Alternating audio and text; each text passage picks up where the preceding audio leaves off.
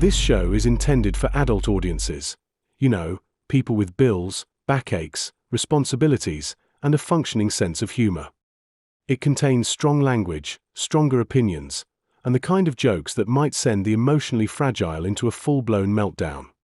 If you're easily offended, perpetually outraged, or think words are violence, this is your cue to clutch your pearls, grab a blankie, and sprint to your nearest safe space. Or, you know, just get in the sea. We won't miss you. For everyone else, buckle up and let's have some laughs. Rated D for Dickhead. You are coping and seething. You just can't accept what you're seeing. Hello, you dirty little boys. Are you interested in my body? I'm gonna come. Nice tits. A real setup of donkers, packing some Doban hunkeros. The power of one. The power of two. The power of man.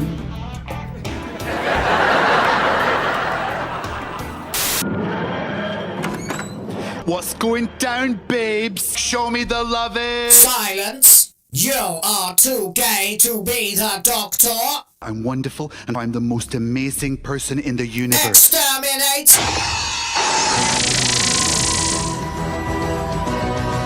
These people are making a lot of money, print money, cash, money, well, capitalism.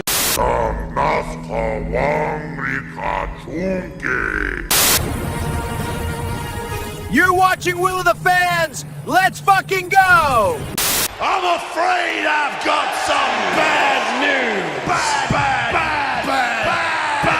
news.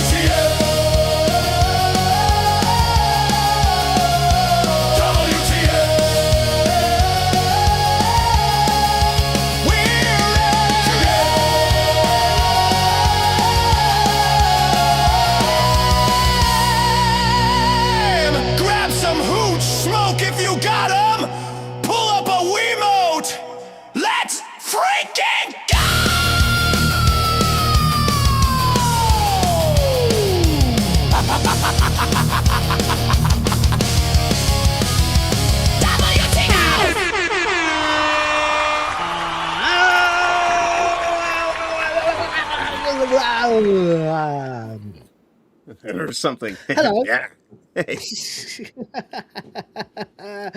I'm very tired, and it doesn't matter. We have a show to do. Hello, everybody, and welcome back to Will of the Fans. My name's Will. You know the drill.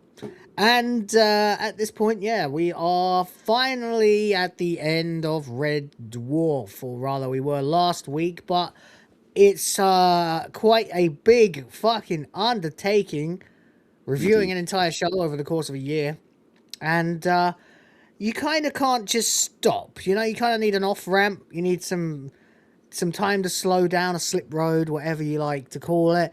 And so, yeah, among other things, today we are bidding our fond farewell to the dwarf, the boys of the dwarf, the posse, indeed. And, of course, doing the final ranking of the episodes of the entire freaking show. As it stands, we got up to ranking series 10, but for whatever reason, that has fucking vanished from my history. Fortunately, I have a screenshot of it, so we can do it again.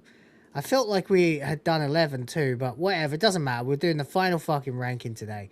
So we're going to get into it and do all of that. Now, of course, we also have some other stuff to talk about. There's some things going on, not a great deal of it, to do with a certain president getting shot at again. But, yeah, no, in the interest of not having John take us down Doom Pill Avenue forever and ever, so that we just open a vein and don't believe any information that's ever presented to us about anything ever again for any reason under any circumstances, we'll probably just laugh at the quartering instead, because that's something we can all enjoy.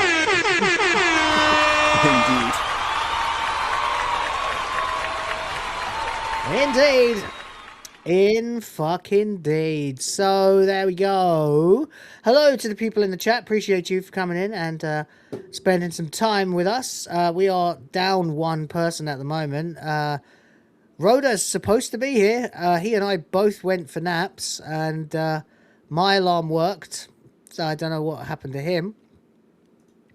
But, you know, hey, whatever. We'll hopefully we'll get in touch with him.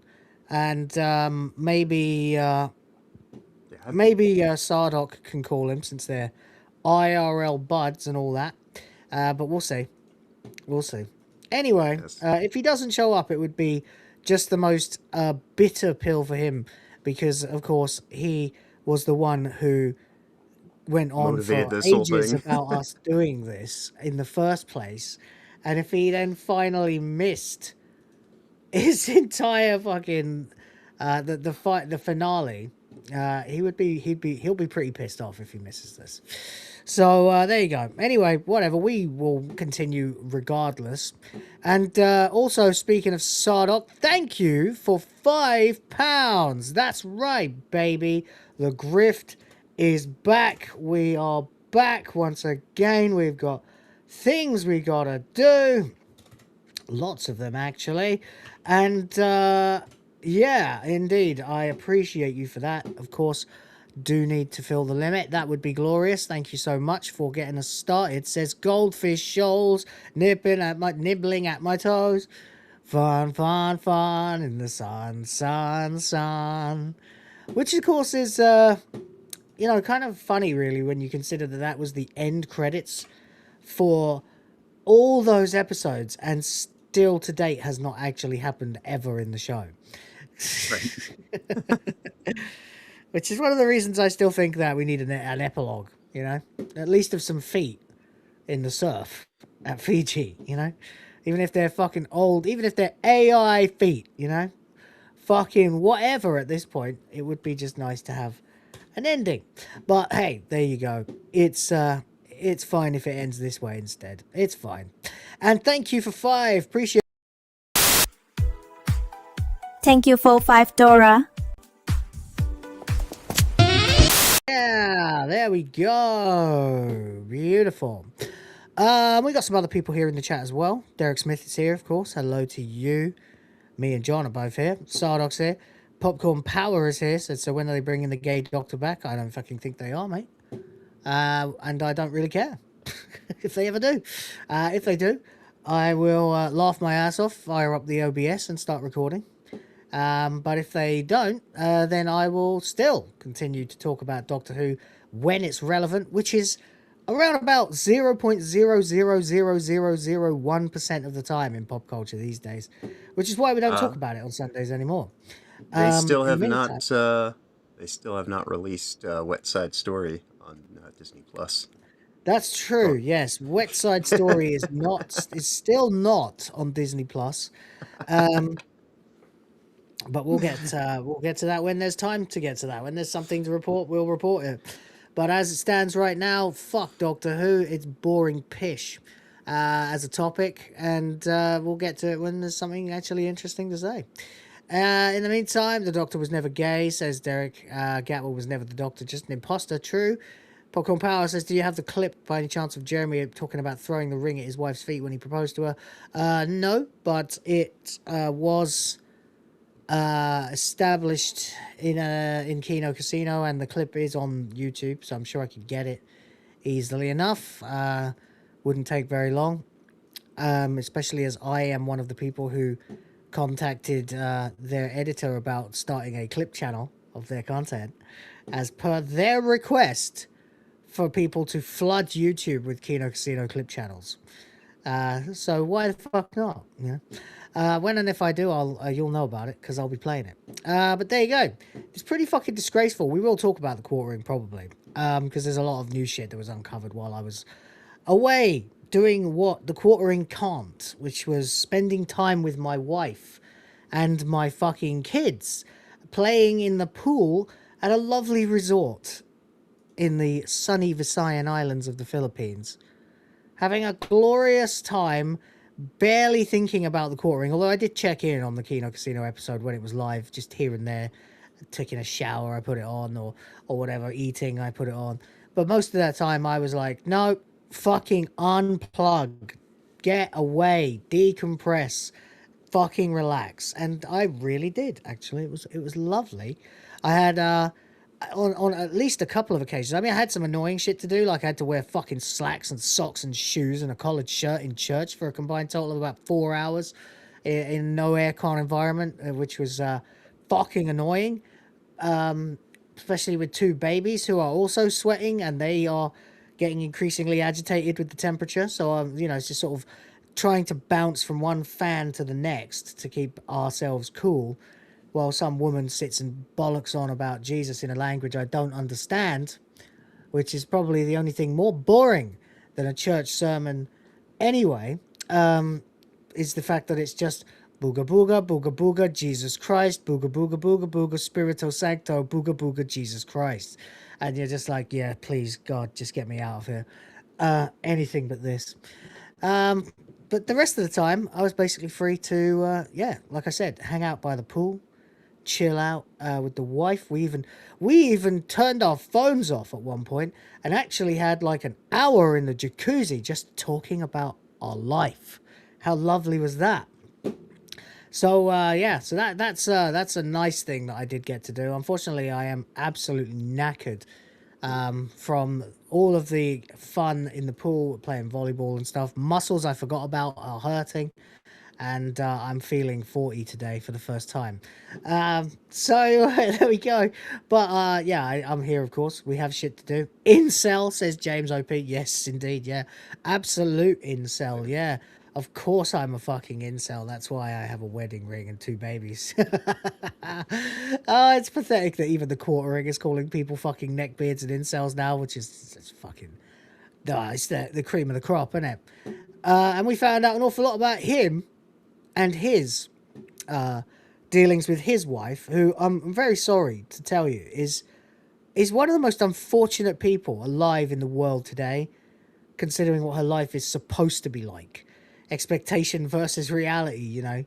You married this fucking guy in high school and then he became a multi-millionaire, but he also became a fat, disinterested, fucking degenerate, porn addicted, alcoholic, Xanax addicted, you know, antisocial, fucking anxiety-ridden incel cuck. So to be quite honest, if someone else is throwing it up, Mrs. Hambly, I wouldn't blame them or her in the slightest. So there we go. You mean you managed to successfully unplug from the Matrix for a bit? Nice. Yes, just for a little bit. You know, I also took some funny pictures and posted them on my X and stuff like that. But yeah, I actually got away for even just a few hours just to not be thinking about this shit, not be thinking about the channel, not be thinking about the quartering, not be thinking about any of it. And it was, oh, heaven. So there we go. Anyway, that's me. What about you, John? How the devil are you?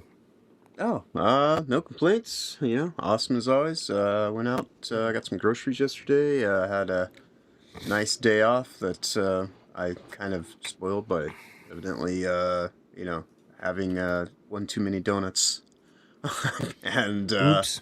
yeah, the sugar, just, you know, not used to, like, you Can't know. do it. Yeah. Well, it was supposed to rain yesterday, so I went to the store early beforehand, and so I happened to be walking past the bakery, you know, fresh donuts. It's like, man, it's been a minute since I've had a nice, fresh, like, just made donut in the morning. So I went and I got, like, you know, a bag of donuts, and probably, like I said, I had one too many, so. But other than that, though, you know, no complaints. I've made my coffee today, feeling much better. So, you know, let's fucking go. Yeah, good. Yeah. Excuse me, I am really tired because then, of course, I had a 3.5 hour drive earlier today with absolute maniacs.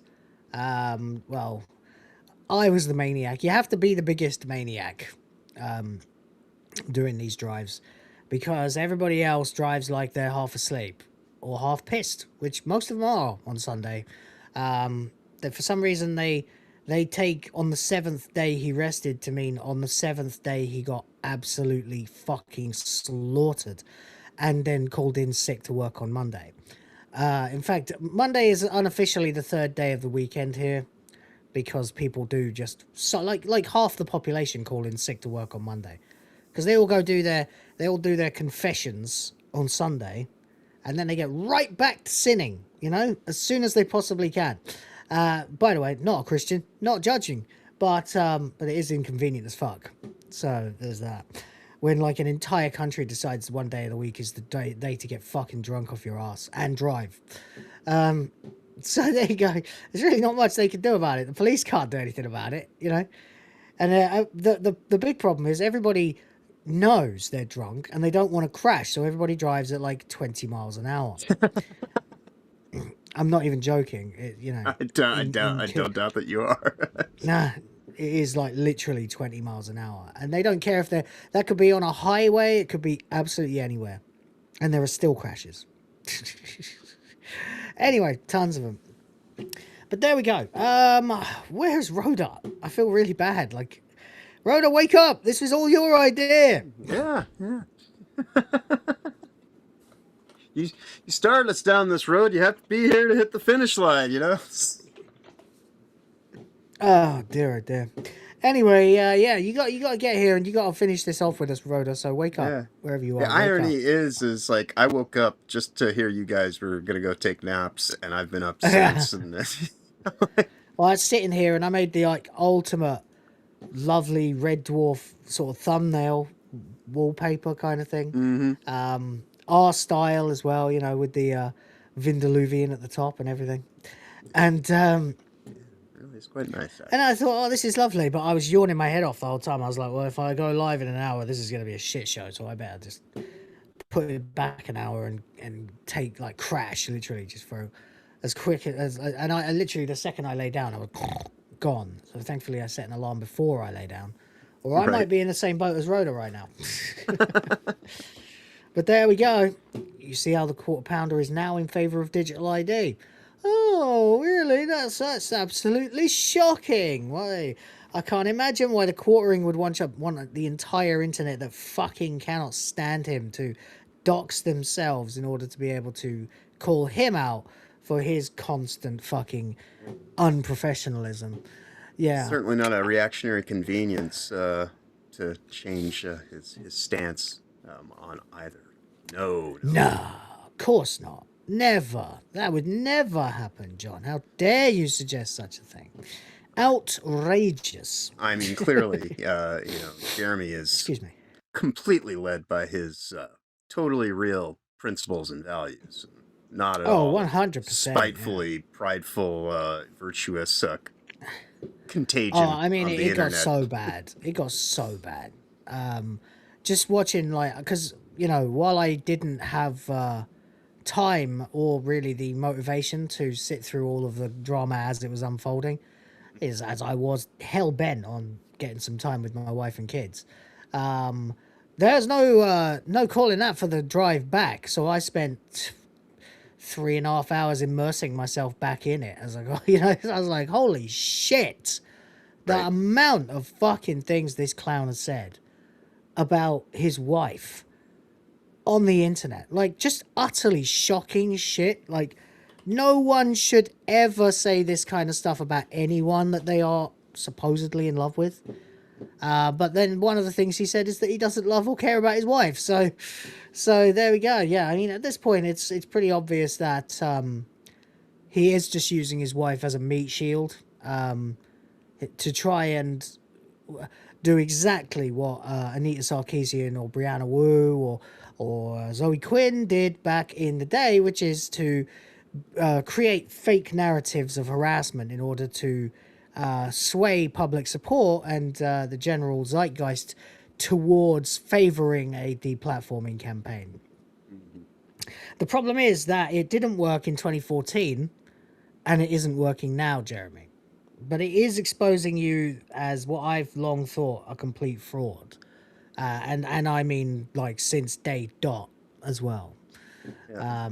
But there we go. Yeah, we have a lot. And while I don't necessarily have the clips ready, because again, I've only been back a few hours, which is just enough time to make that beautiful thumbnail you clicked on. Excuse me. Oh God. And then sleep a little bit, and I wake up. I'm still knackered, still in pain. So I've got to get back to sleep after this show. So we'll be here for the couple hours that we usually are, and probably just that today as we bid our farewell to Red Dwarf, and of course talk about the ongoing quartering bollocks.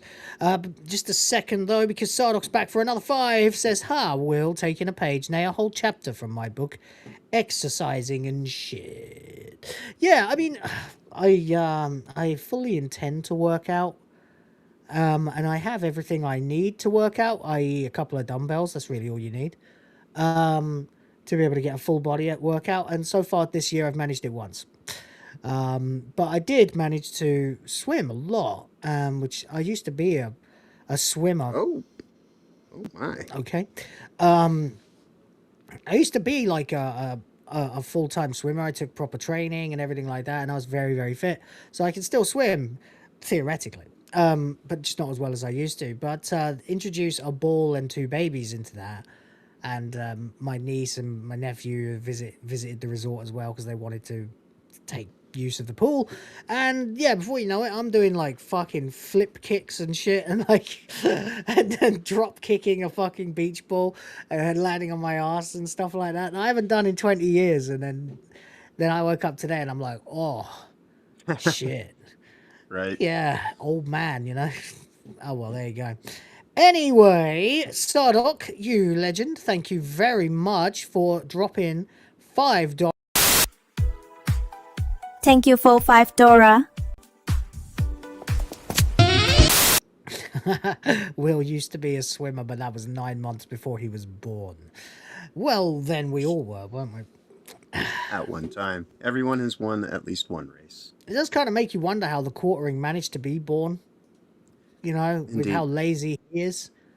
Like, did another sperm, like, did a whole bunch of them, like, get sort of stuck together, and he just happened to position himself in front of them to get pushed up by the wave, like with his YouTube channel, Perhaps, yeah, like it was like he was the last runner from the previous relay, and just was hanging about at the impetus of the mass ejection. Exactly, yeah, exactly.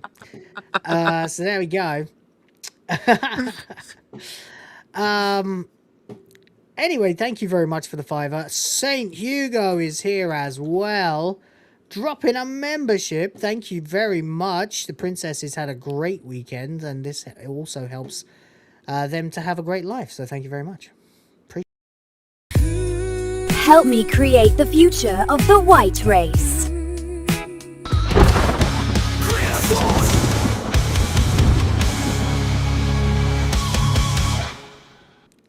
And holy Yes. This is quite something. Whoa! Someone James. ordered some bottle service. Fucking right, James OP with $100. Red boy, look at this fucking legend. Says hit the limit. What? Don't you like boobs or something? Hit the limit. What, do you hate boobs or something?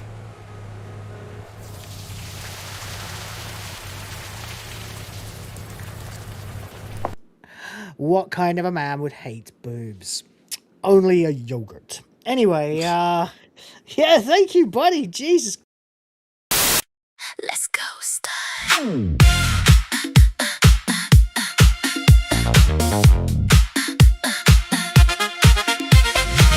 Big spender lighting up the room. Made it rain, now we bloom. Champagne sliding down real slow. Eyes on you, stealing the show. Daddy, daddy, pull us in. Let it pour like a nice spin. You the fire, make it sting. Come closer, you're the king.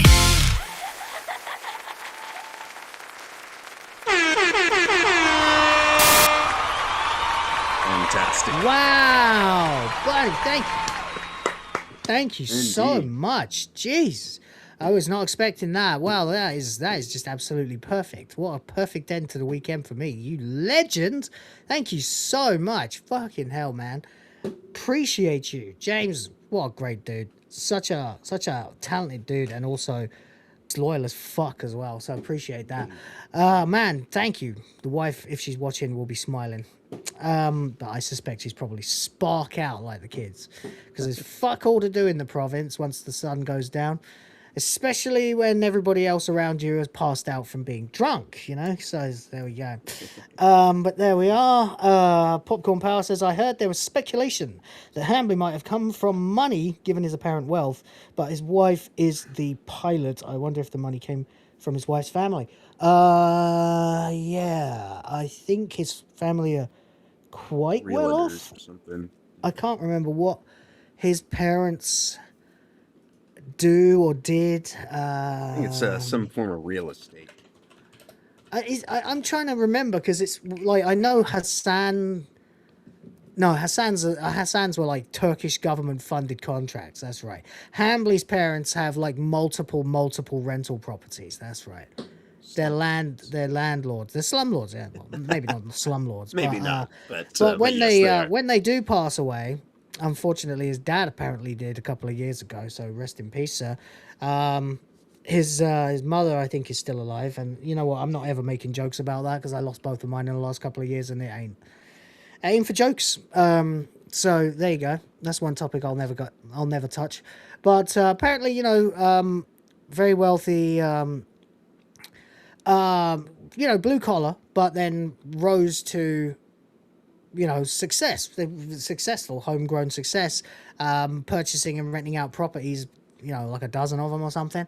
So I don't know exactly how many, but more than 2, I know that much. To the person who tried to comment in my channel about, oh, you can own properties and not be rich, you know. I was like, yeah, whatever, fuck it.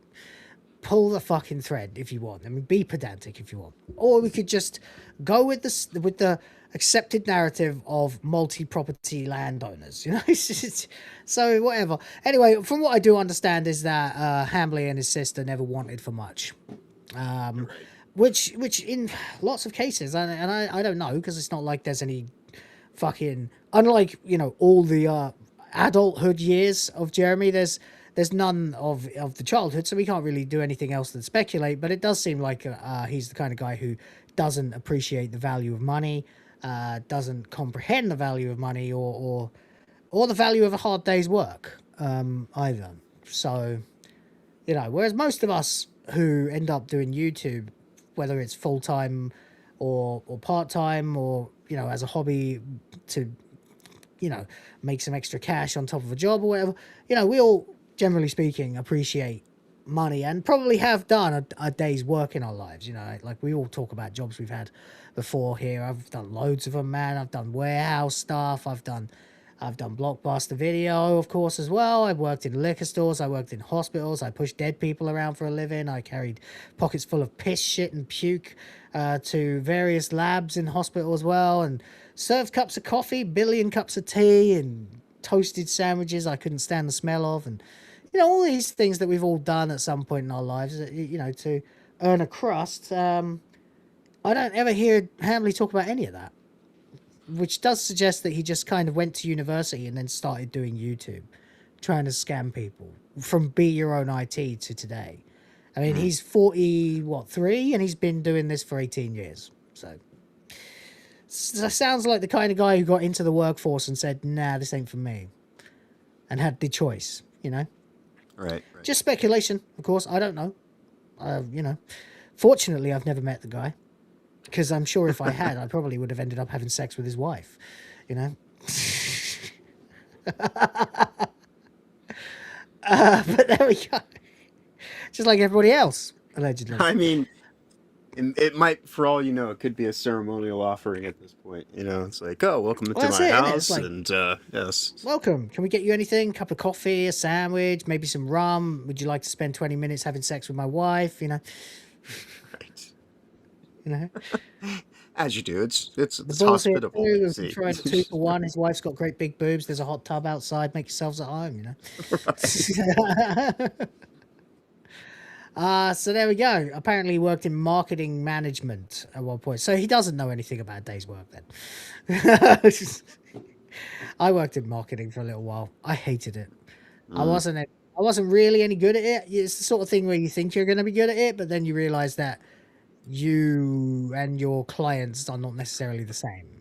I was going to say, if you're not a shitbag, you're not really cut out for marketing. And considering my channel is 4 years old and only got 12,000 subs, and yeah, I'm not that great at marketing. But enough, very specific kind of mindset. Good enough to get some people to watch, not good enough to get everyone to watch. So there we go. But there we are. Yeah, Jeremy. Fuck, man. We'll talk about quartering first for a little while. We'll give Rhoda a little while to potentially join us. Some buffer time. The thing is, my phone's ringing, so can you stall for a couple of minutes while I figure out what's going on? Thanks, man. Sure. Let's see what's going on with everyone in the chat today. How is your Sunday starting off? I hope it is going well. Let's see. What do we got going on? Jeremy mentioned working in management. Yeah. With the management stuff, it's for marketing. I've been told, people constantly try to say, oh, you got really good creative ideas, you'd be great at marketing. No, I don't think that I would, because marketing is kind of an analytical model that these days that tries to rope people in ways that I'm not really down for. Like, it seems that a lot of it kind of goes against actual legitimate good customer service, and the more we just kind of get into this profiteering kind of mindset, marketing has become more and more corrupted, and I don't see that changing really anytime soon. So that's why I try to stay out of it.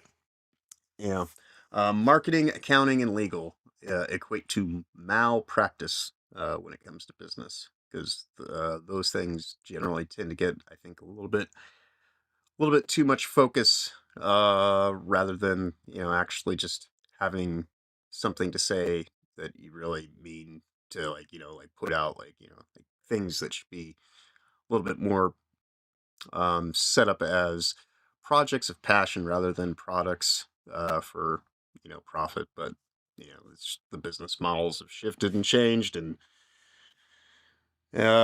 everything's corporatized, and we have just a few conglomerates that own pretty much the majority of everything. So I'm not a big fan of what modern marketing has become, to say the least. Bill Bailey's joke. Would you like a door? Oh shit, you've already got one. My bad, right? Yep. Indeed. But yeah, it is. Yeah, it is definitely a time where I think, you know, in some ways, it would be nice to see a world with a little bit less marketing. Actually, in a lot of ways, because it just seems like marketing is kind of because marketing seems to be more important than the thing that it's even, Yeah, I was gonna say built around these marketing in days. place of actual quality. Yeah. Right. Yeah. That's definitely a problem with the world today. Yeah, definitely. Oh, by the way, that was just my wife returning a call. It was not for anything. It was just nothing's wrong anyway. So there we go. I gave up making other people rich a decade ago. Still poor. Says Spam a lot. Yeah.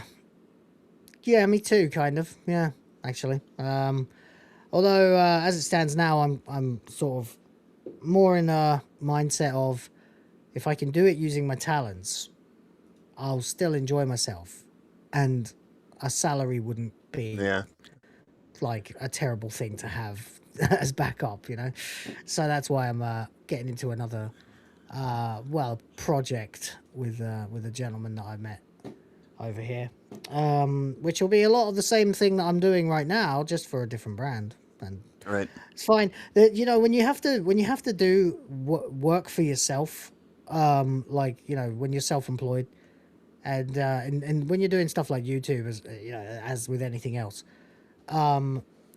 even like for example, even if you're self-employed and you're a musician, you've got people calling you up and telling you where to be and what songs to play, right? Whereas as a YouTuber, it's like, which way's the fucking wind blowing? What's happening on the, what's happening on the internet? What are people talking about? What's relevant? What's not? What's important? What's not? What's going to get viewed? What's not? And then trying to not only decide and hope that you're right and that enough people feel the same way as you, or that they're interested in hearing how you feel about something, but also,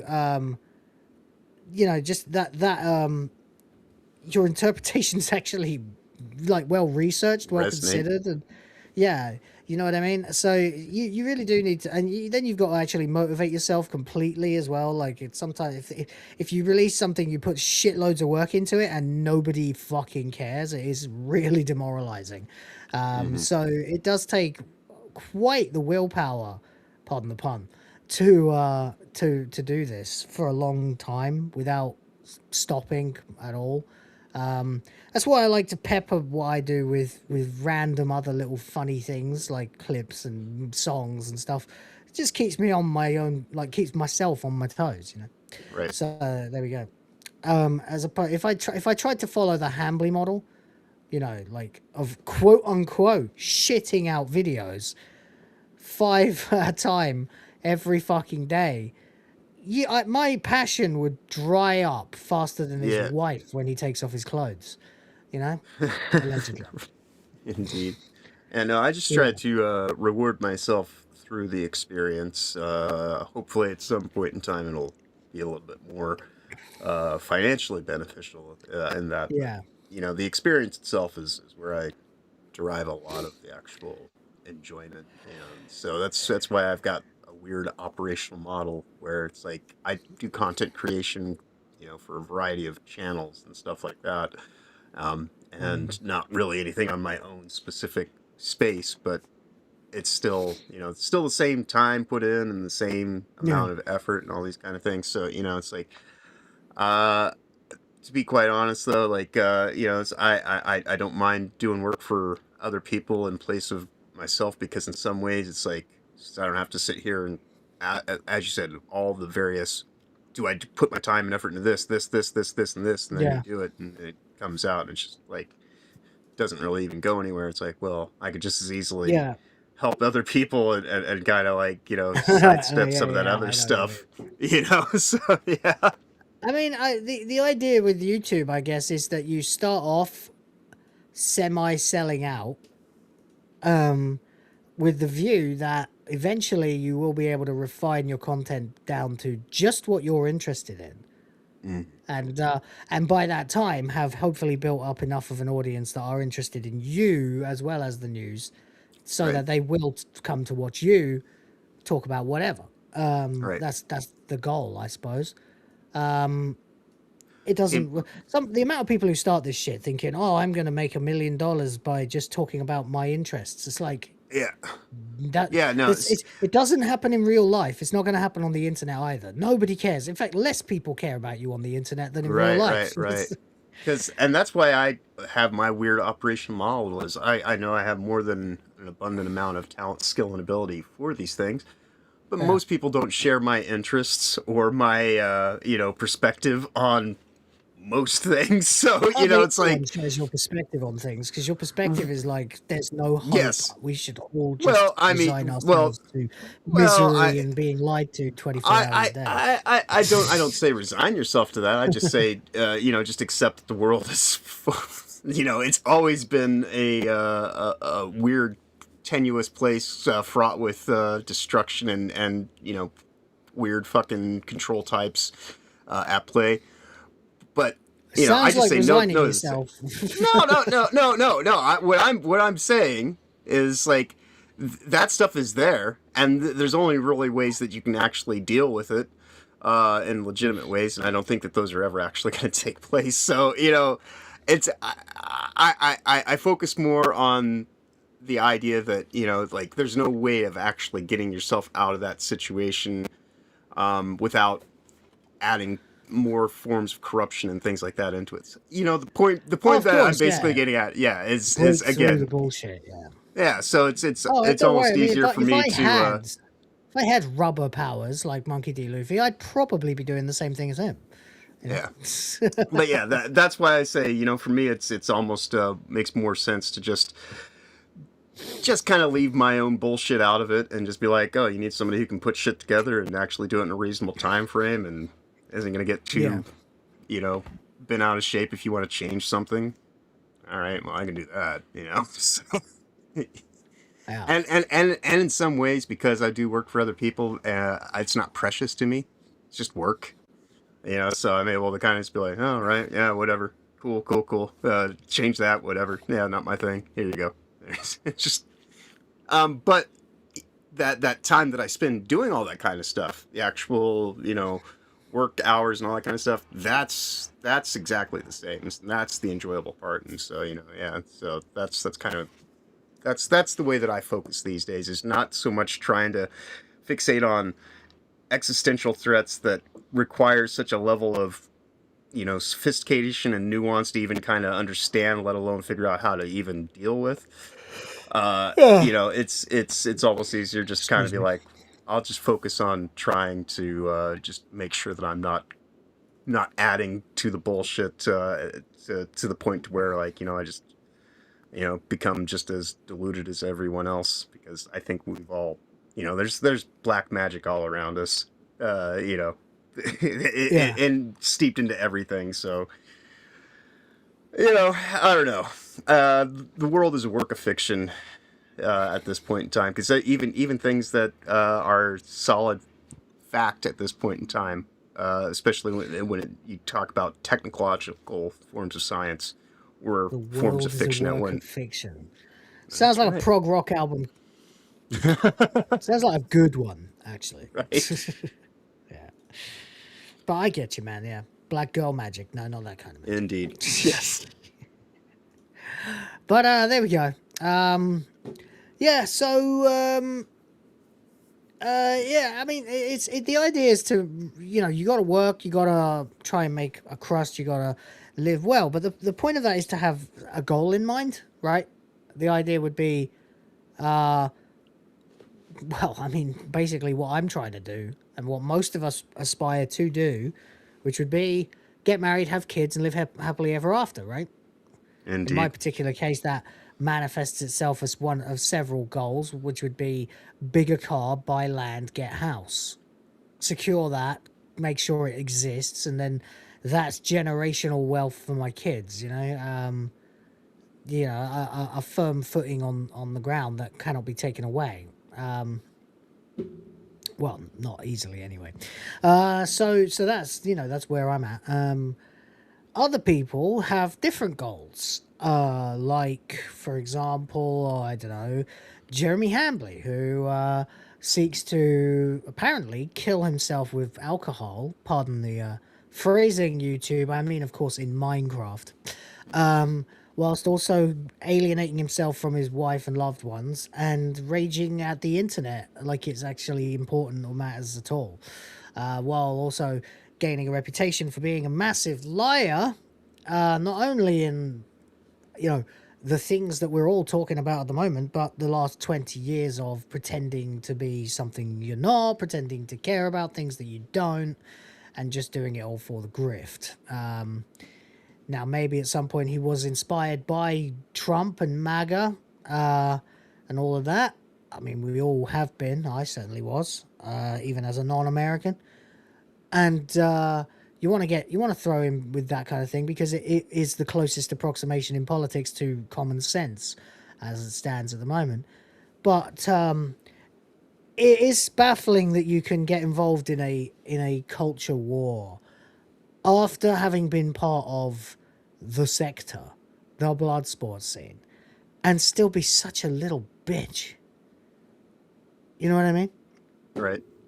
To be actually that much of a fucking bitch that you can't, like, you've got no skin at all. Like, it's not thin skin here. This is fucking, like, I don't even know what to say it's made of, like fucking tracing paper skin, Well, I think Spamalot was pretty on the mark earlier in the chat when he said it's harder to be a decent person than a popular one, and I think that he was more concerned about popularity goals and this and that kind of thing ever than actually just, like the thing that we talk about, the authenticity is the currency of now.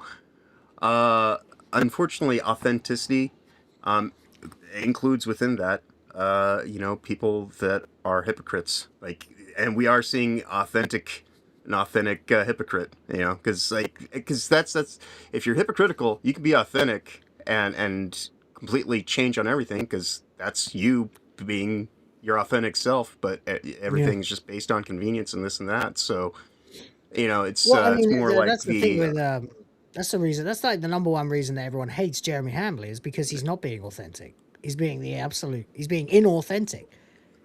Well, right. But, his revelation is the thing that's actually coming through. He's trying to do everything he can to mask it, but that's what I mean by, like, there's like a certainty, and he's just certain that he's right. So in his authentic way, he's revealing himself, even though he's completely misfiring and all this kind of stuff. So we're actually seeing the truest representation of him having to deal with, a level of accountability actually showing up at his doorstep. Because prior to this, it was just him being, quote unquote, authentic because he was certain that he was saying the things people liked and this and that. But in the effort of doing that thing, it creates a whole bunch of contradictions that can't really be answered for unless the whole thing was just bullshit the entire time. And at which point in time, no matter what you say now, you're either lying then or you're lying now, but all I know is you're lying. So it's creation of his own design. Either way, and it's if he doesn't like the find out stage, probably shouldn't have fucked around to begin with. But. Yeah. I mean, that is basically what it is.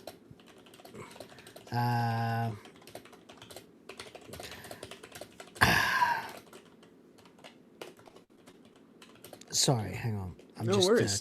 Some fuck. All right, there you go. Sorry, someone's calling me cringe because I posted this picture on my X earlier. I'll show you. I posted this because I took this this selfie with this picture of a statue of Supergirl, except that it's not Supergirl. It's some mannequin someone painted to look like Supergirl or whatever, some custom made thing, And it's quite funny, really. It actually stands like nearly 7 foot tall, and it, from the angle, it actually looks quite a bit smaller than that. I'm several feet in front of it. But I put this because, you know, I just got back from my trip. How was everyone's weekend? Obviously, hope the oranges were nice. And Asian Supergirl beats Guns Supergirl, right? Because the Supergirl statue here is obviously got black hair, which I suppose is because all the girls here have got black hair. I don't know. Anyway, this guy puts, "This is cringe, buddy." I'm like, huh? That's a fucking weird take, right? Like, what the hell are you talking about? It's like, how? It says, "You went on a trip, you have a good time with maybe friends or even family. We understand that your camera roll is most likely extensive, or should be, if you had a good time, as you say. Of all the pictures that you chose from that roll, you chose the trope of the small Asian girl. It's fucking cringe, buddy. Why not show us what you actually did instead of appealing to debased men who slither all over the internet for this and feet like Jeremy Hambly? It's cringe, bro. It's cringe. Show us your vacation, not some appeal to degenerates. Fuck's sake, man." I live in Asia. Yeah. That was the decoration. It's there to dig at James Gunn. Oh, and by the way, show Twitter pictures of my kids and wife. How about no? Right. Right, yeah. I mean, anyway, when you're surrounded by Asian people everywhere you go, you tend to not necessarily focus on them kind of being the thing that, oh, look at this exotic vacation I went on. Look at all these people. Perhaps I should have taken a step over to like about 20 feet away where there was another woman statue, except this one was just in a yellow bikini and was black. Right. Like painted dark brown skinned. If I'd posted that picture instead, would that have been better? What a fucking cretin. Anyways, there you go. Rose Alosi, yeah. You have a life I can never have. Yeah, all right. Yeah. Fuck off, buddy. The point is that in Asia, they're fucking based and Supergirl is hot. You know, if she'd been blonde, it would have made fucking no difference, you know? The point is still the point. The Supergirl movie looks terrible. This looks better. You know? And if I want to make a joke about a sexy statue, I think I can do that without people just assuming that I'm here to pander to degenerates like Jeremy Hambly. Like, follow the rest of my feed, dude. Fucking hell. What a retarded take. Anyway, there you go. But yeah, just while we're at it, actually, we might as well just go and explore a little bit. Yeah, I mean, because if you are to if you do go to the Geralizer, which I think people are like, what's with the name? I'm like, well, it's just funny, isn't it? But it also does kind of rhyme with sterilizer, you know. And I think maybe there's that maybe that's the effect he has on women, you know, just renders them sterile and eggless, you know. I don't know, but he says, "I traded my wife rewatching Tombstone." I don't know what the context is there. I guess we'll find out. You know, I traded my wife rewatching Tombstone to watch that. Oh, right. He traded watching Tombstone to watching Euphoria. Okay. That's some pretty bad phrasing there, Jeremy. But then again, you know, how was he to know that one day he was going to be socially audited to such an extent that someone actually builds an engine just to fucking find references to certain subjects in his entire library? You know, the only other person that I'm aware of who has one of these. I bet you can. The J-Mail? No. Like, there's another YouTuber who has one of these kind of engines dedicated to him. Do you know who it is? Can you guess who it is? Extremely hated, lolcow, unself-aware. Mm-hmm. Chats with me. Yeah, I guess Dickers? No. Dickers is primary obsession. Yes. Darkside Phil, you know, formerly the most hated man on the internet. So there you go. JDA, no, that would be cool. Dickers would be a good one too, actually. Moolissa would be an exceptionally good one. Except that, you know, it's really hard to find like a wealth of content of her, and I wouldn't wish that on my worst enemy anyway. But That's right. But there we go. Tendency to delete the shit she posts as soon as But yeah.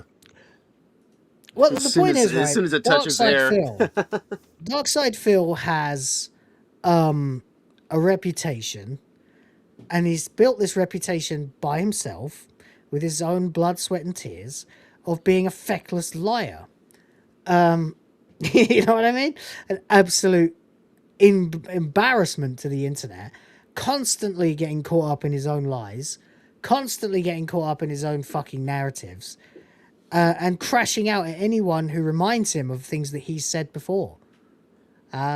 So the fact is that you are now on the same level as Darkside Phil, Jeremy Hambly, of the Sector, which, by the way, he was never really in the Sector. He was just a pawn of Sargon of a cat. So every time I start to say Sargon now, I almost say Sardok because of Sardok, obviously. So I just always go like, wait, which one am I talking about? Right. Which one am I saying? Yeah. But there you go. Yeah. Here we go. Let's fucking go. My wife, he said, that was just a couple of weeks ago. Not even that. My wife, he said again on the 13th. I guess that was the birthday one. Yeah, of course.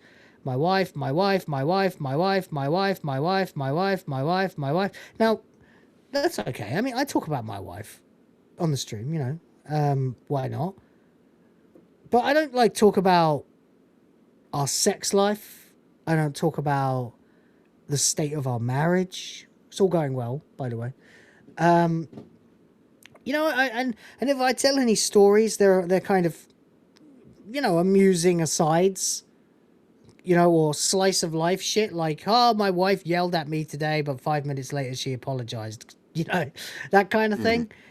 Just, you know, just sort of general stuff that happens and goes on. Things that make me laugh, stuff like that. You know, not like, my wife's fucking social security number is blah, blah, blah, and her birthday is blah, blah, blah. You know, like Jeremy, he literally said in the last week or so that his wife's birthday is 9 days after him. So it's like, okay, so it's the 19th of April then. Thanks for the date of birth of your wife. And then, of course, you know, we saw all this the other day with that great big fucking tweet that he pushed out. You know, the one where it was like a beg for mercy kind of thing. But then, of course, you know, he went straight back to threatening everybody after that. You know, I'm talking about the one where he was like, hey guys, we've been doxxed. We've been, you know, we've had people showing up at our house. We've blah, blah, blah. Like, dude, if you actually had any of those things happening to you, you'd get the fuck off the internet. If you could afford to, which you can, you'd go you'd go take a fucking month and go stay in another country or something, you know, like, you know what? I think maybe we've had enough internet for a few weeks. Let's bugger off, wifey, and come back when this situation is a little better. You know. I mean, if you're financially well off, you would think that your peace of mind, being just merely a flip of the switch away from just stepping away from something, why wouldn't you? You know, unless you know, on some level. You know, it's kind of that whole thing where they, you know, people want to get caught. You know, maybe we've reached a part of his shame cycle where, you know, on some level, this is the thing that he craves. You know, he wants to be berated. He wants to be belittled. I mean, he is a cuck for, you know, for all intents and purposes, as far as we can, you know, glean from the situations that we've seen. So the idea that he'd kind of be into getting shamed far and wide, and that would be enough to actually keep him stuck in that space because clearly he's into it. Because otherwise, like you've got all this security and this and that, and the internet's just kind of like you either know how to work it or you don't, and clearly he doesn't. Uh, why keep fighting against a situation that only exacerbates what you're being taxed by? Yeah. It's kind of that whole thing where it's like this is a situation that you elect yourself to be in. So if it ever gets to the point that it's too much for you, you can disconnect at any point in time. So, yeah, there is no weathering the storm at this point for where he's at. It's not like this is going to ever be forgotten. Everything builds upon everything, and he's now just reached that point to where the revelation has happened, and once that, as I say, when the revelation happens, people pay attention, and it's kind of hard to go back from, when you know certain things about some people, you never look at them the same way again. So it's beyond the end of the line at this point. Exactly. Yeah. Exactly. No, I mean, the reality is that the man has crossed so many moral and ethical lines. Well, I mean, the thing that makes me so fucking angry about him is I can't even say one.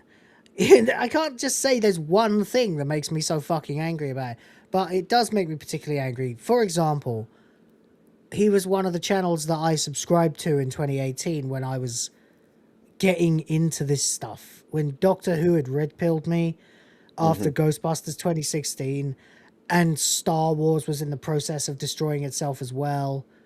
And was it Doctor Who or or The Last Jedi? I can never decide which one red-pilled me. It was a combination of both. I think finally watching The Woman Who Fell to Earth was enough to convince me that there was a pattern, And when and at that point I was like, right, there's a pattern here. There's definitely a pattern of trying to remove everything that was great about all of our favorite IP and stuff. Yeah, so of course I've told the story many times, especially when we streamed with Bowls Trek, because of course my active red pilling from Doctor Who led me straight to Bowls Trek, looking for somebody else who was sort of also rubbing his eyes in disbelief and going, how is this Doctor Who, and then when I digested everything on Bowls Trek's channel that was relevant to Doctor Who, I started searching, and then I found a small channel by the name of Nerdrotic, right, which was like 20k subs at the time at most. Might have even been half of that. Probably the same size I am, around about, when I found him. And now we all know what happened to him.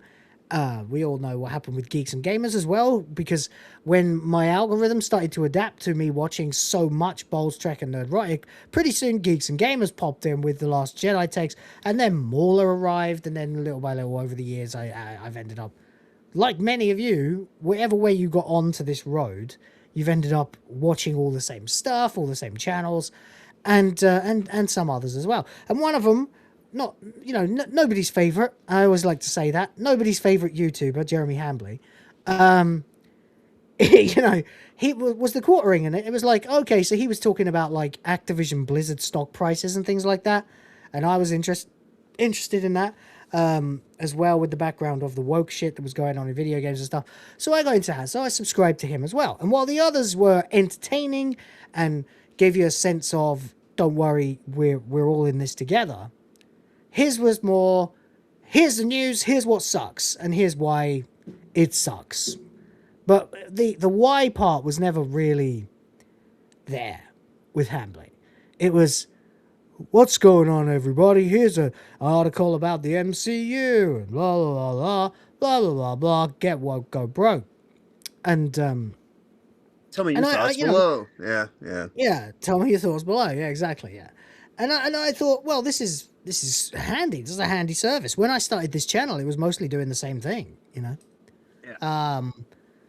But that's now been regarded as slop.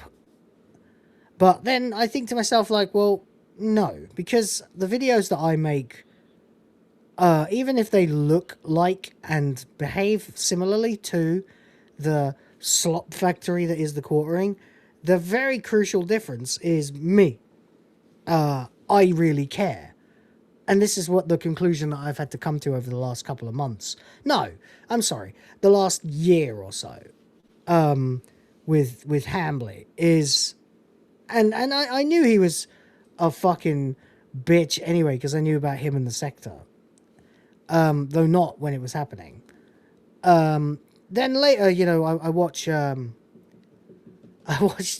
so many people work with the quartering, and like when you get on Friday Night Tights, and you've got like all these passionate voices screaming over each other, and then you've just got this fat guy sitting in the middle going, yeah, I make a lot of money.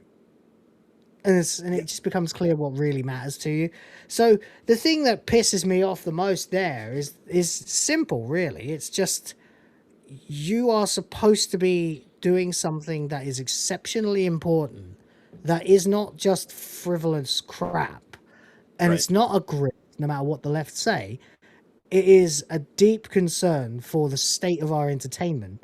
Knowing entertainment and pop culture's ability to shape culture, seeing the future, and envisioning an absolute nightmare of restrictions, censorship, and missing genitalia. And then Seaside as well, you know? Mm-hmm. A lot of people going to the seaside. And I just looked at that and I thought, you know, at first it was just, they fucked up my Star Wars, they fucked up my Doctor Who, they fucked up my video games, you know. And then it became pattern recognition. Okay, so they're going to fuck up this, they're going to fuck up that. And then, of course, they did. Then, you know, then that pattern becomes a model against which you can measure and predict the future. And the more I saw, the more the future alarmed and scared me, right? And decided that I needed to participate in it as well, which is why I'm here. Because I had a lot to say. And I also felt like I had things to say that maybe other people weren't saying, or in a different way, and things like that. But there we go. And then there's this situation where it turns out not only that not only is he a complete and total fraud, but he's actually never been one of us, you know? Yeah, no. I mean, he's been opportunistic. That's pretty much the thing that's coming to light. Like I was saying earlier, it's, when you see somebody kind of all over the place for convenient reasons and this and that, and it's kind of, you know, just at a certain point in time, the revelation is there where it's like, well, either you were lying then to, like, you know, kind of lure me in, or you're lying now because it's convenient, or some. It's just you get it gets to a point where you just are done with the person, because there's no way of actually having anything that is real in that connection. Yeah, because everything has just kind of been seemingly you know, done for you know, financial ends. Ultimately seem to be the reason why everybody settles on. Yeah, the true grifter. He's a true grifter. Yeah, you know. Yeah, you're a con man. He's a con man. Yeah. And then, of course, there comes the actual con. But before that, an account that was created today with 0 subs wants to have a go at us for covering the quartering. I wonder who it is. Says, you know, you don't have to watch the quartering, right? Why waste all this energy focusing on someone you don't respect? Just turn him off and ignore. He'll go away if more and more people just did that. Yeah. But then he won't learn nothing. Neither will anyone else. The reality here is that there's nothing wrong with being outraged by the fact that someone who has garnered so much influence for himself is a fucking fraud and a liar. And I hate this. I hate the concept of purity tests, for example, and I don't think it should ever come to that. But in this particular case, when someone is so flagrantly the opposite of what they are professing to be, then you don't. And in a particular scenario such as ours, where authenticity is the only fucking thing that can actually help us to do anything about the fucking rising tyranny of the communists. The product is authenticity. Hey guys, you're not in this alone. I feel the same way you do. The world can make sense again, and we should all get together and remind each other that it should make sense and it should be like this, and then fucking fight for it. And in an info war, the way you do that is by spreading reliable information and smashing unreliable information, fake narratives, and propaganda.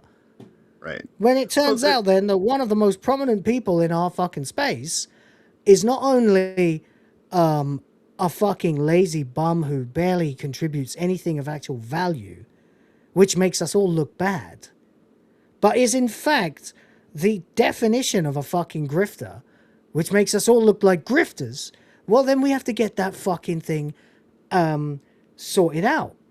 But the real issue, of course, then, is when you break the cardinal fucking sin of YouTuber versus YouTube flagging. Every single one of us has felt the sting of censorship at some point, on one level or another. Toasty's been demonetized twice. People have lost their platforms. People have been banned off YouTube. Reliable, nice, common sense voices have been kicked off platforms. And yet, this fucker survived. He survived by censoring himself, dialing down what he talked about, using kiddie words instead of what he really meant, and of course, just being a sniveling bitch the entire way through. But worse than that, to profess to be conservative or free speech, etc., while gleefully living the opposite lifestyle, and then censor people. Sorry, fuck right off. And no, we will never stop talking about it now. Because this is the most... It's like, okay, there might be some channels out there that aren't that great, that I'm not convinced can really make much of a difference, or really care that much about making a difference. They're just here to grind out clips and complain and bitch and moan. All right. Then there's more channels that are a bit more like mine, which are more, dare I say it, ideologically driven. And the ideology is get your ideology out of my fucking life, you know. But then, you know, but then the idea that there's this guy who's just absolutely smiling in your face whilst behind the scenes, like, conducting himself in like this extremely un-traditionalist manner. And don't get me wrong, I wouldn't give a flying fuck if he said, yeah guys, I'm a swinger, you know, but that's for me. I still think the world should be the way that it should be, you know, but I just happen to deviate with this. But you know, the better part would be say nothing. But he's also such a social climber, because of course he's never actually earned anything, that at the same time, for example, you know, when with the Nexium cult thing, how did that come out? How did that come out? Do you remember, John? Let's see, trying to sitting talking to Hannah Claire. Right. And she says she's watching a documentary about the Nexium cult. Yes, you're talking about I misunderstood how we found out his connection to it. Yeah. Oh yeah. I was actually thinking about like the whole cult thing. How did the cult come out? Oh god. I was like, God, that was a different thing altogether. Yeah. That was largely because of an actress's mother. Right. But for him, it was just in an unguarded moment. Just sitting going, you know, I know two of the people who were in that cult, with a big smug smile on his face. Right. It's like, okay, so you're now saying, oh yeah, I knew people in a sex cult, because that's juicy, isn't it? But also because the people who were in that cult, by and large, were celebrities and actors, including Alison Mack, who was in Smallville. So it's a power grab, you know? But the reality is, that's the dumbest thing you could have possibly ever fucking said. Because it's so fucking, like, okay, you just confessed to being involved in relationships with members of sex cults who visited your house. Thereby, we go looking and we discover that Nikki Klein, the wife of Alison Mack, used the quartering and other channels as damage control for the Nexium sex cult. And that's weird. Why would you try to get the right wing to defend you? Oh, because cancel culture must be always the left, right? And then now we got this argument that what is currently happening to the quartering is cancel culture. No, that's not what this is at all. Cancel culture is when somebody has done something a while ago, 10 years ago, or said something a little bit off color maybe at some point, nothing whatsoever to do with their work. And then they get fired, deplatformed, chased off the internet, shit mailed to their house, all this stuff. And a hate mob goes after them until their life is destroyed. Whereas what Hambly's done is, this is not cancel culture. This is daring the fucking internet. And when you do that, you lose. You can't beat the collective power of hundreds of thousands of minds, as one person. And yet Jeremy Hambly actually believes that he can. He actually believes that he can defeat the internet. And it's so absurd too. Like even if you powered down the arrogance, he'd still be a guy who thinks that he's the king, right? But even if you took that away, it would still be one brain versus many, and his brain is constantly addled. Right. Why would by his like that? own addictions? Can't even remember shit that he said. He can't even half the reason that this shit has come to pass is because he can't even remember the shit he has previously said. Well, sobriety thoughts and intoxicated thoughts generally operate under different kind of drivers. So stands to reason when you become just a functional, dysfunctional alcoholic that thankfully, I guess, doesn't have anything harder to do than go online during the day to reinforce that cycle. This is what it ultimately ends up looking like. Because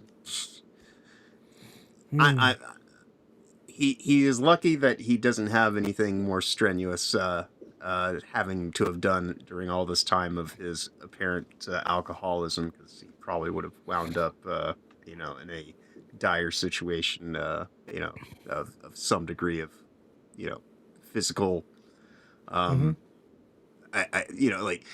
for all it is not easy to be a functional alcoholic and have a difficult job. It is and that tends to kind of take a lot of people out in the process of doing it.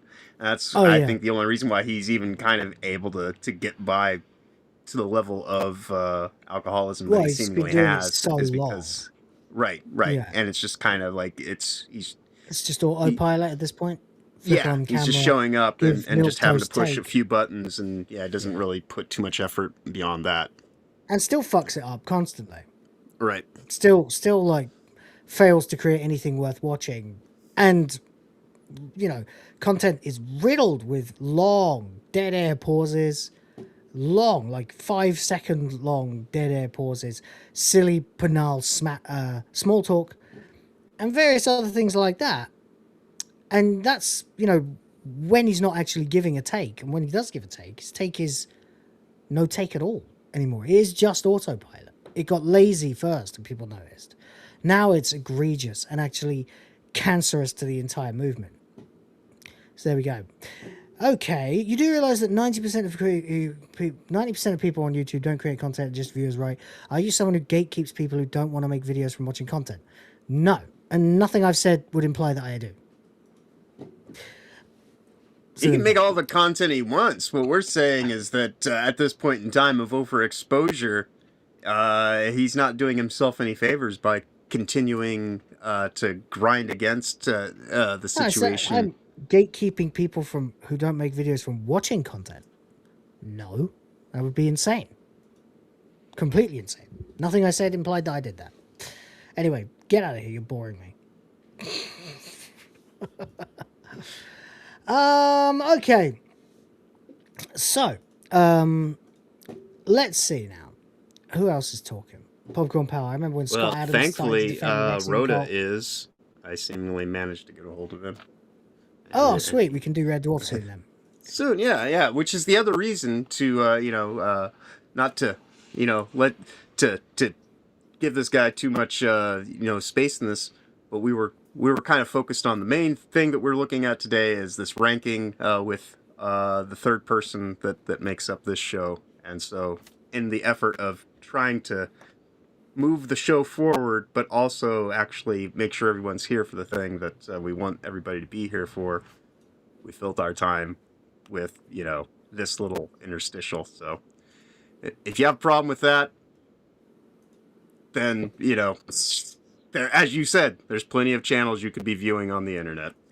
But yeah, he said he needed This a is link, interesting but I though, already because dropped someone wanted to just talk a little bit about the fact that Hambly hates his wife, and we have a couple of clips which we can actually react to, which will probably, like everything else now, every week we'll be watching this probably a bunch of times now. So, but let's have a look at it for the first And he's a king, and he is a bigger public figure by YouTube. So it's just literally the most convenient way to find it right now is to remember where it was in the Kino video. So YouTube subscriber count, then Hassan Piker, then Destiny, then basically any other political YouTuber short of Steven Crowder or Ben. Yeah, that's the other thing, by the way. How do you end up with that many subjects? Like, how do you end up with that many subscribers? Excuse me, subjects. It's because I was reading James saying he doesn't care about Quartercock either, but the topics are the topics. Yeah, I mean, the thing is, this is a big deal topic.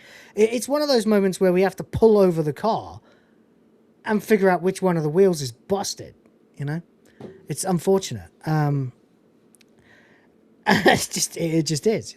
So it needs to be done. It won't last forever. It'll probably, it will in essence last forever, but it won't be like this forever, where it's just the endless bombardment. Although it will probably keep up like this for a while, because people are very fucking angry with this guy and they want him gone. Not like from the mortal coil, from the internet, But anyway, let's, why did you read that and hear Jer's voice? let's Shapiro. I think I've Let's hear how he talks about his wife. Again, this is not me saying this stuff. This is him saying. It's not me saying it either, or John. Saying this stuff about his wife. This is what he thinks about her. So this is from his Renaissance Fair stream.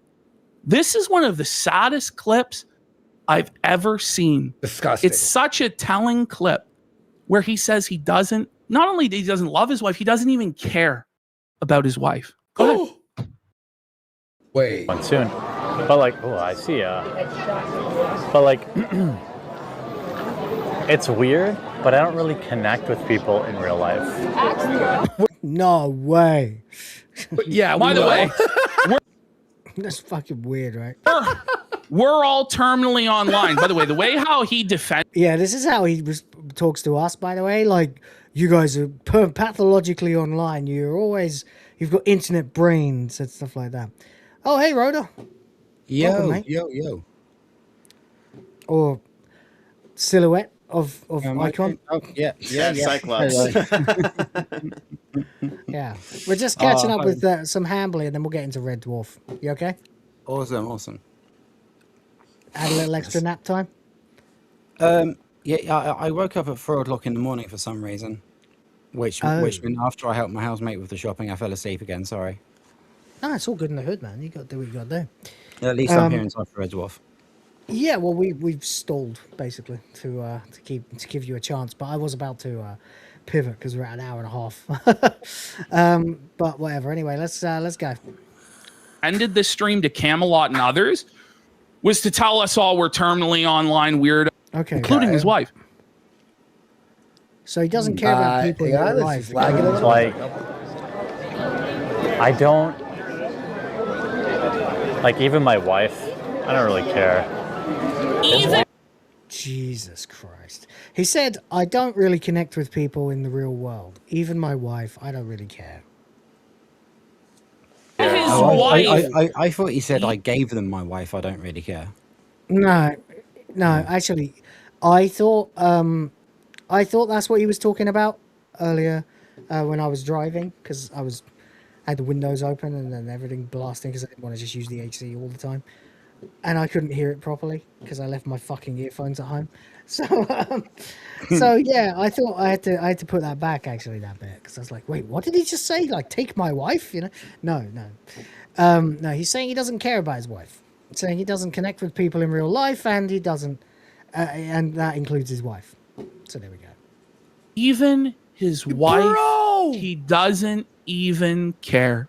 It's fucking awful, man. Like, I was genuinely upset by that. Like, part of me was like, I just left my family, and I'm flinging myself back home to be able to work in my car. Every mile I get further away from the people I love most in the world. And this guy's sitting here going on about not loving it or caring about his wife. I'm like, I can't live without my wife. I can't breathe without my wife. I don't want to live a moment in my life ever again without my wife and my kids. I would rather die. And that's not me being melodramatic. I mean it. The thought of not knowing that they're okay and being able to see them and talk to them, and it makes me feel tight in the chest. Like, it actually makes it harder to breathe. I can feel it happening right now. It makes me like, no, you know? And I was like that with my ex. Whenever she went home to visit her family, which is like 1,000 miles away. I feel like I've always compared the feeling of being in love or having people that you love to kind of like almost like a spirit energy sort of umbilical cord poking out of you in whatever direction you approximately think they're in at all times. And it's not something you consciously think about, but it's there in your mind. Your position relevant to the others, the other ones that matter to you, you know? And that's just sort of the baseline feeling. And when you have a breakup, that gets severed. Or when someone dies, that gets permanently severed, you know? And it's, you know? The idea of having to live without my wife, no, I can't stand it. That's why I married her. Couldn't stand to live without her, you know? Well, that's pretty much the point. Yeah. Well, you know, that is kind of one of those things, though. It manifests itself, you know, in people that are highly materialistic. It's because they don't really have any kind of emotional center to balance themselves that has like a core resonance that's more than just the acquisition of things. And so rather than having anything internally, they just cover it up with a whole bunch of bullshit. There's a reason why all the things that I've acquired that you're looking at here were acquired over a decade ago. When I was a much simpler, younger, and more selfish, not in a bad way, but just, you know, I didn't have much else that I was driven towards at the time, so I collected things. I don't collect things anymore. I mean, sometimes, occasionally, something really cool, yeah, but not very often. First of all, I can't afford it. Secondly, what's the point of all of it if it can't get me actual happiness? Or, more importantly, help me to help someone else to be happy, including the world at large and my kids individually, you know, and my wife. So there. So Will is an absolute no when it comes to wife swapping. Yeah, you might say that. You might have said that. Yeah. Well pointed out. Yes. Accurate statement. Yes. No, you are not allowed to borrow my wife. Yes. Not you personally, Popcorn Power. No ex-person, you are not allowed to borrow my wife for any reason. Not even to make a sandwich. I mean, maybe if it's to, like, you know, help you with a problem that she's uniquely good at solving, perhaps, you know, but not for, you know, sex or anything that's particularly my domain, you know, the ring on my finger represents, you know. So there we go. Isn't that sad? It's a dead marriage. It is. If you're willing to say something like, that's something that if you feel that way, like, you got to keep that buried down in your fucking heart. Let alone. Oh man, what a terrible situation to be in. Imagine being like married to someone and not actually loving them. John?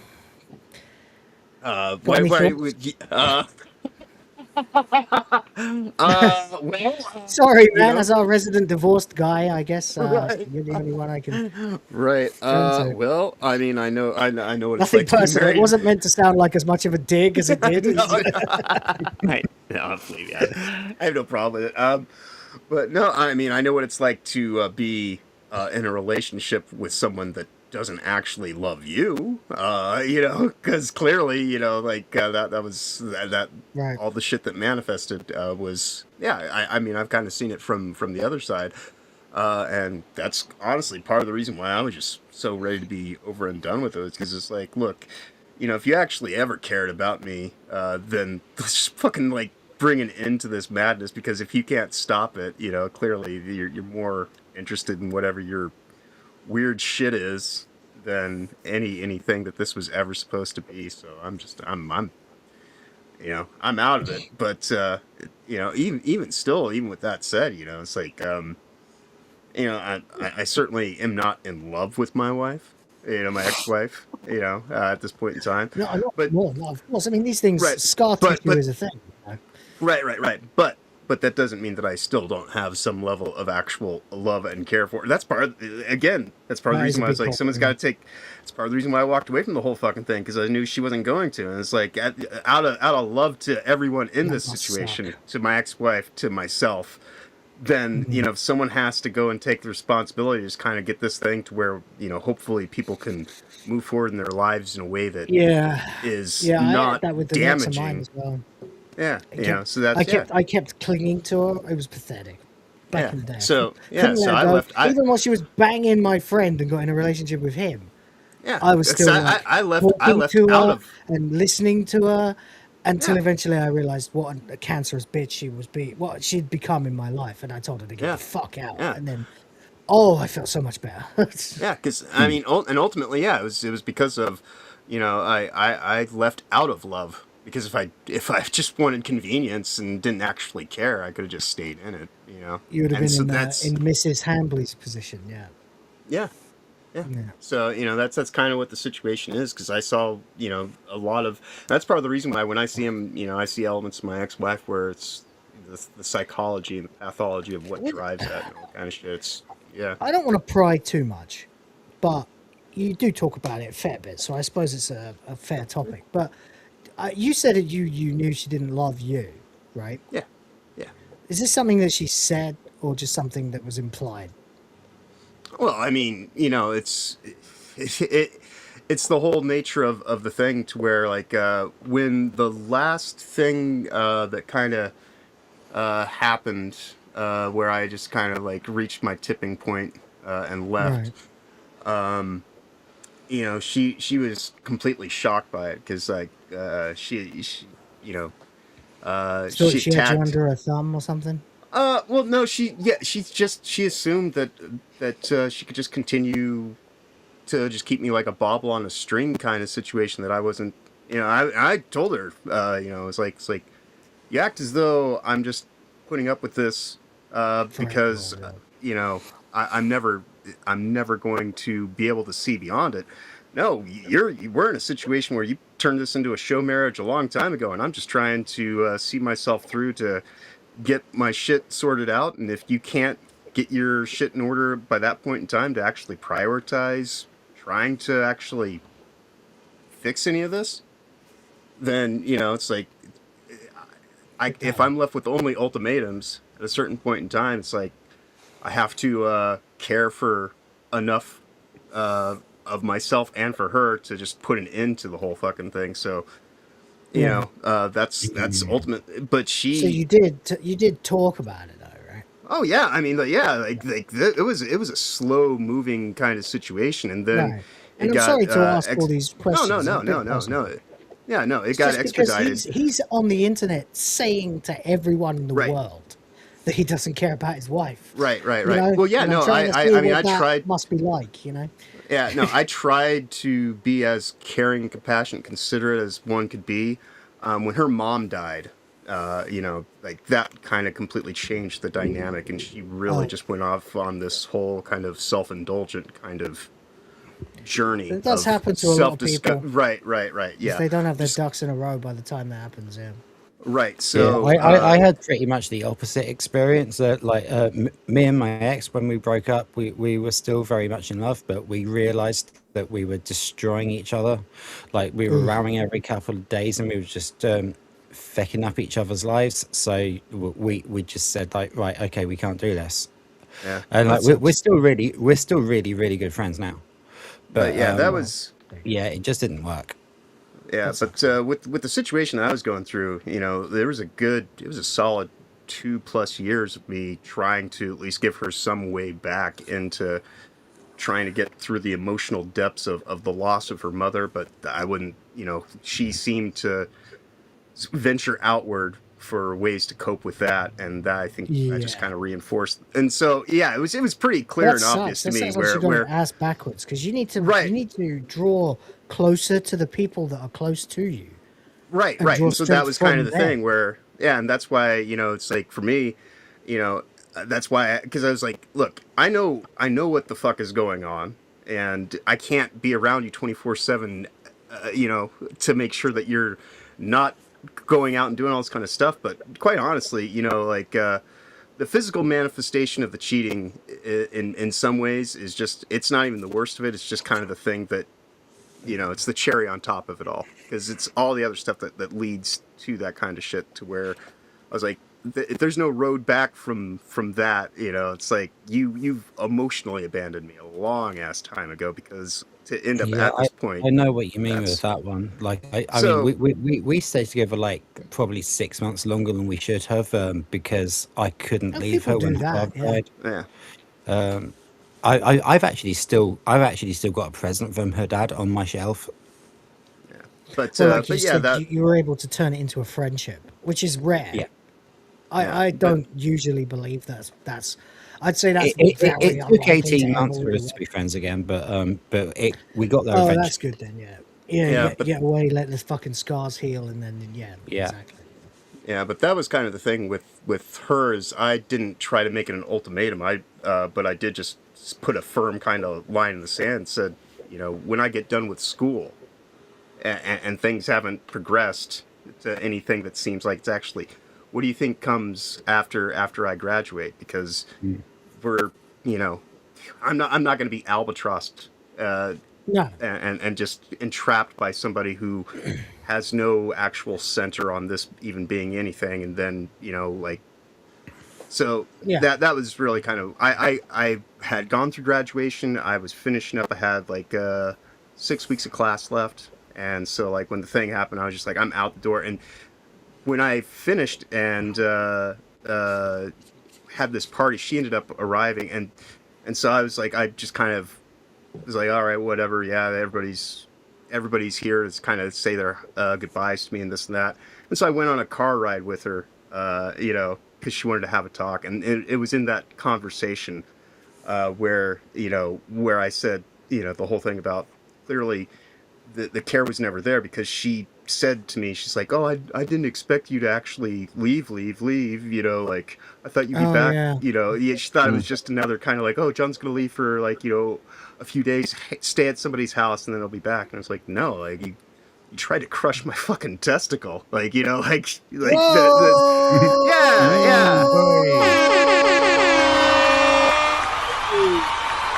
Yes, my ex-wife got into a physical altercation with me, which was the reason why we ultimately because it's kind of hard to have a family with someone when they're going after your actual capacity to be able to provide for. So at that point in time, I was out the door, because I was like, I would a marriage, to be fair, I think I'd probably. I don't know if I could come back from someone trying to crush my fucking baby factory. Yeah, I don't think so. Yeah, I kind of decided that, there's no reason to really extend this out, because at that point in time, it's like you're just signing on for somebody's going to end up in a body bag, and, I'm not really interested in that kind of outcome. It sounds like you both ended up in some pretty weirdly toxic relationships, So, and I've had plenty of them too, don't worry. I'm not like some lucky guy. I fucked around and found out a lot. And I'm not saying like in my fault, but like I went out with girls who were obviously no good for me. and then fell in love with them and stuck around and lingered and clung to them like some pathetic fucking sap for years after I should have given up. You know, I've done that. And I've done that more than once. No, one is the worst, you know. When it was clear that I was being lied to like everybody, you know, even after we'd broken up, and I'm still trying to impose my terms on her life, you know, and she's lying to me to make me feel better, you know. And then I'm like, one day I think I just realized, like, this is what are you looking for here, man? Like, what exactly do you think is going to happen, you know? And it just coincided that realization it coincided with we were supposed to be going to London to go to a con, and my cousin was going to come too. And my cousin had sort of recently found his way into my network of friends. I'm not close with any of my family, but this one cousin was like, he was cool. He got in, right? And then it was like, Girly was supposed to be driving from Peterborough to meet me, but was in fact only in the next town with the other guy. You know? And I was like, and by the way, at this point, the other guy was her boyfriend, and I was the ex, and I still hadn't accepted it. And so I just sort of, after coming to that realization myself, that this was, what am I doing? You know? Why have I got no fucking pride? I then found out that because my cousin knew it. So she was like confiding in my cousin about lying to me, and he was complicit in it too. And I haven't spoke to either of them since. I told her to go fuck herself. Right there and then. And that was after Is there a massive delay on Will for everybody else, or is it my end? Seems like the kind of thing the chat would have told me about. But there you go. John? Right, I'm going to leave. You got a massive delay on me? My mic line got pulled? Oh, his mic line got pulled? Are we having tech issues, chat? Let me know. I'll be right back. You can anyway, I'll play a bit more of this clip. Own, like, even say it to her about your wife, but you're going to use her. And of course you don't care. We've been seeing how you don't care, because as you say, she's living in fear to even answer the door. You're posting pictures of her online. Not only does he not love his wife, folks, he doesn't even care about his wife. Oh yeah, it's fucked up. It's probably not normal. It's not. It's not normal, mate. No. Not normal. But I crave companionship of. What? I love Warski, man. I love his reactions. Both of them have gone. What's going on? All right, Rhodey's back. Yo. All right, is everything okay? The chat's not really moving either. I think people have settled into just listening. You're in sync with your audio now, so it's better. Oh, right. Okay. Yeah, it was like your video was like 6 seconds behind your audio for me. Now I've got to come back in. That's appalling. Right. All right, so we're here now, and the quartering is saying he doesn't care about his wife. He's just he just craves the attention. You're married. You crave companionship. Listen to what he says. But I crave companionship of anonymous people online. And body. That's fucking pathetic. Yeah. He doesn't care about his wife, but he craves companionship of random people online. Anonymous people online. That's just... like, you fucked, mate. That's one. Again, it's the antithesis of what you're supposed to do in your life. I love getting on with people online. I love making friends online. We've all become friends, you know. And I don't mean just necessarily internet friends, like mates. You know, you two could probably talk to me about fucking anything at this point. And there's a certain amount of loyalty that I have that comes with that, you know. But I think, you know, there's tiers of it when you've never met someone in real life, you know, but it doesn't have to stop it. It's melding of minds and all that shit can be done over the internet. But craving the companionship of anonymous people online sounds anti-human to me. Yeah, that's what I was saying. Let's quote Rimmer. Wrong, wrong, wrong, wrong, wrong. Absolutely brimming over the edge of wrongability. Yes, exactly. Yeah, that is entirely brimming over with wrongability. Yeah, it's antithetical to the human experience. Like, if all I had was people online, I would inevitably get off and go hang out in a bar and make some friends. You know, like I used to when I was single. I didn't just spend all my time online. I actually spent hardly any time online in the first few years I was living here. If I wasn't talking to my wife now, then I was probably out doing something with mates that I made here. You know, now I have a very online job. I spend a lot of time on the internet. But again, I just unplugged for a couple of days and spent the time with my wife and kids and felt oh God, it just enriches the soul. You know, it makes you feel alive again. Oh yeah. How was the trip? Yeah, nice, really relaxing. Had a good time. Apart from I saw the picture you put slacks of you and Princess too. Yeah, I took a picture of me and Princess Two's head, the top of her head. Yeah, sitting down at one point to actually watch a little bit of Kino because I had nothing else to do and I was curious. They were live and I wanted to see how it was going. And I had a cocktail and sat down with Princess and stuck on the casino for about 5 minutes, and then the wife came back and wanted me to do something else. I was like, all right, cool. What are we doing? Swimming. Swam with my kids. Watched my eldest in 2 foot high water at 1 and not yet 2 years old walk across the pool. Wow. Without floats. See, that's the kind of life that sane men want. Mm-hmm. I was behind her, just not touching, you know, just hands hovering nearby in case I had to, you know. And she made it completely across the pool. We're talking like 25 meters in water up to a collarbone.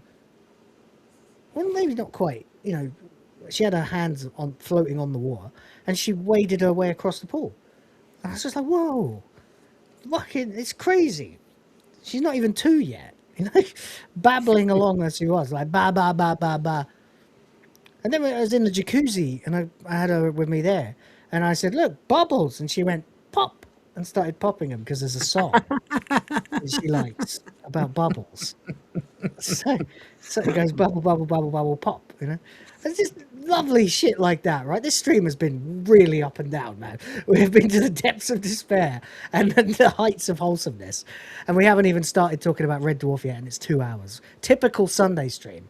I was going to wrap it up at 2 hours because I'm knackered, but fuck it. I don't know where the fuck John's gone. Where's John? I think he's got some kind of connection issue because we're cursed today. We are cursed. He's trying to sort something out. I can't do Red Dwarf until we're all here. And now I'm like, okay, John's gone. So now we have to just keep going with this, I suppose. Yeah, well, you know, like all the shit like people like Hassan have been saying about Pragmata. It's like, yeah, this is how me and my ex became friends again. I said it took like 1.5 years. Mm-hmm. She ended up getting married to somebody who I'm friends with anyway, and they had a baby, and the moment I buried the hatchet was the moment that I met the baby. It's like it was just like protect instinct comes in, must protect. Oh, but you don't have protect instinct, do you? Because you're a childless man, according to Mary Morgan. Yeah, I know what you mean. It's like the same feeling I have of I've made mistakes in my life. I've made small mistakes. I've made big mistakes. Every last one of them led me to having these 2 babies, these 2 kids, you know? Would I change anything? Never. Not in a million years. Nothing that would endanger the possibility of them existing. You know? I'd suffer it all 100 times. I never had a sister. I was an only child, but I had a baby cousin. And I would have gone to jail for that girl. Yeah. Right. It's the same. Yeah, it's the same impulse. It's you've got people you want to protect, and there are some people you want to protect on some levels, and then there are some people you would protect with absolutely everything. You know, absolutely everything, every fiber of your being. Yeah. Anyway, the quartering doesn't seem to understand that. He craves the attention of people online. And doesn't care about his wife. I swear to God, man, the guy is a sociopath. I think he is. You know? Hassan's a psychopath. Jeremy's a sociopath. You get the two of them together. They're both content thieves and liars. Put them on a panel together. They can argue with each other forever, and we can milk it for lols. That would be the best outcome of all of this. Stick them both. It would keep the casino in business forever. Right. You could call it the sin bin. You know, it's like they're sentenced to become best friends with each other and do everything together forever. Oh no. Oh my That's what he God. craves. He doesn't want to spend time with his wife of 20 years. He wants to spend time with anonymous losers online. Okay? What a fucking loser, bro. Not. I mean, afraid I don't like to sincerely use the L word that much, because it can really hurt a man's pride to be thought of as a loser. But he's a fucking loser. Indeed. Like, that's your ambition, you're a fucking loser. You know? Not as much real life. I feel like. Oh, who's the dude with the tits on the right? What? You mean above Rhoda?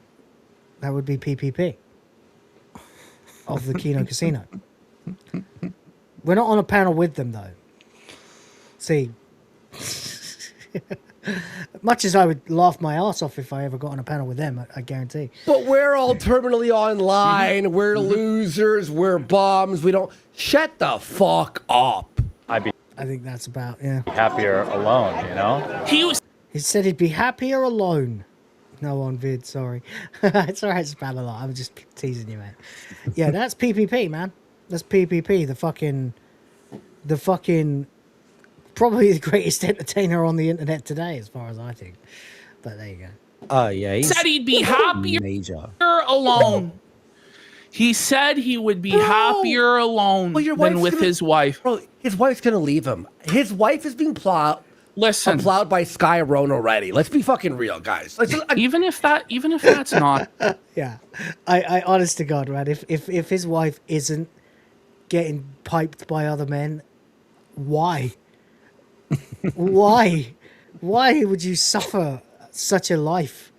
You know, of a sexless, loveless life. No, she's got to be getting it somewhere, man. A person would go mad like that. Imagine being married to this feckless loser, this fucking fat, disgusting, grifting piece of shit like Jeremy Hambly. Whoopsie.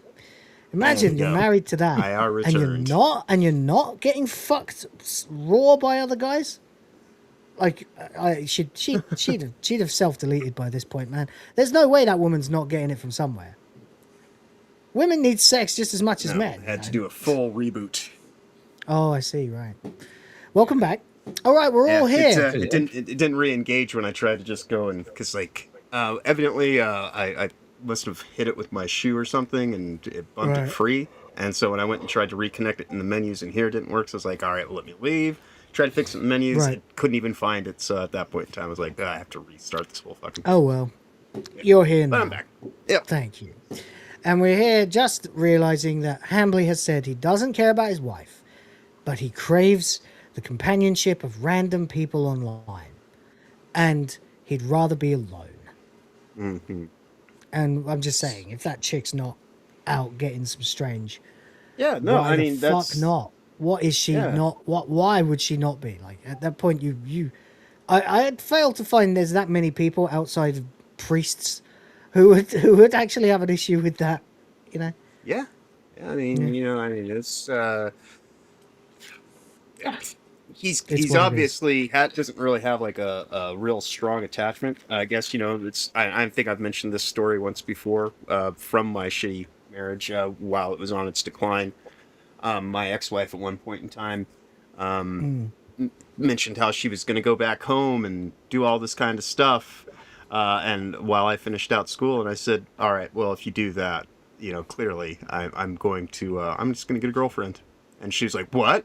She's all shocked by it. I was like, well, clearly you're going back there because you want to fuck around with this guy from high school, your old, your first love or whatever kind of bullshit. And, it's like, look, if you're that detached and all this kind of this and that, don't expect me to just kind of sit around pining after you. Because if you're so, just out of this that you effectively tell me that you don't really have anything for me, at some point in time, this thing's gonna you can only kind of deal with a corrupted situation for so long without having to find some kind of outlet that is probably at best compromised, if not fully corrupted in its own right. So, yeah. But because I had actually even said that, she ultimately never left, because that would have been one of those things. So yeah, him just kind of, saying basically that his wife's just another one of the voices that he uses to reaffirm his own kind of existence. He's a narcissist. Yeah. He thinks people are there for his amusement and his interaction with them, and not really much, beyond that. So yeah, he's very, very surface level. Didn't really have any connection probably to anyone, including himself, quite obviously. I don't even think he's aware what drives him. The way I see it, he got married young, descended into the internet on his way to try and get rich, managed to get rich, and then realized that, no one else, he realized that he probably could have done that without getting married. And so he wants to offload his wife. He says, I'm not gonna go much further into the clip because we need to get on with the actual point of the stream. But he says at the end that if he could do it all again, he'd be with someone 10 years younger than him. Well, someone who. That sounds like a everlasting relationship. Prove to you guys. Let me find it, actually. Let me try and find it. Come to your own love conclusion. And trust and, confidence. Jesus. But what happens when the money runs out, Ash? So that's the thing. Bromby was saying what's stopping her from divorcing his lard ass. It's the fact that he obviously is able to fund whatever lifestyle she wants. Right. Well, and someone can file papers on you all they want until you sign them. And, he might just be insistent. Maybe maybe he's got like divorce papers gathering dust on his desk. Yeah, maybe. Maybe he just won't do it. Well, it's probably because I've always been with somebody my whole life.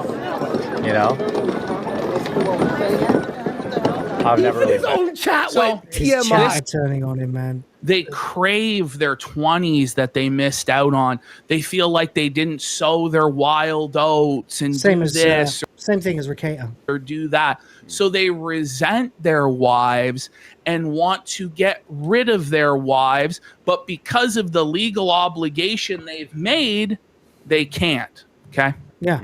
Alone always appears to be so much better. Marriage of convenience.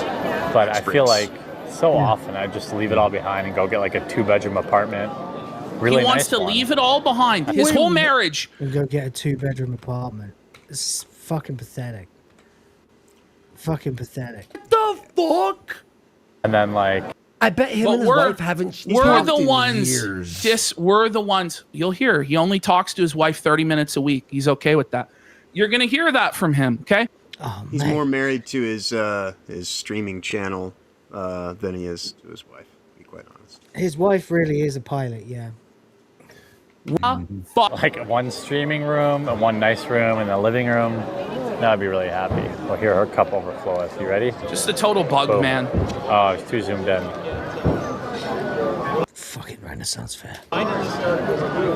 It's not sad. Don't be sad. It's not sad. Yes, It is really It's incredibly sad. sad. It's one of the saddest clips I've ever seen. Right? Yeah. Exactly. It's that sad that I want to be alone. Food, you're Just like the smiley faces on Phil. People turning on him in his Is chair. like, you know what I mean? He's saying he knows himself and he knows what would make him happy. It's so bad. Whoa. Oh yeah, then we got this when he was Right, talking the- to More. Stephen. You The married video your of high school everything's got a major delay again for me, so I'm going to reload again. Okay. world. From hearing that, fucking gross, dude. Where's The the bit beard, where he son? says? Where's Days, the, 9 days. Yeah, tell where's the bit where he For says anyone- about he'd be with a woman 10 years younger than him? out of love. No. Anymore. Somebody late 20s who has a like. There's no You're way. 40. Yeah, it's just like no. What? He's meant to be as the man, as the husband. You still can't Scumbag. believe he drank Scumbag. Sargon's cum? I can't believe Sargon sent him it. That's the part that I find difficult to believe. But what he drank was definitely jizz. That much I do know. And apparently, according to everybody on the internet, including him, it was Sargon's jizz. So, there we go. Brutal, bro. Being honest, like there's zero chance I'm looking for another 40-year-old. Like, yeah, like there's no You're way. 40. Yeah, it's just like no. But he would never. No woman would be with him out of love anymore, ever. It'd be out of money. And by the way, The only reason that you might want to believe that it is or was Sargon's jizz is that he used to be much more of an edgelord than he is now. He was much more rebellious when he was young, much more, savage in the sector, everyone was. he's running out of money, so No, I'm looking for somebody late 20s who has a decent job. late 20s. Give me a 20-year-old. It's gonna fuck you. Get the fuck out of here. That's a retard alert. I'm looking for someone late 20s. You're married. You're married. No, I'm looking for somebody late 20s who has a decent job, and probably no kids. It's not a deal breaker, but Yeah, well, do you know what? They're not looking So- for you. Yeah, they ain't looking for a fat, lazy, degenerate, alcoholic bum. They might be looking to milk your cash, but they certainly ain't looking to milk your cock. So there's that, buddy. Maybe in the Philippines, it's entirely possible. I happen to be one of the few people. There's a bunch of us who are all happily married, and love our wives, and our wives love us. And then there's people who are like 65 with 20-year-old wives who clean their houses and suck their dicks and basically have, other than that, a completely separate life of running around partying with their girlfriends and going to island hopping trips and stuff like that. And the guy's just happy he's got someone, and the girl's just happy that her family's taken care of, Which is why you'll never get an argument from any Filipino dad if his daughter wants to marry a guy 40 years older than him. If he's, got 6 figures in the bank, US, and is willing to take care of their family, That's a deal you can make in the Philippines. I've seen it many times. It's not my way. I was never looking for that. I actively rejected those kinds of girls. Well, the morning after, Went for a test You know, drive, the- but the decided second- not to. The second a chick started doing my dishes without asking, I was like, get out. I know what you want. No, I married for love. And I know a few people who did too. So that's why I get a little annoyed when people call me a passport bro, because I didn't even know what that was when I got here. Turns out I was one, just the term didn't exist yet, and it's not why I came, it's why I stayed. And then I stayed because I liked. Well, no, I stayed because of the freedom and the fact that when the chance to leave came, I wasn't even remotely finished, like exploring and discovering myself. So I hung out, and then obviously now I'm married, wife, kids, all the stuff. So yeah, but oh, by the way, my wife is 10 years younger than me. Suck it, Jeremy.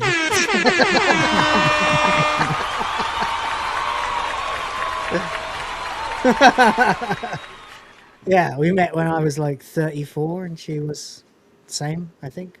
Or I was 30. No, I was 33. She was 23, which is a bit of a weird one.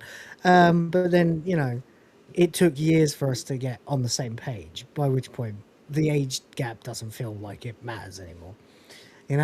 Like she grew up and I grew into what I'm meant to be, at the age that I am. So there we go. Anyway. Yeah. Okay. But there you go. Like that's fucking sad, isn't it? Still both adults. Yeah, of course, yeah. There's nothing like that, But yeah, that's just how it happened. I dated girls, 3 years younger than me. I dated girls 12 years younger than me. But yeah, I mean, I said it on stream the other day. If your sexual preference is consenting adults, then it's none of my business. Right. Exactly.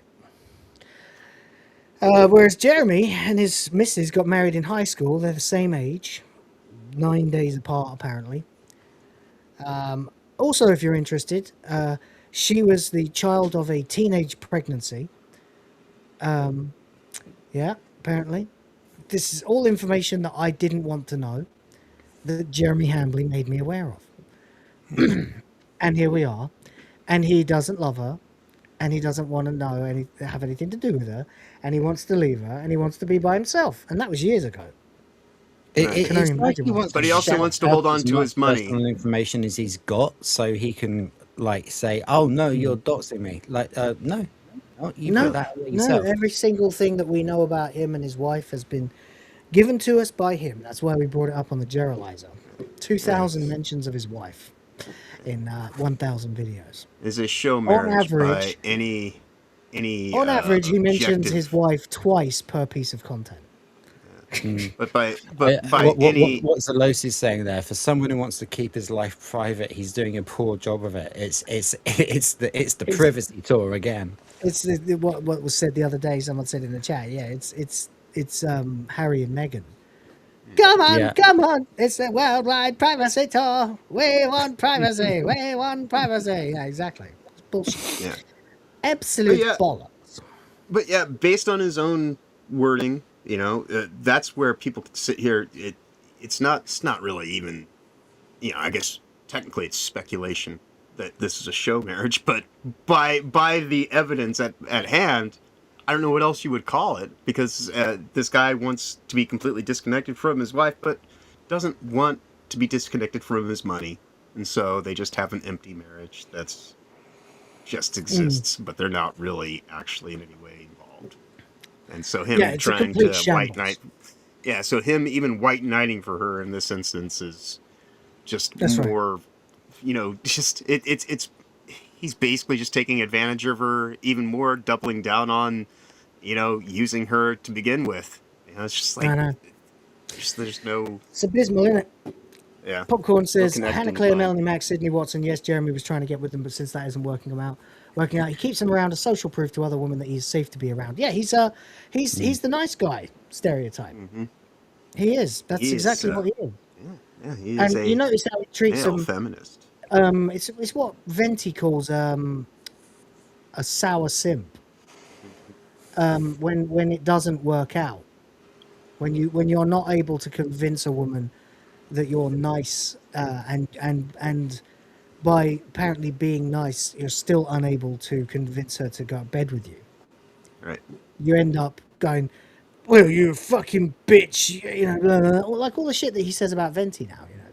He called Venti a 40-year-old, like, eggless waste of time.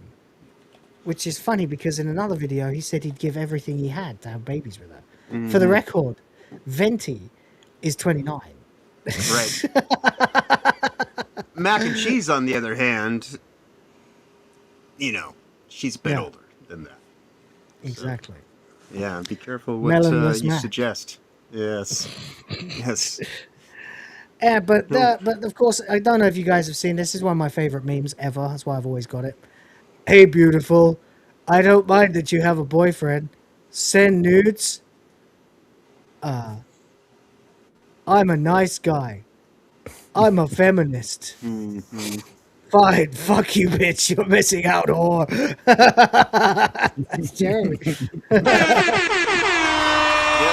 male feminists are the worst.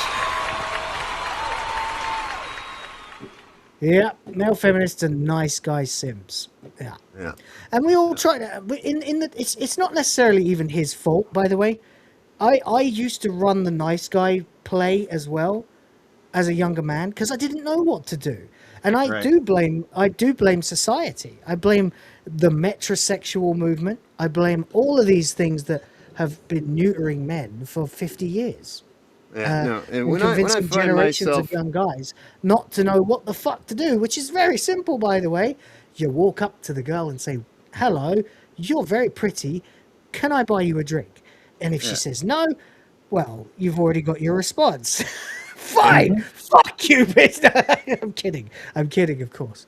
You say, oh, well, thanks anyway, and you move on. Yeah, no, if I find myself getting what seems like friend zone kind of treatment, and it's seemingly like somebody who's just looking for, someone who's clearly just looking for another simp to add to their collection, it's generally at that point in time I usually kind of go and remind myself, oh, well, this is clearly a waste of my time. I should probably just let this person live their life and not really, make much ado about, stepping away or even trying to, just fucking walk away. Be done with it. Yeah. Because you're not attached to anything. You're attached to the idea of a thing that, is clearly off the table. So I even fucking worry about it. Just go on. Exactly. Yeah. Before 1 second, I'm just checking a couple of quick things here. Because I just want to make damn sure I'm not accidentally doxing myself. Indeed. That would be a very unfortunate thing. None of my information is on the screen at all. Okay, that's good. What is it? It's a book. It's a very funny book that I found that is called The Retrosexual Manual, How to Be a Real Man. It's a comedy. It's a parody. It's a satire book. It's like basically advocating for going back to the 1970s in masculinity. Right. Mm-hmm. But it's hilarious, but it's fucking based as fuck. This book came out, I don't know when it came out, a long time ago. I had it for several years before I ever came to the Philippines. So I'd say it's about maybe 15 years. It was written during the metrosexuality thing. Uh-huh. What is retrosexual? The opposite of a namby-pamby metrosexual. See, those contemporary men who are unsure if she's a girl, woman, lady, or muzz, who mince along to book clubs trying to score a quiet reader who's a screamer in the sack, who are tongue-tied when handed it on a plate. Because what a woman wants is a real man. The hairier, louder, and more dominant, the better. It's time to go back to basics, back when men were men and women made breakfast the morning after. This book is a celebration of honestly, this is fucking great. I strongly recommend this book to anyone. It's a total fucking joke, but it's not bad as a philosophy either, kind of in a strange way. But there you go. So if you don't like metrosexual and you want revenge, leave that in the toilet next time you have a dinner party. No, seriously, I'm not joking. Buy that book. It is very funny. Buy that book. It's very funny, but it also is actually surprisingly thought-provoking. My old man used to collect books like that, like kind of parody, but kind of also funny, battle of the sexes kind of stuff. He's got a book. I've got a book. Up there. It's called The Art of Coarse Sex, with an A, coarse. And it's just hilarious. It's a very, very funny fucking book, isn't it? And that was written in the 70s. So this one's like a throwback to that kind of book, Anyway, that is enough. We have gone 2.25 hours and we haven't mentioned Red Dwarf. We are here to do our Red Dwarf send-off. To be fair, we're really only here to give our general reflections on the series and then do the ranking.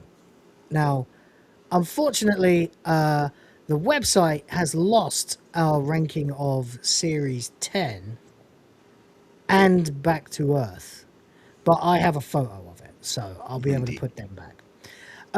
So for those of you who are here mostly for the Hambly stuff, don't go anywhere. We're actually going to be talking about a very, very, very funny show. If you're just clicking off because we're not talking about the fucking Ham Planet for a minute, then just stick around because this is good shit. And we're going to be giving our send-off and our final fond farewell to the show we spent the last 10 months reviewing every single episode of on Sundays, from the end to the promised land. And it is one of the best shows ever. Zalosi is not exaggerating. Mm-hmm. It is fucking amazing. Actually, it's one of the funniest shows ever. One of the most creative shows ever. It's one of the best written shows ever. It's one of the most tightly written shows ever. It's one of the most balanced shows ever in terms of when it does drama, when it does jokes, when it takes a beat between jokes. It's always got the timing just right. That much I can say pretty much unilaterally for the entire series. There were only 1 or 2 moments where I said a joke didn't land. You know, for me, like it didn't quite land as well as another joke might have, you know, or there would have been a better joke you could have put. And there's not much. Now, in terms of the sci-fi element of it, we've all gone over the various lengthy fucking discussions that we've had where, for example, backwards, there's the obvious one. The first time the show ever went over 3 hours was because we were talking about the fight scene in backwards, and I was arguing the toss that it made no sense because it doesn't make sense in a backwards universe. A fight should not start with the guy losing his temper with you and end with everything writing itself upwards and then everyone just going about their business. Because if you turned it around and played the timeline forwards, everyone's just sitting when suddenly they all simultaneously became compelled to beat the shit out of each other, and then at the end the guy unlost his temper with you. That would be what would have happened in forward motion. So that kind of is, you know, but then still, again, still one of the best episodes of the actual show, still hilarious. Just us being the autists that we can be when it comes to this stuff, because no one else is going to give you this. The show is old. It's you know, a throwback at this point. It began in 1988, ended in 2020. But I would say, despite its age, it is no less relevant, as we will be covering in the episodes getting ranked today, added into for sure, everything we've done so far. Yeah, it's managed to keep its teeth all the way through its many precisely incarnations. Now, I was wondering if you chaps would like to talk amongst yourselves for a few minutes about your thoughts on the show. Obviously, Rhoda and I, both big Red Dwarf fans, had watched the entire show before. Rhoda had seen all of it. I had withheld the final half hour until last week, which was one of the best half hours of the whole fucking show. Like, ever. Agreed. In fact, it wasn't the last half hour. It was about the last 45 minutes I'd withheld. And funnily enough, it happened to coincide. It happened to feature payoffs to almost every fucking character theory I've ever made about Rimmer, which is hilarious. Because I didn't know that was coming, and I still made all those theories during our reviews and then got actually rewarded in real time during last week's stream. So there we go. That doesn't happen very often, but I guess I'm just media literate or something, you know. Anyway, guys, I need to make some screenshots for the ranking, so can you have a little chat and I'll just get this thing ready. Sure. Yeah. Well, obviously, it's one of my favorite TV shows of all time, and I think it was actually my idea that we should cover it in the first place. It was, yeah. You were in chat. We were Yeah. in chat for months, and we're agonizing over Doctor Who. That's why we and screaming and stalled shouting for about you that. to arrive today, because Yeah. it's kind of like this has been your Okay, your. I'll come back for that. Yeah, there was no way we were doing this without you, Rhoda. So and schedule wise, we kind of can't do it another time. So we just waited. So there we go. Anyway, Yeah. I'm gonna get back to it. Sorry, guys. It's all good, man. Yeah. For some reason, I just woke up at stupid o'clock in the morning, which That's meant cool. I ended up falling asleep in the afternoon. I still don't know why I woke up then. There was nothing I actually had to do, but YouTube life, mate. So yeah. Red Dwarf, then. So one of your favorite shows. Yeah. The Promised Land is such a good episode. Like, I really want there to be more, but if there isn't, then they ended on a high. So did. you know, not Much the better than if worst they thing ended that on. could possibly happen. But It's I much do. better than if they'd ended on Back to Earth. Let's put it Oh that way. yeah, Back to Earth is the only bit that I didn't like. And like, maybe it's not as bad as I thought it was. Like, some of what Will said kind of convinced me a little bit that it's not actually that bad. But It's not as bad as you said it was, but it does have it's at still least the one wor- scene that makes my piss boil. It's still the worst of the entire show. In terms of if you call it a series because it's 3 episodes, yes. As a story, no, because it doesn't have the horrendous fuck up that the end of series 8 has, where it just forgets the story it's telling. Yeah, and goes that's completely bad. insane. But That's my opinion. But yeah, apart from those 4 episodes, the end of series 8 and the 3 episodes of Back to Earth, apart from those 4 episodes, it's almost faultless. It's I mean, obviously, like, I'm roasting his spectacles because I grew up with it, but the fact that like the most recent addition is the cat movie, as I call it, and that's one of the funniest things they've ever done. It's still got legs. Like, if they wanted to produce more now, people would watch it. Like, I know that there is actually a new TV movie written, but they just can't find backers. But everyone wants to do it. I really hope someone backs it. Hey, Elon, are you listening? I mean, I don't know why they don't just literally go, "Hey BBC, let me crowdfund this." You'd be done in an hour. I do not believe it was wrong. What's this? Say that again. You kind of went underwater for me there. I said I do not believe Will's wrong. Right. Yeah. No. Yeah. I mean, for myself, watching this, just with kind of a superficial knowledge of it, I'd seen bits and pieces here and there growing up, but to actually just kind of start from the beginning, see it all the way through, over the course of the past year, in terms of just my experience with it. I was quite jealous, to be honest. I wish that I could watch it again, having never seen it before. Indeed. There's an element of that, yeah, definitely. Yeah, but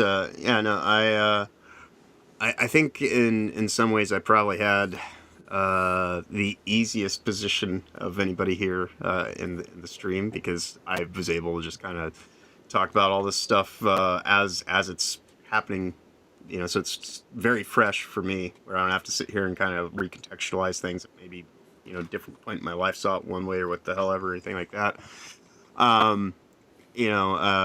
So it has definitely been throughout the week. These are kind of the streams that I really do appreciate and enjoy, because they're a little bit more casually laid back, focusing on stuff that is actually fun and reaffirming, and just kind of a nice break of pace from what is otherwise kind of the stock and trade that we deal with in terms of culture war kind of insanity. But it even still is a place where you can kind of have aspects of that be part of the conversation, but it gives it a way to talk about those things with it kind of being a little bit more lighthearted, in terms of just being able to say, hey, yeah, there's issues like this that happen in life, but the way that you approach them, they were able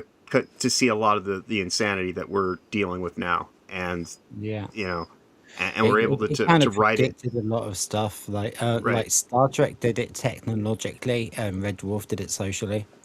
Right. So Yeah. is That's true. it's really been kind of interesting to just kind of see, people being able to actually call this bullshit out before it's even arrived, and then to, just kind of have that be so resonant that the last things that they ended up on covering in the shows are things that we're still dealing with since they've aired, and so it doesn't seem in any way kind of irrelevant or anything like that, because I mean, just the writing as a show is good, but also at the same time it does have these touchstones on contemporary issues that we deal with, and kind of frames it in a way that at least kind of takes the piss, I guess, and you can have a laugh about it rather than just all the silly bullshit that kind of manifests in reality around those issues. So I don't know. It's been a real treasure,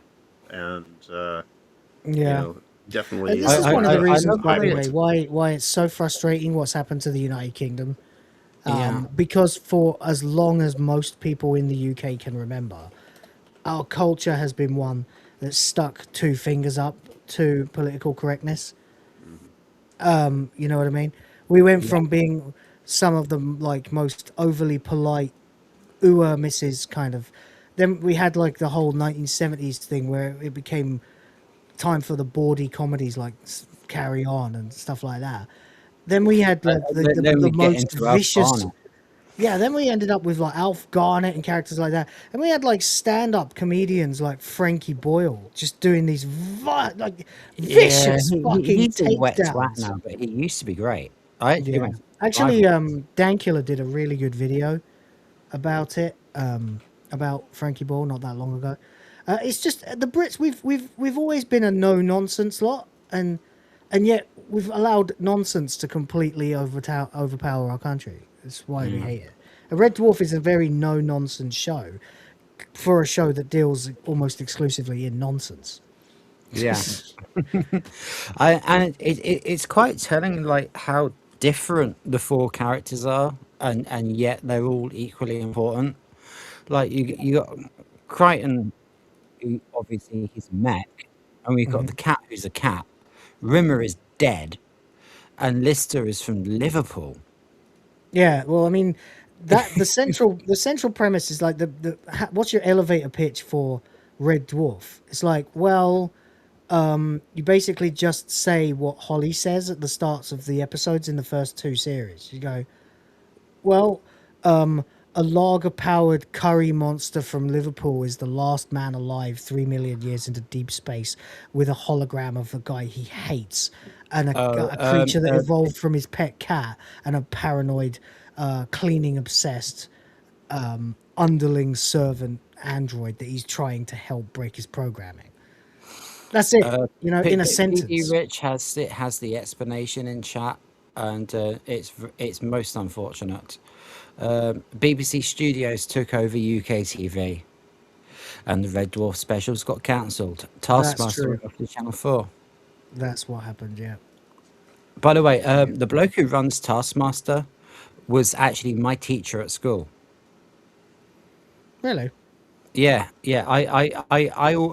I always still, like, even if I see him on screen, I call him Mr. Davis. That's funny. Yeah, he was the drama teacher, and he was also often the stand-in PE teacher. Right. And our school was the last job that he had before he got famous. Yeah, fair enough. He's a lovely, lovely guy. I had the shit beaten out of me once, and he was the one who found me. and he was just like, "Why the fuck would anyone want to beat you up?" That's nice. Mm. Anyway, so yeah. So apart from all the other stuff, you know, with Red Dwarf, I mean, what about the character arcs? You know, especially John, because again, he saw this all for the first time, and whereas you and I watched it when it came out, or in my case, I started off around Series 7 and then went backwards, spent a summer immersing myself in it, and then watched it as and when it came out. For John, his experience has been slightly more curated because we've discussed every episode at length and looked for common threads, plot arcs, character arcs, etc. So I wanted to hear what John had to say about the character arcs that we see, you know. You know, it's interesting because they, in many ways, they completed a lot of arcs within them as individuals, but also collectively as a group. They really coalesced around.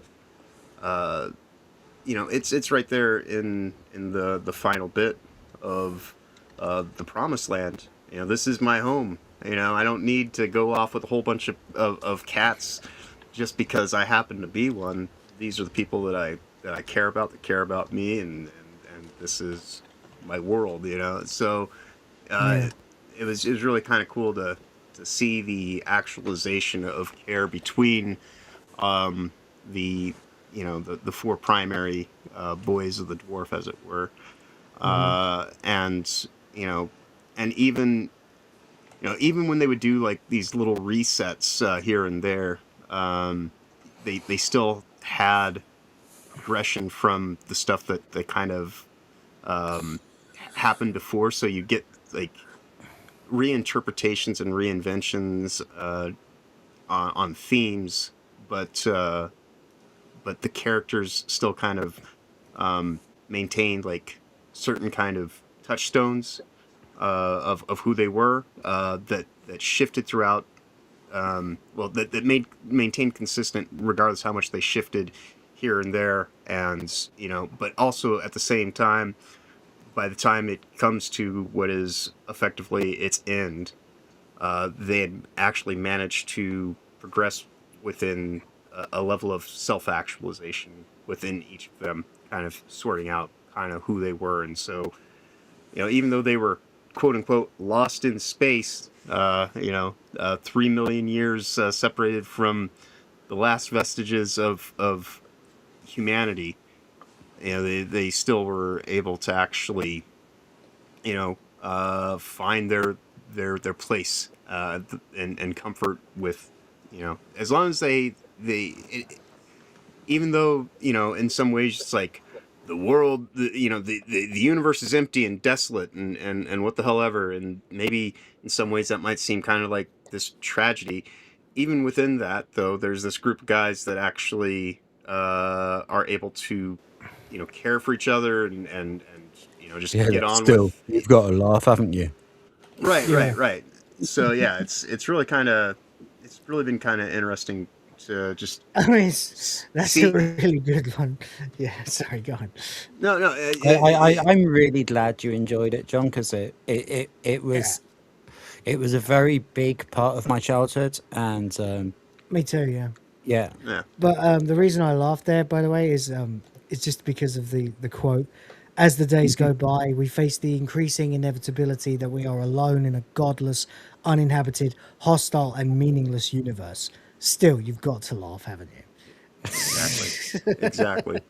By the way, can I just, before you go back to that, Rhoda asking John, are we doing Promised Land as one episode? I think so. I only ever saw it as one episode. Didn't it come out in 2 parts? I don't think so. It might be available in 2 parts, but when it premiered, it was the whole thing. I remember because I was following the Red Dwarf feed on X while it was live, and it got a really good response. And like at the end, they said, "Well, that seemed to go quite well." Right.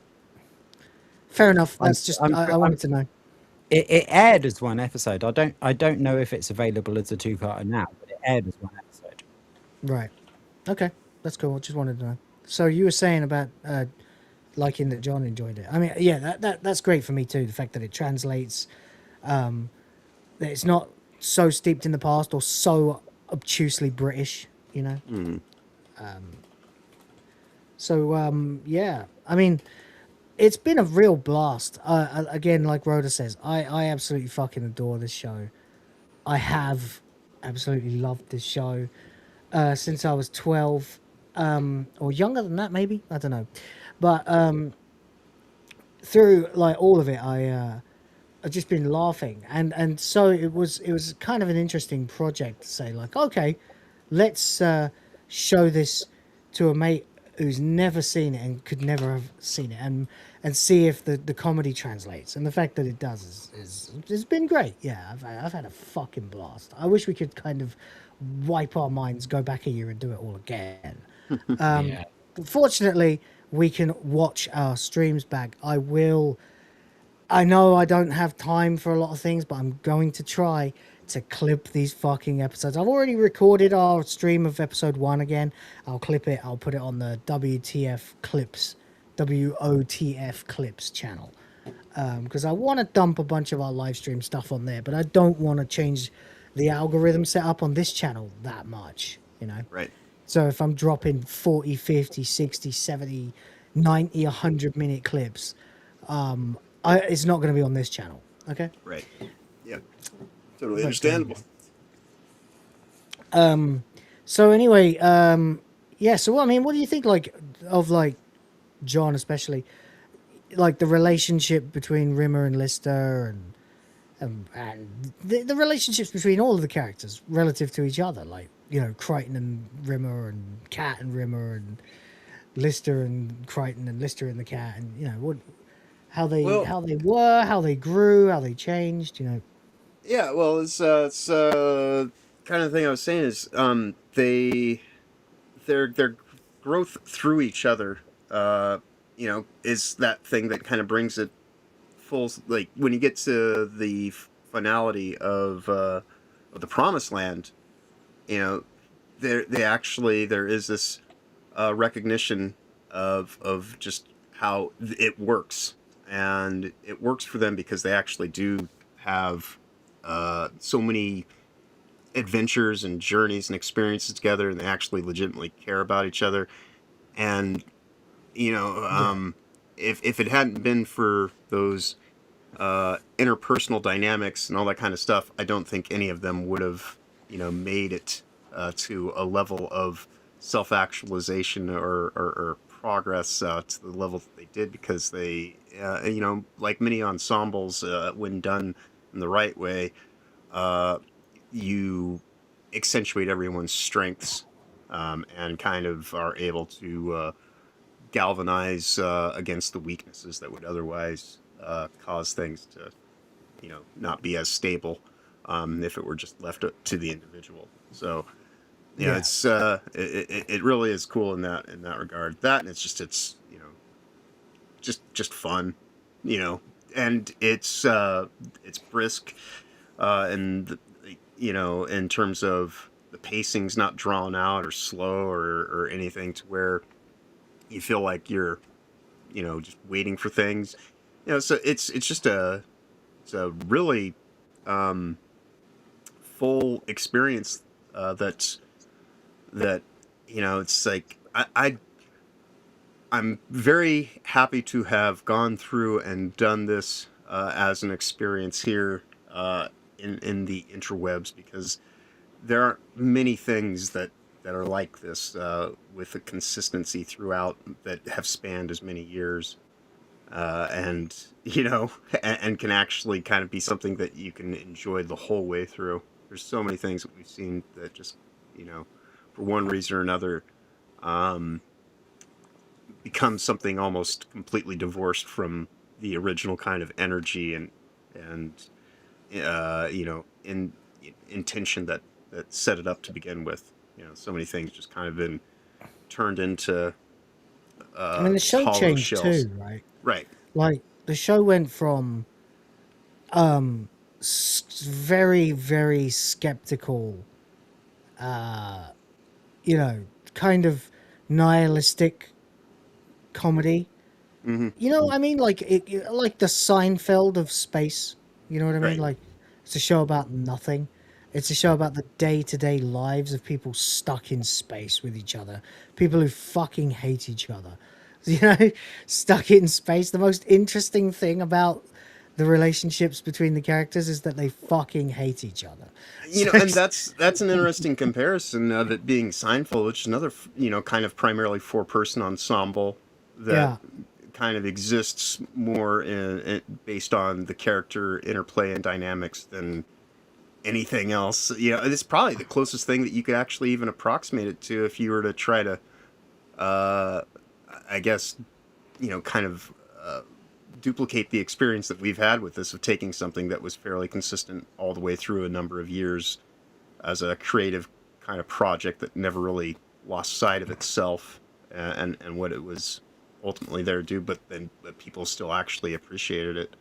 And you know, and I think that's some pretty high praise considering, you know, Seinfeld is one of the most beloved comedy series worldwide, and has been, you know, for even more years since it's gone off air than the years it spent being on the air. And you know, and I would say the same kind of thing with Red Dwarf in terms of those characters are just so crystallized and fully formed and developed in such a way that even though they're fictional, it's completely immersive to the state of their reality when you take a 20-30 minutes of your life to peek in on what they've got going, you know, in the moment.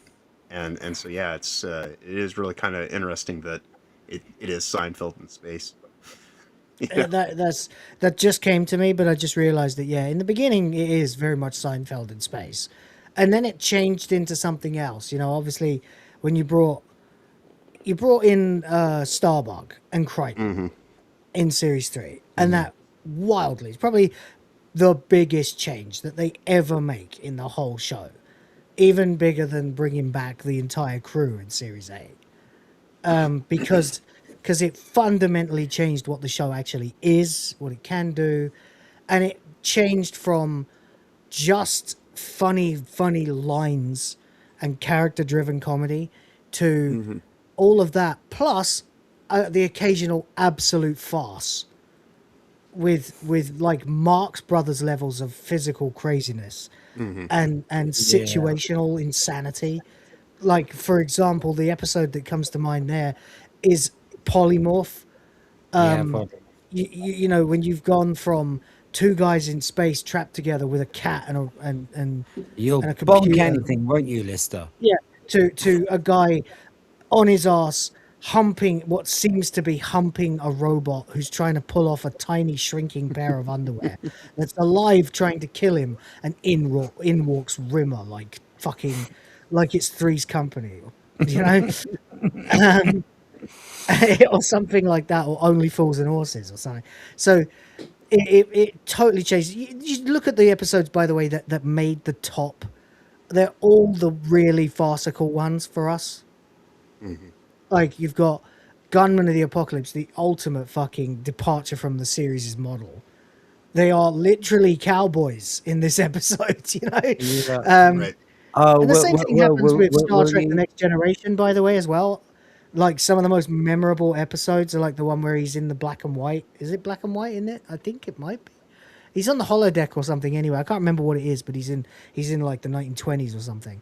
I can't think what it is. And I say memorable, but that's to real Trekkies, not me, who've seen the show like once. Can you remind us of the Janet Street Porter quote? Oh yeah. Regarding filming Gunman of the Apocalypse. That's right. Yes, of course. Yeah, Janet Street Porter. Yeah. I believe it. I can't remember if it was Ed. Okay, man. I can't believe if it was Ed By or someone else, or Doug Naylor. I think it might have been Naylor himself who had to go to Janet Street Porter. Now, Janet Street Porter, for those who don't know, is a former program planner at the BBC. Now, if you know anything about working for the BBC, program planning is the enemy of creativity. They're in charge of everything from scheduling to various stuff like that. Star Trek Next Generation doesn't feel right after Skin of Evil. Right, yeah, maybe, yeah. Yeah. That's until after Skin of Evil. Maybe, yeah. That's true, actually. The first series of TNG doesn't quite feel right. Not fully formed, anyway. And Red Dwarf's the same, right, Rhoda? First two series of Red Dwarf are very good, great stuff, not representative of what the show became. Once you get to series 3, it takes on a new life of its own. Exactly, yeah. For the record, this is Janet Street Porter here. She's a brain-dead, left-wing, feminist shithead. She's very intelligent, but she's a massive lefty, and she's got massive teeth. She's an old-school fucking DEI hire. Whatever, anyway. There she is again. Christ. Looks coked out of her mind. Yeah. And again... I don't even know. Out with Courtney Love. Good God, she looks like everyone has an aunt who looks like her in the UK. What the fucking hell, Christ! And isn't there a picture of her when she was like, yeah, oh my God, Jesus Christ, looks like a Death Eater. Yeah, that was when she was trying to put her version of the news onto children. Yeah. They've always been at it. It's true. So anyway, here we are then, and we're at the point now where she is on Loose Women. Yeah, she's a loose woman, yeah. So anyway, as Rhoda was asking me, when they decided they wanted to go and shoot Gunmen of the Apocalypse, they had to get, obviously, one episode with none of the fucking usual sets for about half of it, where they are not in a warehouse, not in a derelict spaceship warehouse made to look like a derelict spaceship, or a fucking power plant made to look like a space station, or any of this stuff. They're outside. They're in a fucking Western saloon town. And on paper, that might have sounded difficult, were it not for the fact that they found such a place in the UK. They literally found, hold on, this place in the UK, Laredo. Which, by the way, is why the game that Lister Rimmer and the cat, the game that they log into to borrow their characters and their technical and their special skills from, is called Streets of Laredo. That's why the name, the town is actually. But what am I talking about? Spit it out, Will. I'm quartering this up. Now we have a new word. Yeah, we do. That was a right quartering up, yeah.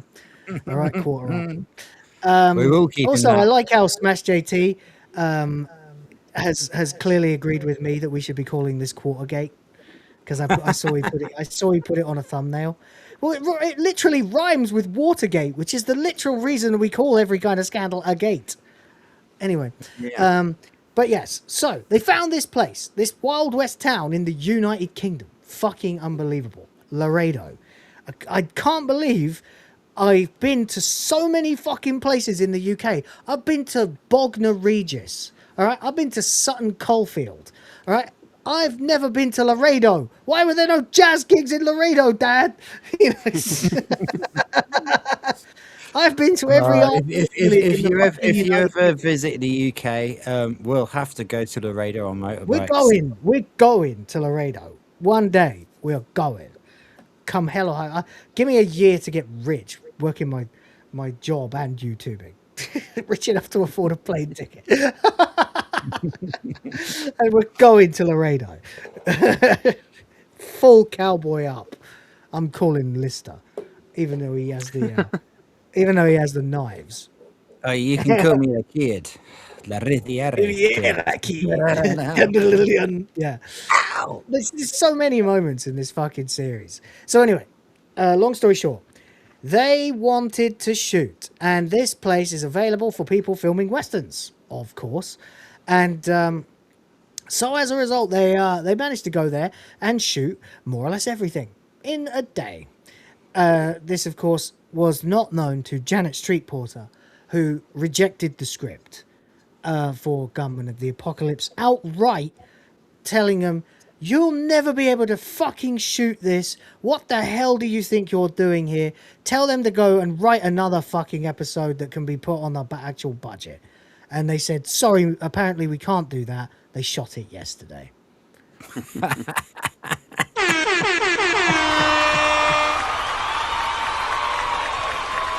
It's cold outside, there's no kind of atmosphere. The power of program planning. So anyway, all right, that's your Janet Street Porter story. I've had such a fucking blast with this. Looking at these fucking memories, man. I know. We've had something to say about every single one of these.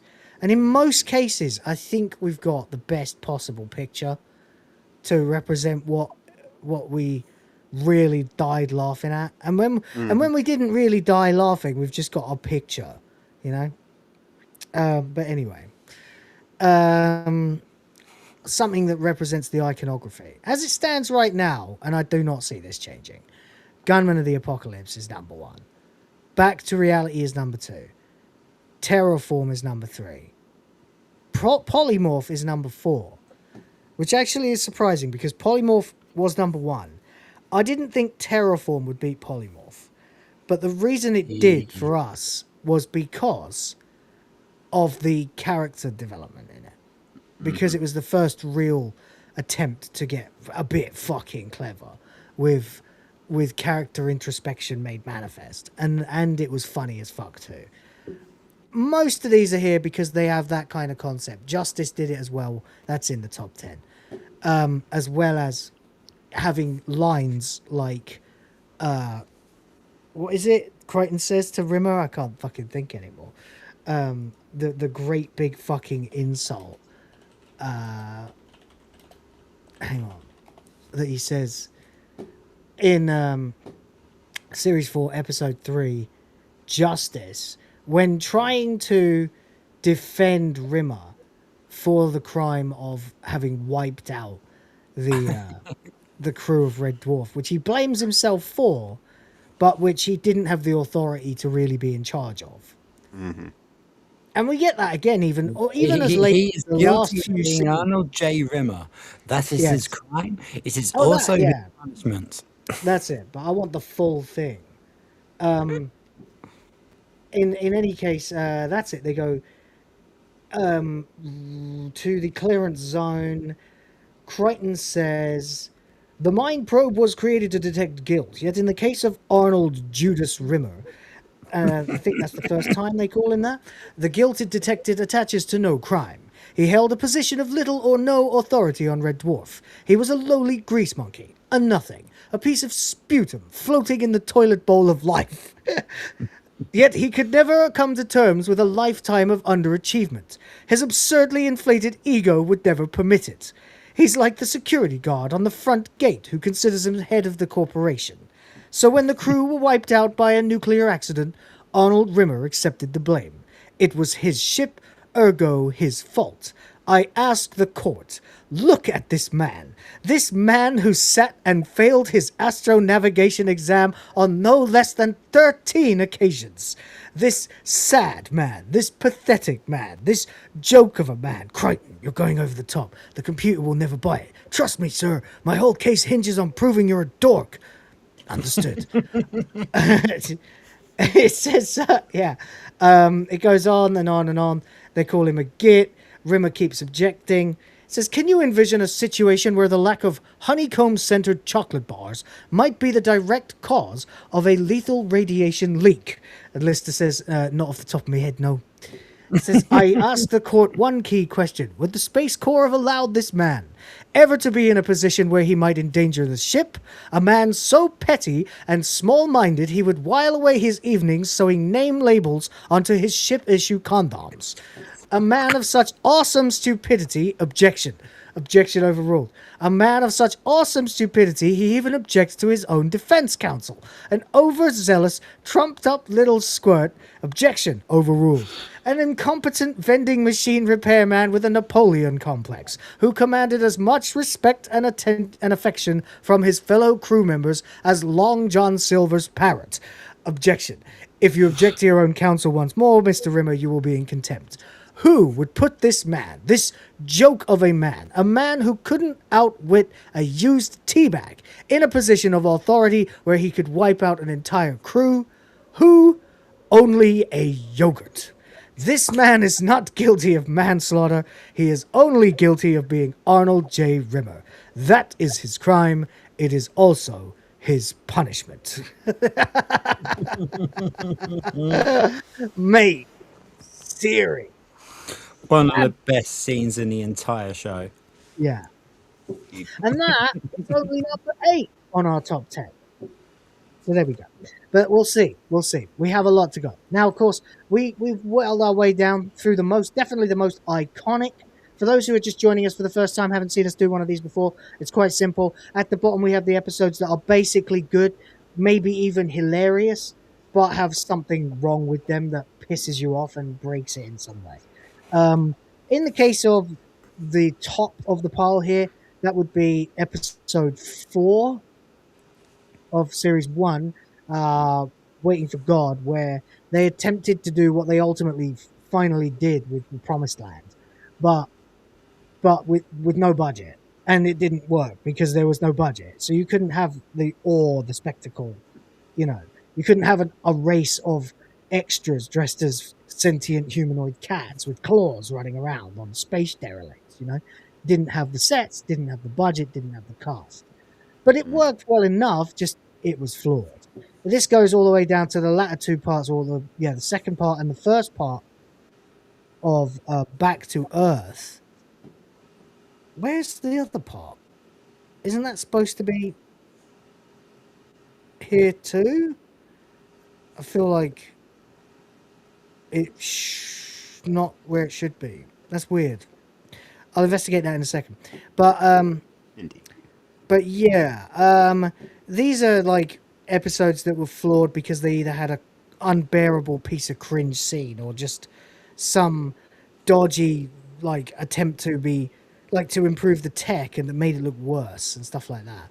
And then the last and unfortunately worst episode, and that is pretty much never going to change, is the last episode of Series 8, Only the Good, where what gets off to a very promising start is suddenly abandoned in the last 10, 12 minutes, less than that, in favor of a completely different plot, just to get the characters to the positions they need to be in, i.e. all dead or evacuated, for the show to end on a cliffhanger that it didn't even need to, and that would never actually get resolved.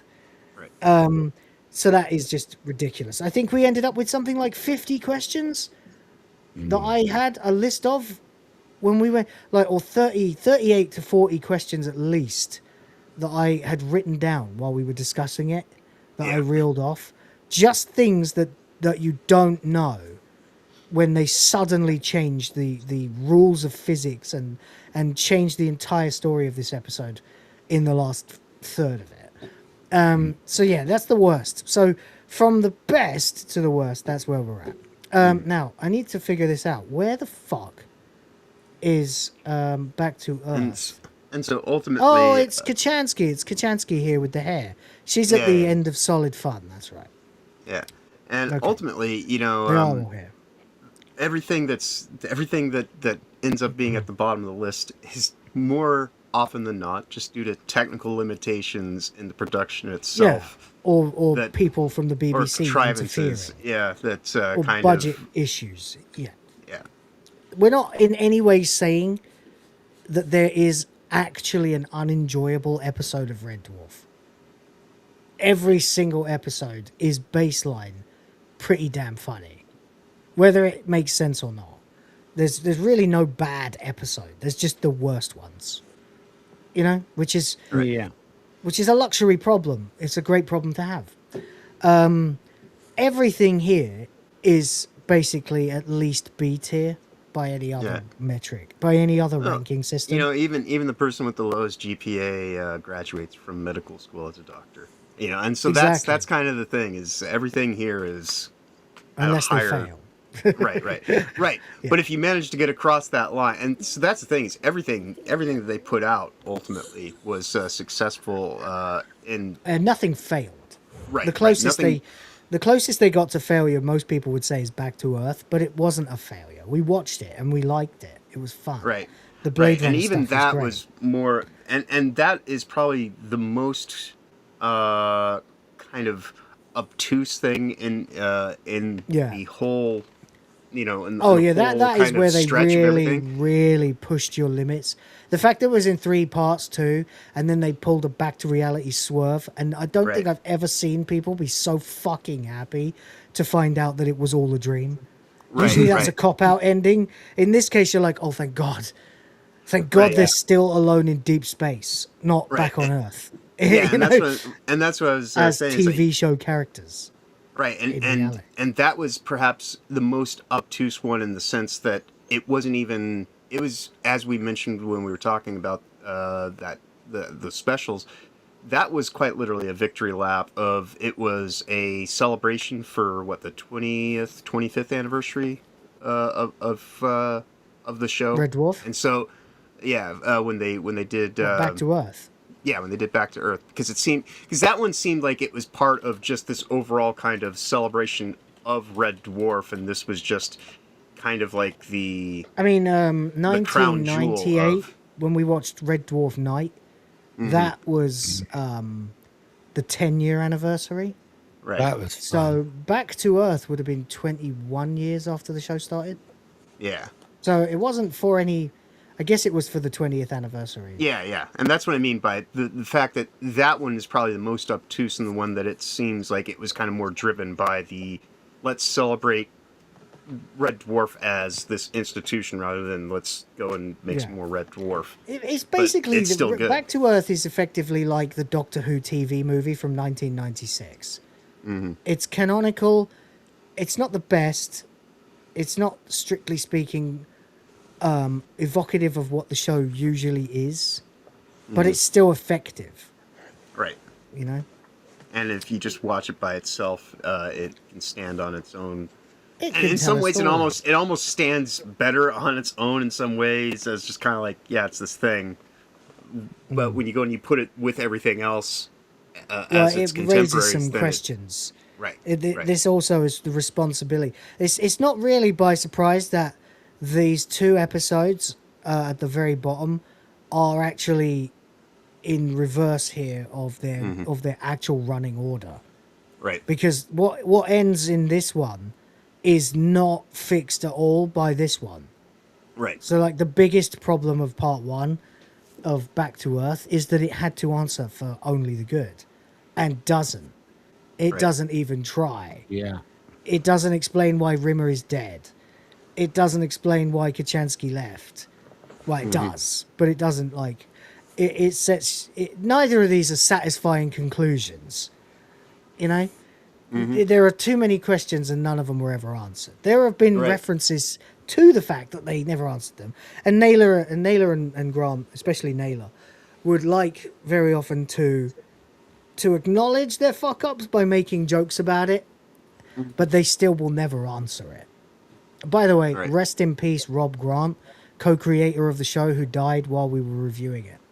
Indeed. But then also, he did kind of ditch and leave Doug Naylor holding the bag, you know? But Doug Naylor did a fucking fantastic job. Doug Naylor did a phenomenal job. You can't really tell that the fucking show... The show lost nothing without Rob Grant, which is a bit of a sad thing to say, actually. But... it's true. The show didn't really change. It became deeper. It became more serious in moments, and then went right back to real comedy with series 10, 11, 12, Speaking of which, we need to get through this because we've actually got 11, 12, and from Promised Land to rank. Because we never did get round to ranking 11, apparently. Did we? I don't remember ranking 11. No. I feel like maybe we did, actually, because I do seem to remember... No, fuck it. All right, then. So, we will begin to add the final episodes. We're starting with Series 11, Episode 1, which is Twentica. This is the episode where they go, thanks to the what are they called? Expanoids? Mm-hmm. They get screwed over and end up on through a wormhole. They get sent through a wormhole following the Expanoids. And Razgar Voxel says, why are you Smegheads talking about Red Dwarf and Poopy Pants Germs in the same show? Because if I put the quartering in the title, more people will watch. That's why. I'm just telling you the truth. Indeed. And we had to... But to be honest, I had a whole weekend of quartering shit that was happening while I was out of town resting and recuperating with my wife and my kids at a nice resort, and I had a lot to get off my chest, so that's why. But there's also the cynical, grifty reason of if I put it in the SEO, then more people will get it recommended to them. Sorry, that's the algorithm. That's the game. Don't hate the player. Hate the game. But that's why. Yeah, there you go. So, Twentica. They end up back on Earth, but it's the 1950s, but it looks like the 1920s, and instead of alcohol being prohibited, it's technology, because the Expanoids are trying to enslave humanity, change history, which, of course, we won't mention would eradicate them because they would never be invented. But, you know, it's the Master's plan from the end of Series 3 of Doctor Who, modern Series 3, where he goes, let's send the guys from the ends of time back to their ancestors to kill them. That can't cause any problems. Oh wait, it can happen because you built a paradox machine. Much in the same way as the left likes to build paradox machines so that they can say that boys can become girls and girls can become boys. When you need an impossible thing, you need a paradox machine. Mm-hmm. And right now we're calling it the British government. Yeah. Yeah. But anyway, in this case, there was no paradox machine, but whatever, it didn't work out anyway. Because fortunately, our boys managed to find not Einstein, Bob the Bum. I am Bob the Bum. Indeed. The genius drunk who manages to put that potato into that potato and create the device that will deactivate all the Expanoids, and then they end up going back. But it does give us a lot of laughs at Prohibition, a very funny sequence with a prostitute who is a scientist, but the scientists are forced to behave like and dress like prostitutes because bars are in fact speakeasies for science labs. It's all a big play on that. I think it's very good, but is it among the best? I don't necessarily I tend to think it's probably more in like the brilliant middle comedy range, which, not to say that it's a bad thing, because even in that range you're still surrounded by a lot of heavy hitter fun experiences. It's just it's not necessarily like an extremely kind of standout episode that takes it to that next tier. Yeah, it doesn't have like the incredible iconography of, say, your top tier episodes, or even say Inquisitor, or even Trojan with Rimmer's like beach ball eyes and bringing his brother in. But I would say it's definitely in brilliant comedy. You know, it's one of the better episodes. Mm-hmm. Yeah, no. But I'd probably put it around about where Me Squared is, actually. But that's me. What about you guys? Yeah, I mean that seems like a fairly good place for it to land amongst. 'Cause, I mean, I'd say it's more fun than Duck Soup. Mm-hmm. And to be fair, Queeg is probably better than Duck Soup. Oh, I don't know. I mean, Duck Soup has the great character moments. It's quite hard because, like, I'm comparing something I've seen 3 or 4 times was something that I've seen, seen 30 or 40 times. Yeah. Well, that is the problem, isn't it? But we'll have to just live with it. At the same time, we also ranked like fathers and sons up here, and that's from series 10, which again you'd only seen once, but when you watched it again, you loved it. Yeah, I think Twenica's really good. I just think if it doesn't have like an unbelievable standout moment for a character or something that immediately becomes part of the permanent iconography of the show, then it probably belongs in at best brilliant comedy. Yeah, well, that's the compromise that you get from being in a long-standing series is, as the seasons go on, for you to actually kind of stand out from the crowd does take, more. Well, this is the thing. I was going to say the newer episodes are not worse. It's just that they're building have to be graded on against everything that exists. Everything that already created the parameters of this universe. Right. So in most cases you end up borrowing from a bit of this story, right, and smashing them together and making a new story, and that's kind of what Twanica is, Right. It's not quite Gunman of the Apocalypse, but it is still very, very funny and well done as a parody of 1920s Prohibition. Yeah, But it's with just it seems, but it's more of like an also ran rather than a standout. Yeah, kind of. But it doesn't have of those themes. It doesn't have necessarily the yeah, exactly. Okay, the next episode, unless anyone disagrees and you want to go, I'm fine with that placement because like I can't really think of like it needs to go right here. It's that's a if you got a justification for it. That's perfectly fine with me. Yeah, I think in the case of the newer stuff, we really need to go with John because we're steeped in the series and we've rewatched it since we were kids. So I think we need to go with John. Fair enough. We just happen to agree. Then that's fair. I mean, I'm doing this as analytically as I can when I do this. But then that's a skill set that I got from like literally studying film and media. So, that's what I'm trying to distance myself from, my care of the characters and stuff. Having said that, the next episode is Samsara, and this is way better than it has any real right to be when it's considering that the plot is pretty threadbare. Actually, it's got another high concept. So we're dealing with the sequel to Justice in some ways. This is where they have the karma engine on board the ship, so that if you do something good things will happen to you, and bad things will happen to you. And that meant that the couple that were on the ship when it was active, having an affair and lying constantly to people and stuff, ended up getting hurt, injured, burnt, all kinds of things.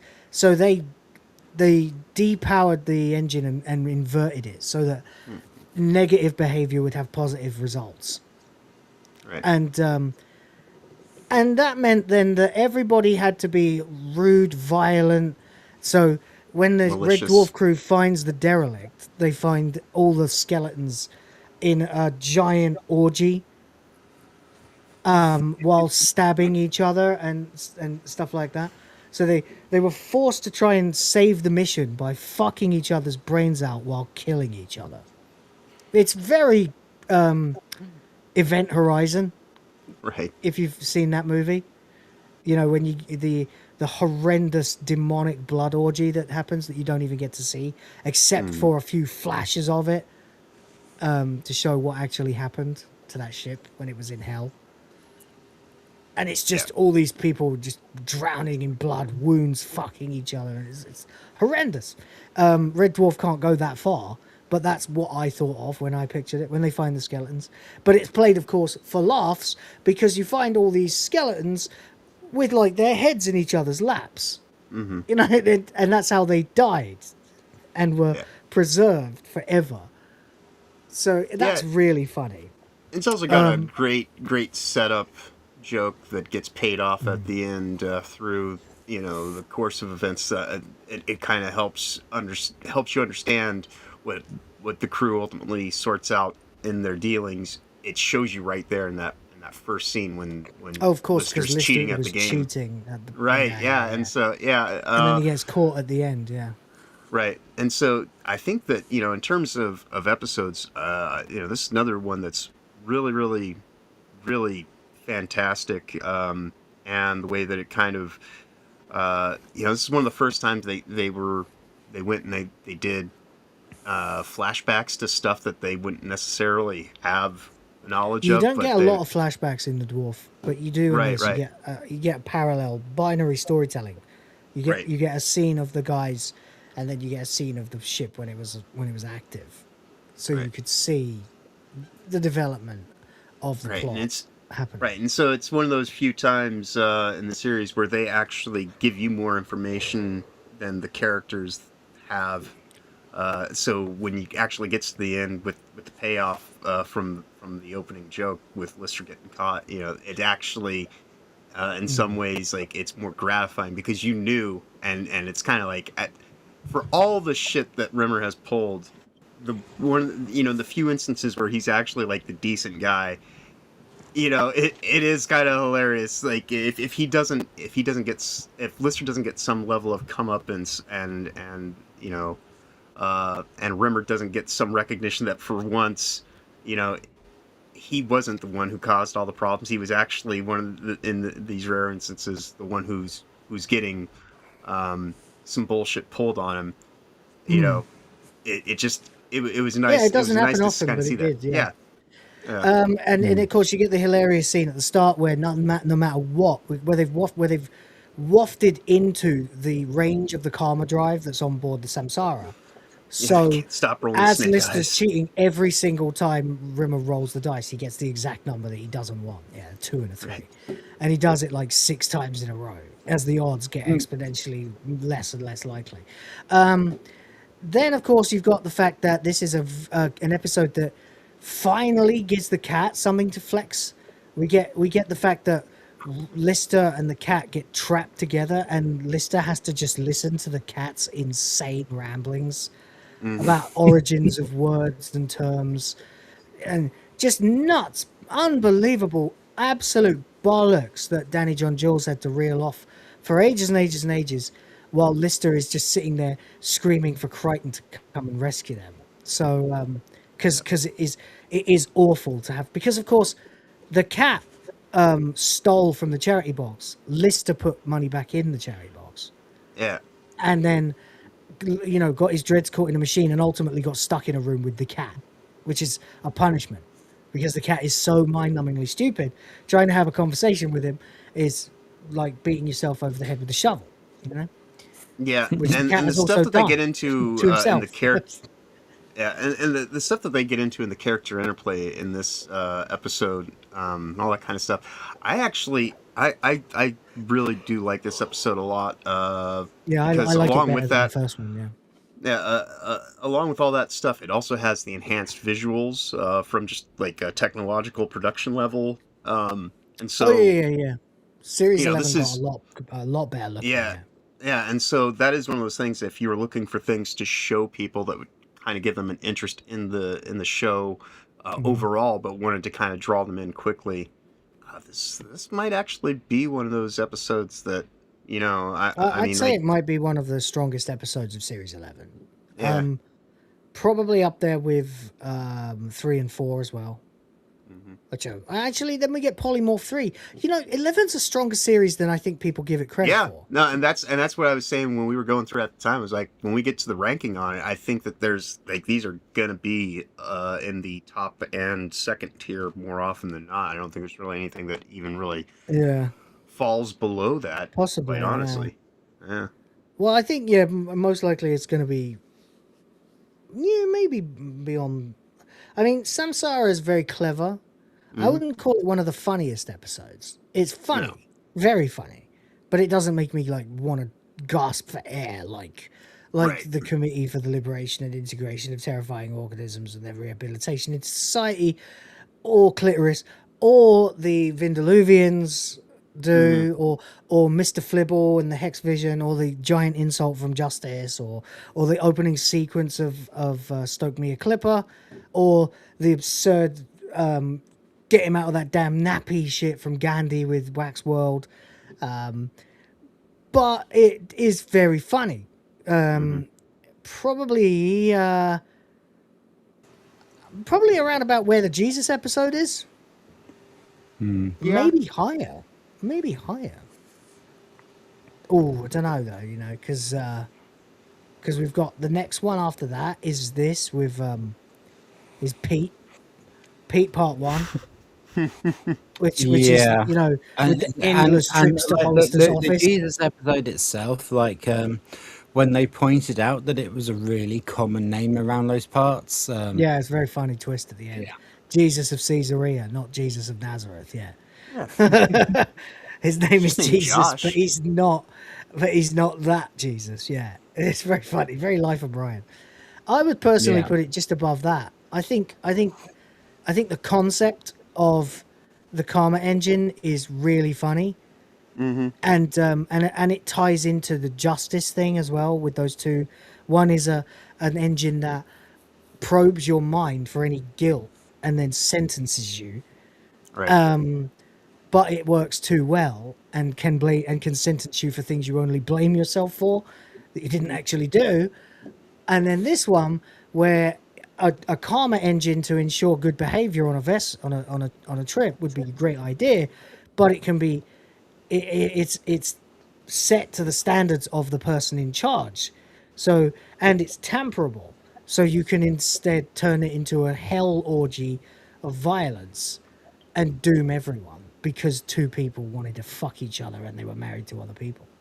Right. But it does create a very funny set of circumstances. I think that's the right spot for it. Yeah, It it's like doesn't make right me around the laugh as much midpoint. as- It in some ways, I mean, average doesn't mean terrible. Average means average, and that seems like almost like I right think in it's the fun. midpoint of I'm everything. just randomly like spot testing against others. I do think it's funnier than Time Slides, even though Time Slides has the "Don't listen to Hitler, he's a nutter, and he's only got one testicle" line.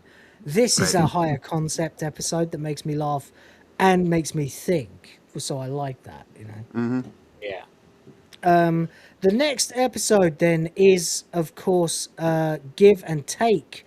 Now, this is the one that has Asclepius in it, the terrifying medical droid that appears to perform unnecessary elective fucking splenectomies on, or kidney, whatever ectomies on people. But, of course, then the more you look at it, the more it starts to seem that actually nothing was done. And of course it has a very interesting time mechanic where they are able to go back in time temporarily and steal Lister's kidneys. I think this episode's pretty fantastic. This is a production great levels there, the humor's there. The way that it deals with the causality loops and everything like that. This is probably the most iconic episode of the entire series. Yeah, this is like a master stroke of in terms of just all these things exist in a variety of the episodes, but this is one of them that kind of like brings it all together at just a high level of quality all the way across the board. Yeah, it's almost like Doug Naylor saying, "By the way, I write Red Dwarf. Yeah. This is Red Dwarf." I mean, this is a really high concept episode.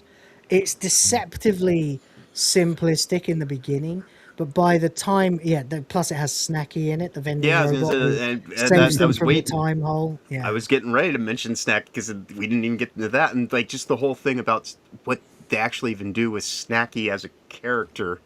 In terms of what it's saying about you can outperform what you were designed to do. Yeah, he can become by listening to the fucking scientist every day when he was getting his snacks. He ended up knowing exactly how to perform his duties and save them from the quantum event.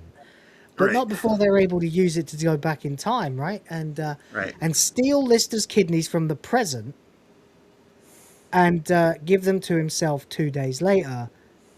So that explains the horrible 2-day hangover that he had. Yeah.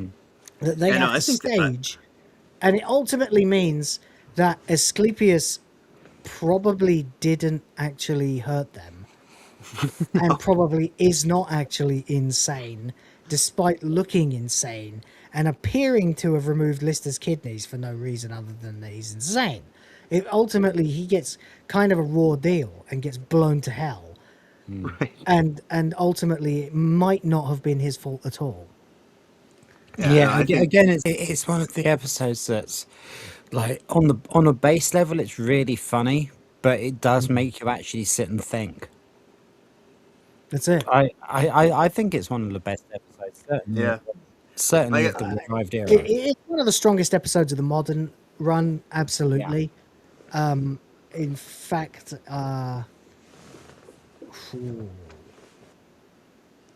is it an all-time classic though? I mean, this is certainly something. I'm gonna say yes. Yeah, because I mean, this is one of those episodes where as I was saying with the previous episode, if you want to show stuff to somebody who might be a little bit more apprehensive of watching an episode from the 1980s or the 90s, just because the technology, it's not in HD and this and that. This I think is one of those episodes where you can actually, go and show them. It's like this is the fullest expression. Yeah. This is how good it go gets. Now go watch it from the start. Yeah. Right. Yeah. So, yeah.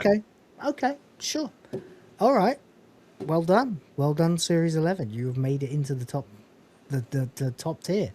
I've put it here because we're really dealing with like. Oh yeah, it's rarefied air. The show's done. I mean, you're talking about like. We've got the end, the start of the fucking show, and we've got Thanks for the Memory, which of course is the iconic fucking Lisa Yates episode that no one remembers. Is so fucking good with the chili chutney sandwich. And that also, by the way, Asclepius's episode here, and also Thanks for the Memory, and Give and Take and Thanks for the Memory, 2 episodes that play with the same concept. So in Thanks for the Memory, the crew wipe their own memories of several days to avoid the horror of what happened with the donated memories and all of that shit. So they wake up having no idea what happened. And again, in this episode, in Give and Take, they have to basically stage Lister having a terrible hangover to account for the fact that they have themselves traveled through time to fuck with him and steal his kidneys. Right.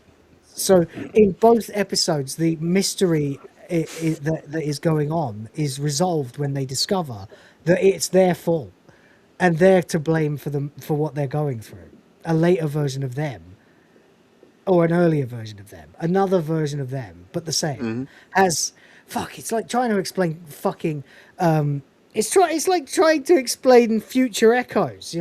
Will have going to have happened. So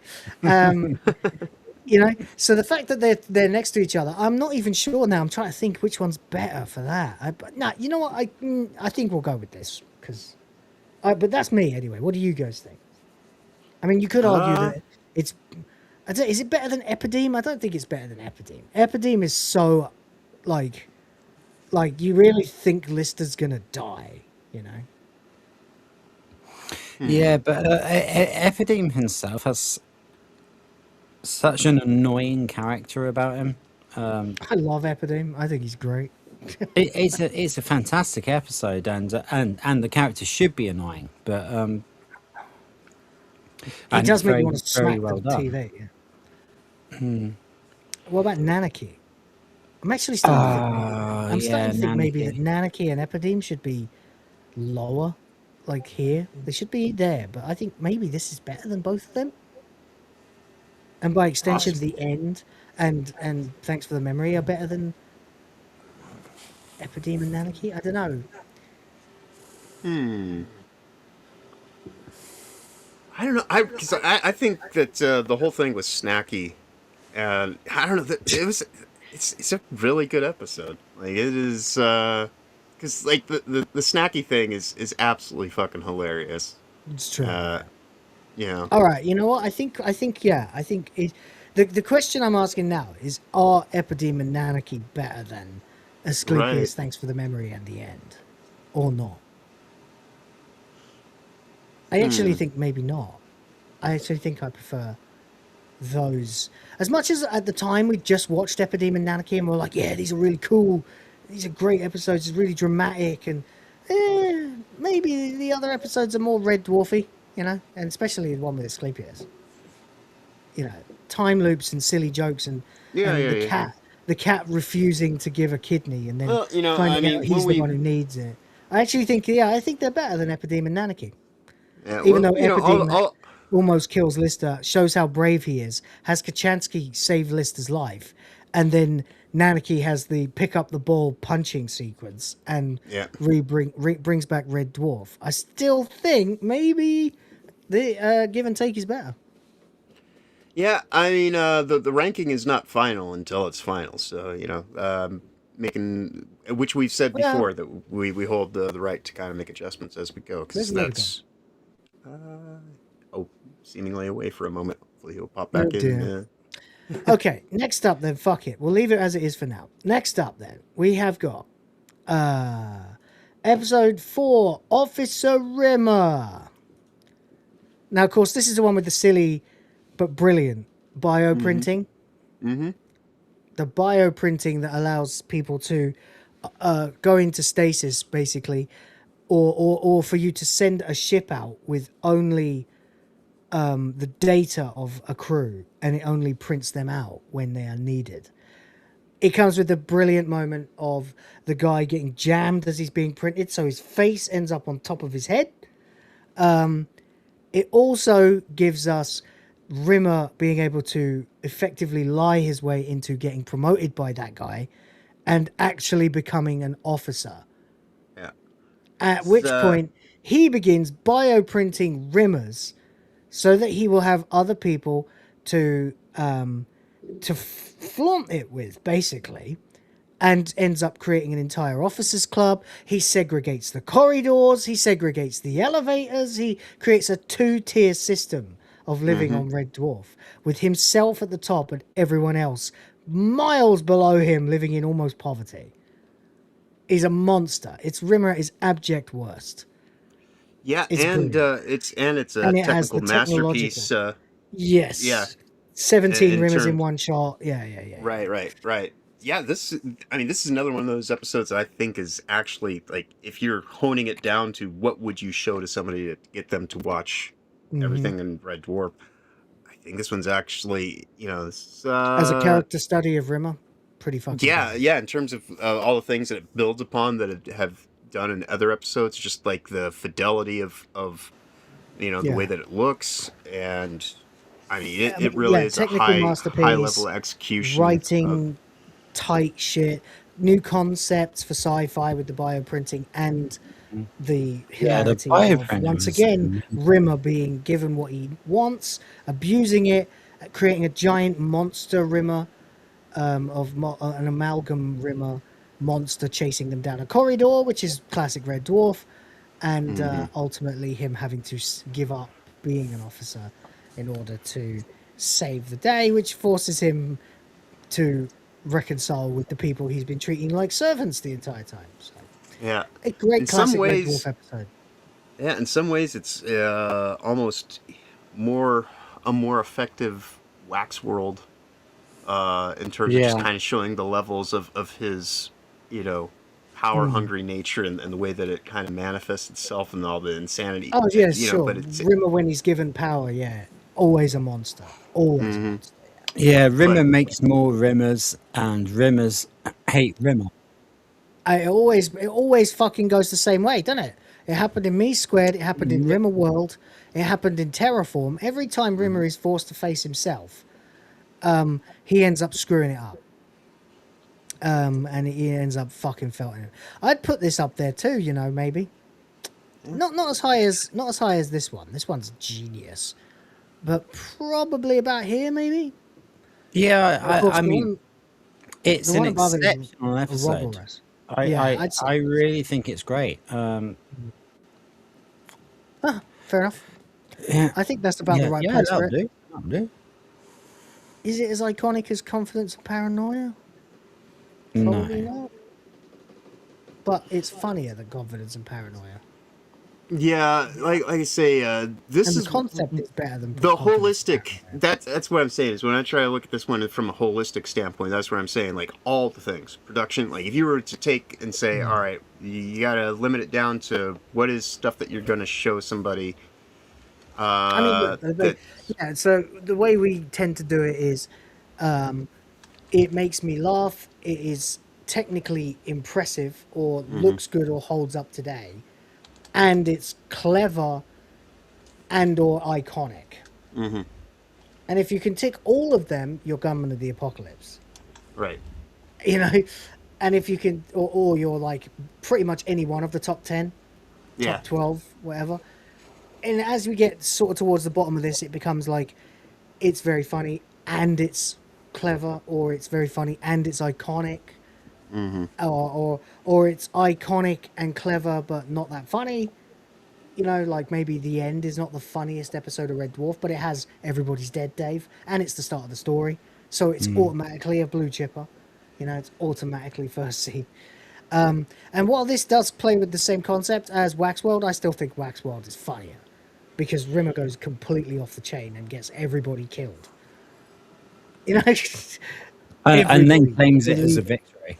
Yeah, claims it as a victory. That's right. Everybody on the planet is dead because of Rimmer, and he thinks it's a victory. Yeah, he's brought peace to this world. Yeah, by getting everybody killed, melting them all down. Yeah, and also I that will has say- Mother Teresa shooting Hitler with an AK-47, or an MP5 or something like that. Oh yeah, well I guess the best way to kind of gauge it then at that level is if you were to do Waxworld with better tech, to judge them more evenly. If you were to bring high quality cameras and widescreen and a better location, and still do so Waxworld, as great as all that than stuff Officer is, it shouldn't be the thing that necessarily overrides because the technical fidelity can't overpower good story, good character work, and laughing. And don't forget, Waxworld. It's actually not even called Waxworld. It's called Meltdown. Meltdown has the fucking Elvis guy. It has the better Marilyn Monroe, and it has Rimmer meeting Gandhi. Outside, there's no kind of atmosphere. It has Rimmer meeting. It has Rimmer meeting Gandhi and saying, "Get him out of that damn nappy." And then, of course, Gandhi trying to do push-ups, which just breaks me. Right. I got my eye essence on and you, the Gandhi. energy. Yeah, the essence and the energy of Meltdown is I would say more interesting, or kind of like more resonant and just kind of sticks with you. So I think that the edge would be given to that. So yeah, that's totally acceptable, because I mean it's still in that same neighborhood. May not live in that house per se, but it's on the block. So yeah, absolutely. Okay, that's good. Next up, we have Crisis, which is where Crichton gets a midlife crisis, gets himself a new bod with spoilers on his head, and a LED screen. Funny, isn't it? Funny how he can't do that now in later series where he's all rusted over in the Promised Land. Where was his ability to get himself a new body then? But oh well.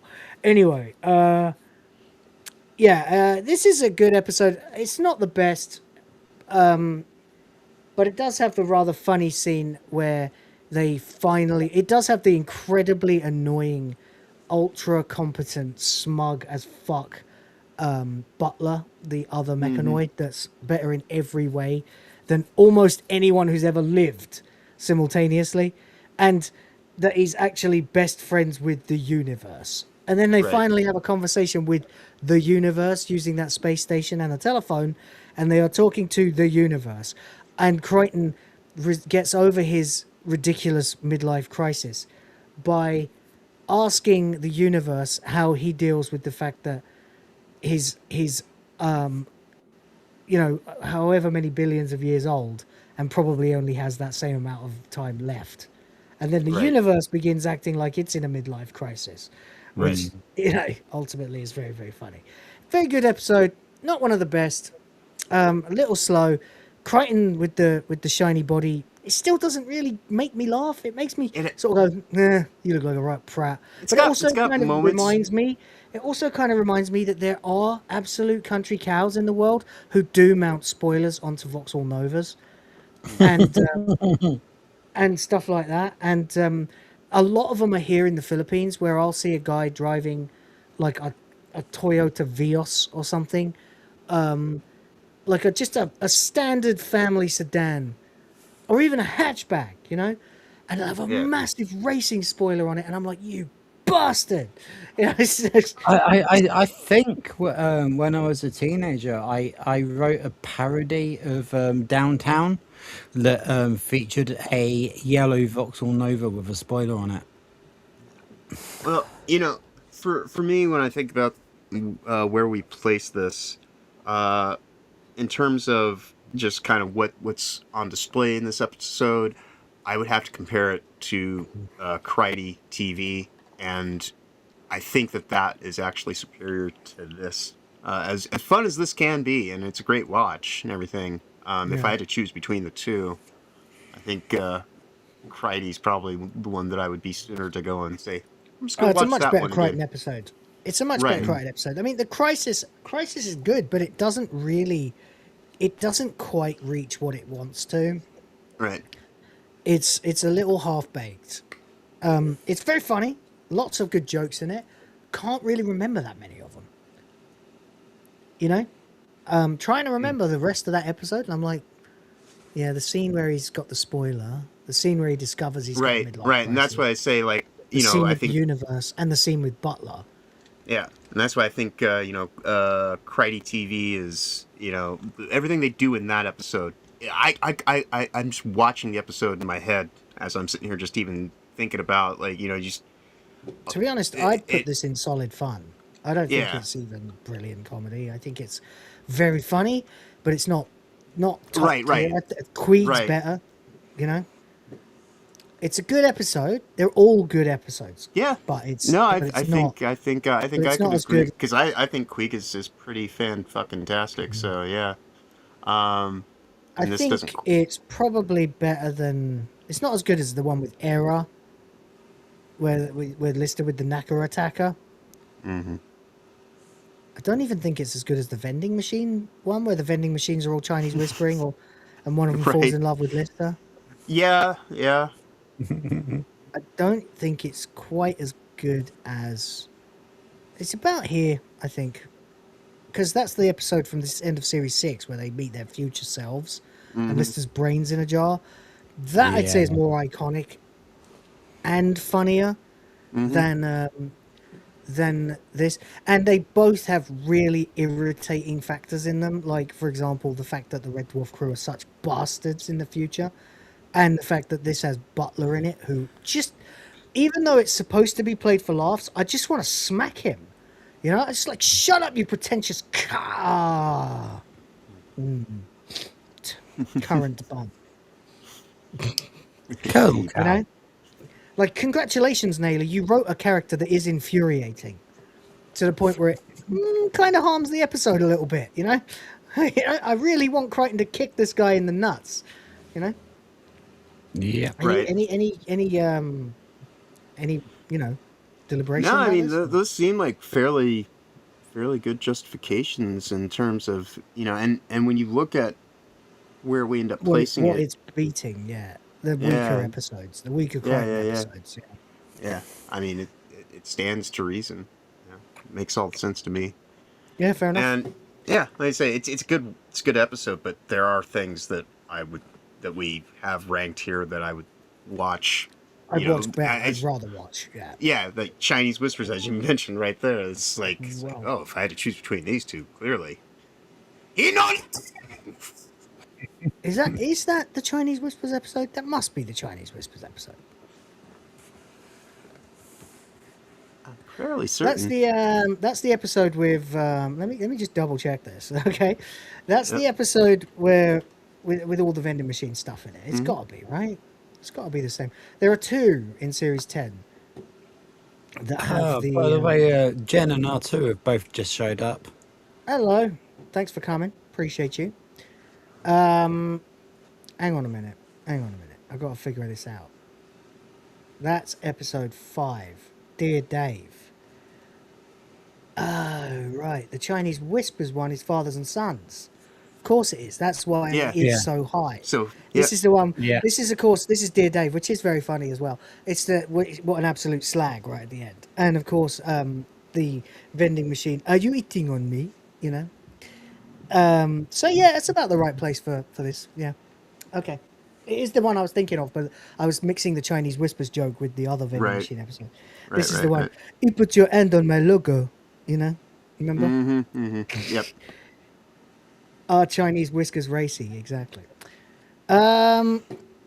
Lastly, then, for Series 11, we have got the episode called Can of Worms. Now, this is the episode where the cat finally loses his virginity, but he doesn't actually do it through having sex. Instead, he gets impregnated by a polymorph posing as a female cat and ends up delivering 6 polymorphs, which he then has to take out. And it does have the very funny sequence of all of the polymorphs impersonating Lister, Rimmer, and Crichton. And of course, Lister, they've taken away his fear or his emotion, so that he would the like quite near the beginning, the polymorph pretending to be a lady cat was so funny. Like she's going like, "This is man, that's man," and like we're back in series 1. Yeah. No, I and it's think a cat this one's episode, pretty which I high read. mark. Yeah, I think. This is a good one. This is a lot better than the last one. I probably technical very much execution. You know, this is this is an all rounder. This is definitely. It's probably around about the same level as Twentica, maybe better. I think this is certainly. Or is it better a step? than? I mean, it is a polymorph episode, so you know. Yeah, I know. That's where I'm trying to think where we have the other polymorphs too. Because in terms of polymorph episodes, And this one's I'd be Cassandra. tempted to put this actually quite a bit higher. Yeah, this one's Cassandra. Mhm. I don't know if it's better than Samsara though. Samsara's got the funny shit with the cat and the karma engine. Mm-hmm. And then we start getting into crazy levels of good and iconography. Although some of these I'm starting to think are too high. Some of them. Some of them not. I think if I had to choose between this and the Jesus episode, though, I think I would probably watch this one. Yeah? Yeah. All right. Put it there then. Okay. It's not better. I mean, I'm As just saying that character in terms goes, of it's got a little bit more kind of Emo going on Hawk with has it. the and- Gelfs. Yeah. Pete has the fucking Hollister scenes. Twanica has the Karma engine. Okay, yeah, that's good. That's a good place for it. Yeah. I think. Yeah. All right. Series 11 is done. Series 12. Kicking off then immediately with the episode with all the villains in it. Cured.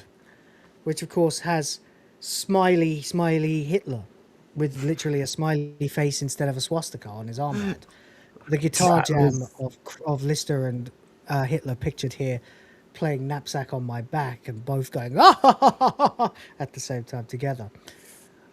It was really funny, but I don't think it's particularly iconic. But it was really funny. I would think and that I would watch Hitler it is pretty again. iconic.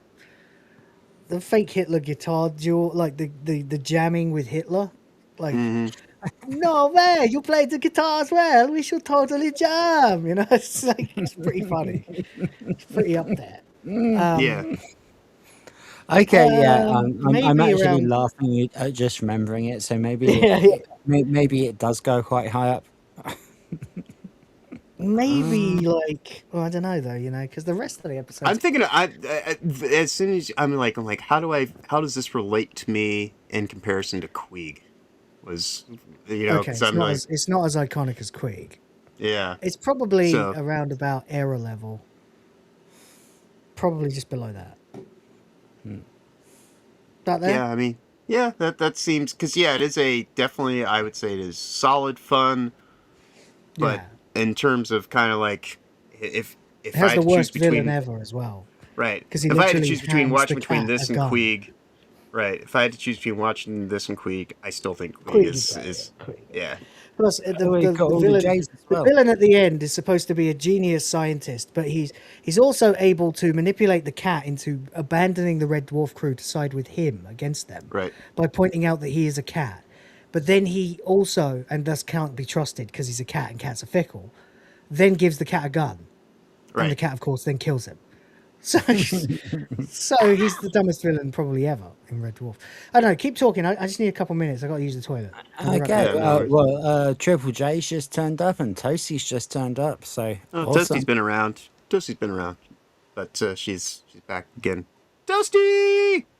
We'll be over on Chrissy Mayer's this evening. She's gonna be part of the Simpcast. There will be no show tonight, so everybody, follow Toasty and join her tonight over on Simpcast, so that give her a little bit more support as she goes and does the side job, I guess, for Sundays, rather than the main station stuff.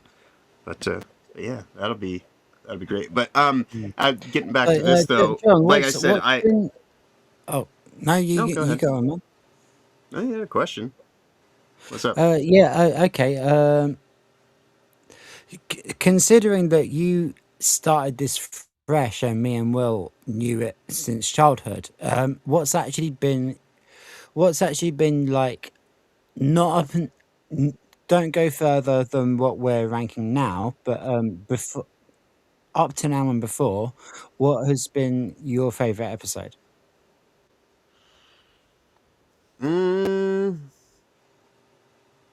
I mean,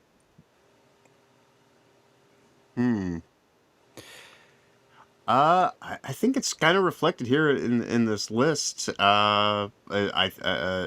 pretty on point with where I'm at with a lot of things. But I don't know, because that the Queeg episode is actually I think I probably like that one in some ways more than other people do, just simply because of the way that it kind of shows the strength of the character of Hall. And I said it when we reviewed it at the time, just kind of what it's actually getting across. I think that and that's why where it kind of separates, it is kind of the barometer of, is it better than Queeg? Be honest with you, and that's where I'm, so as we're hitting these, I'm like and that's the thing with this episode specifically. As much as I do like the little elements here and there that they do with it, and the little interplay with. Home for you.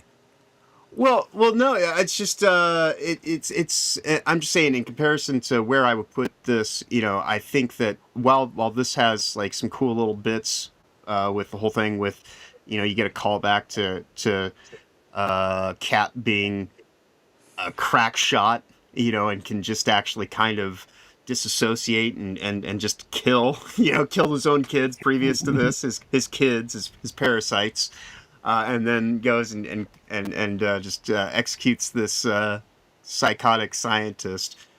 While that is great fun stuff, I still think Queeg, and just what it actually shows in terms of the character that is Holly, is how just far so he's willing to go. Right. That's where How it's like insane he is. Yeah, right.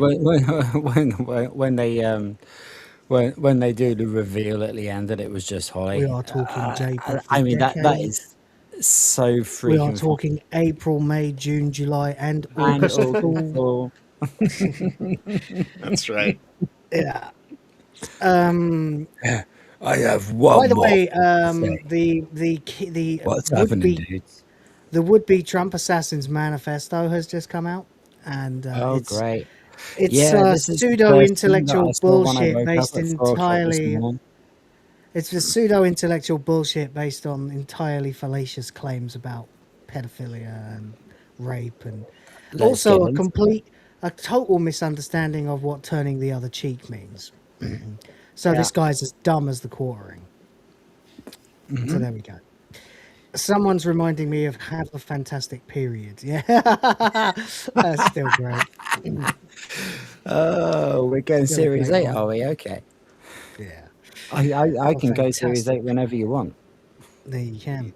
All right. Next up, then we have got the episode entitled Siliconia.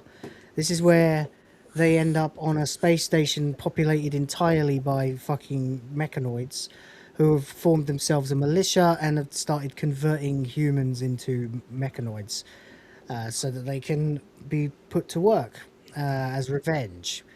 It's all very race coded, but also they are worse than the humans when it comes to actually a civilization. They put people to fight to the death to be able to stay among them. And it's good. It's really good. It's got a good character study of Rimmer when he realizes that he actually wants the programming to take over his mind and rid him of his paralyzing ambition. Other than that, though, yeah, kind of funny, pretty funny, mostly annoying.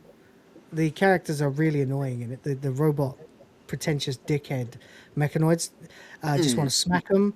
The support group for mechanoids. Is that why their heads look like that?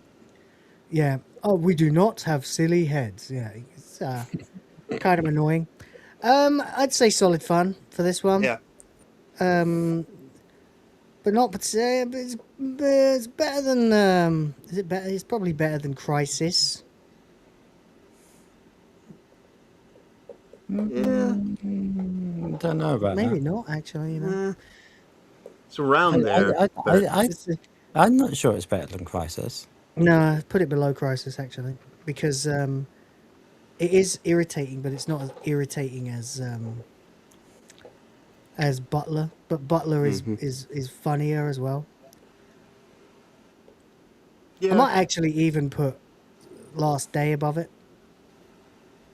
because that has got the idea of Crichton being think we replaced and the underrated introduction Last of Day. Silicon Heaven as well. Mm-hmm. It does end with them finally I reaching the think we space station underrated that they Last call Day. Siliconia, which basically is Silicon Heaven, and they all get an upgrade. But I think that was done better in Last Day. Like, where would all the whatevers go? Can't remember what Where it was. would all the calculators go? Calculators, that's it. All right, next up we've got the obviously superior episode Time Wave, which has very little to do with the time wave itself and more to do with an entire civilization where you are not allowed to criticize. So, Yeah, that toxic was fucking positivity. funny. The word. I want this to go very, very, very This- high indeed. Yeah, I was going to say, in terms of what this actually manages to accomplish and the way that it resonates to being just socially relevant, even right now, it's like this episode Even could have come more out socially yesterday. relevant than when it was released. Right. Yeah. I guess I think it's better than the parallel universe, maybe? I better think than it Life? belongs Is in it the better next than tier up. Is it better than No, it's not an all-time classic. Really? I think it is because it was so foreseeing. Yeah, but that's not really whether it's good or not. That's just that it was an incredible piece of social commentary. Well, doesn't being an incredible piece of social commentary, your own words, make it good? I think it It kind of does takes make it it above good. just brilliant comedy because it does have something that it's, Okay. actually kind of getting into. Okay. I just think by almost all the other metrics, it is not as good as pretty much any of these. I mean, well,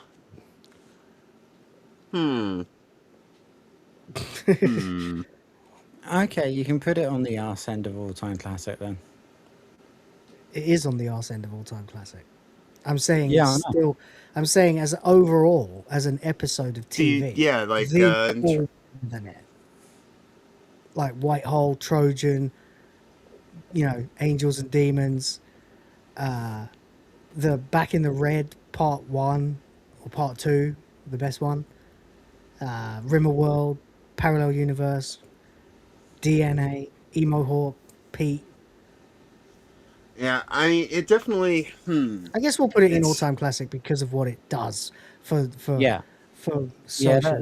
That's kind of my point. I mean, Okay. we have to be arbitrary. While the other because, ones we're might be just people. more, yeah, while they Funny. might actually be more fun and things like that, I think that That's in terms fine. of what it does in managing to still manage to keep that in balance fair along enough. with what it's actually doing, kind of takes it to that next level of like, oh, you should, That's yeah, fine. you gotta yeah. watch Red Dwarf, like. Fair enough.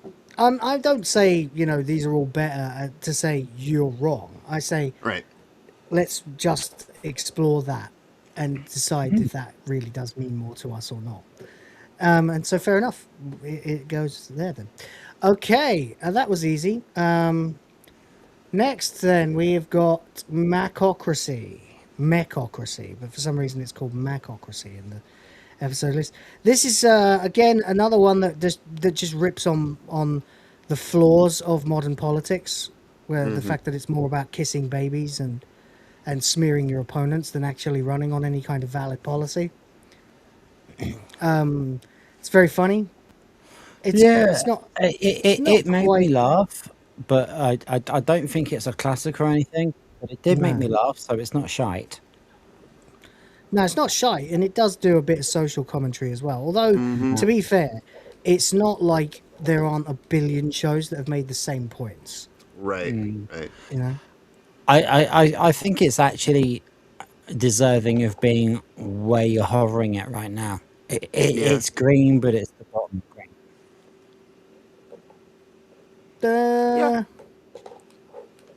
Better than Era with the Knacker Attacker? Maybe not. That's a really good. That actually, I'm putting up one. We'll put this down one, and that could go up one because I like that episode a lot. Yeah. I think. Yeah. The more I think about it, with her trying to predict the wrong one, like whatever she says, they have to do the opposite. But then it turns out her name is Irony. Right. Irony. So wouldn't it be ironic if she was right at the last minute instead of always wrong, like she's supposed to be? Give me 1 second. I'll be right back.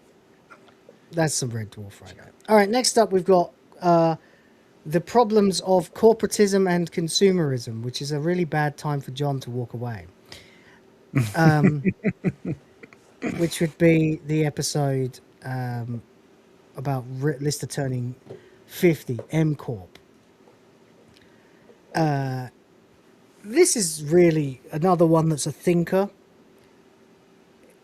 Your first uni literally turned into Time Wave. Yeah, it did. I mean, the Time Wave is great because it does predict toxic positivity by about 15 years. Well, no, more like 10, actually. It's been a long time we've been living in the world of toxic positivity. It's just not been that long that we've had the term. But it is absolutely what they were dealing with, is a world of toxic positivity. And that's exactly what's killed all our entertainment, by the way. Not just wokeness, but the fact that no one's allowed to criticize anything. Yeah. So no one goes, hey, Ryan Johnson, I think it might be a fucking retarded idea to humble and humiliate Luke Skywalker quite as much as you're planning to. Because that would be criticism, and that wouldn't be welcome. Well, it's the entire crux of our entire movement, isn't it? More or less, yeah. Toxic positivity plays just as big a part of all of this as wokeness, and it all started with participation trophies, of course. Well, toxic positivity is wokeness. Well, you bring up participation trophies. Wokeness I guess is cultural Marxism. Toxic positivity is one of the things that supports cultural Marxism by not allowing. John just used my favourite phrase to describe the entire shit that's going on, which is participation trophies. Yeah, I Well, just said that, yeah. I was just mentioning that, as that got mentioned, that's kind of what we were talking about earlier before Rhoda showed up with the whole idea that everyone was a winner at the start of life. Whether you can Yeah. hold on to it or not and continue the winning from there is, Yeah. yeah. Yeah, That's no. where, If you can't win, you can't lose. If you can't lose, you can't win. If every day is Christmas, then no day is Christmas. right. You know? Yeah. There you go. Okay, so this one, we waited a little minute there for you to get back, John, because this is M Corp, and of course, this is all about consumerism versus corporatism. Lister turns 50, and they discover an update to Red Dwarf that they were supposed to receive when JMC was bought by M Corp that turns every product not made by M Corp invisible, including all of the people on Red Dwarf except for Lister. So he cannot see or hear or touch anything, or he can touch, but he can't see or hear anything that was not specifically made by M Corp. Right. This is Apple and Microsoft kind of fucking corporatism. Rampant. And then Walled-in the gardens solution and- is to buy. Surround yourself with fake friends. Surround yourself with stupid tat and be happy. But it will cost you literally your life when you run out of money. Right. And everything is a premium access kind of thing that, Yeah.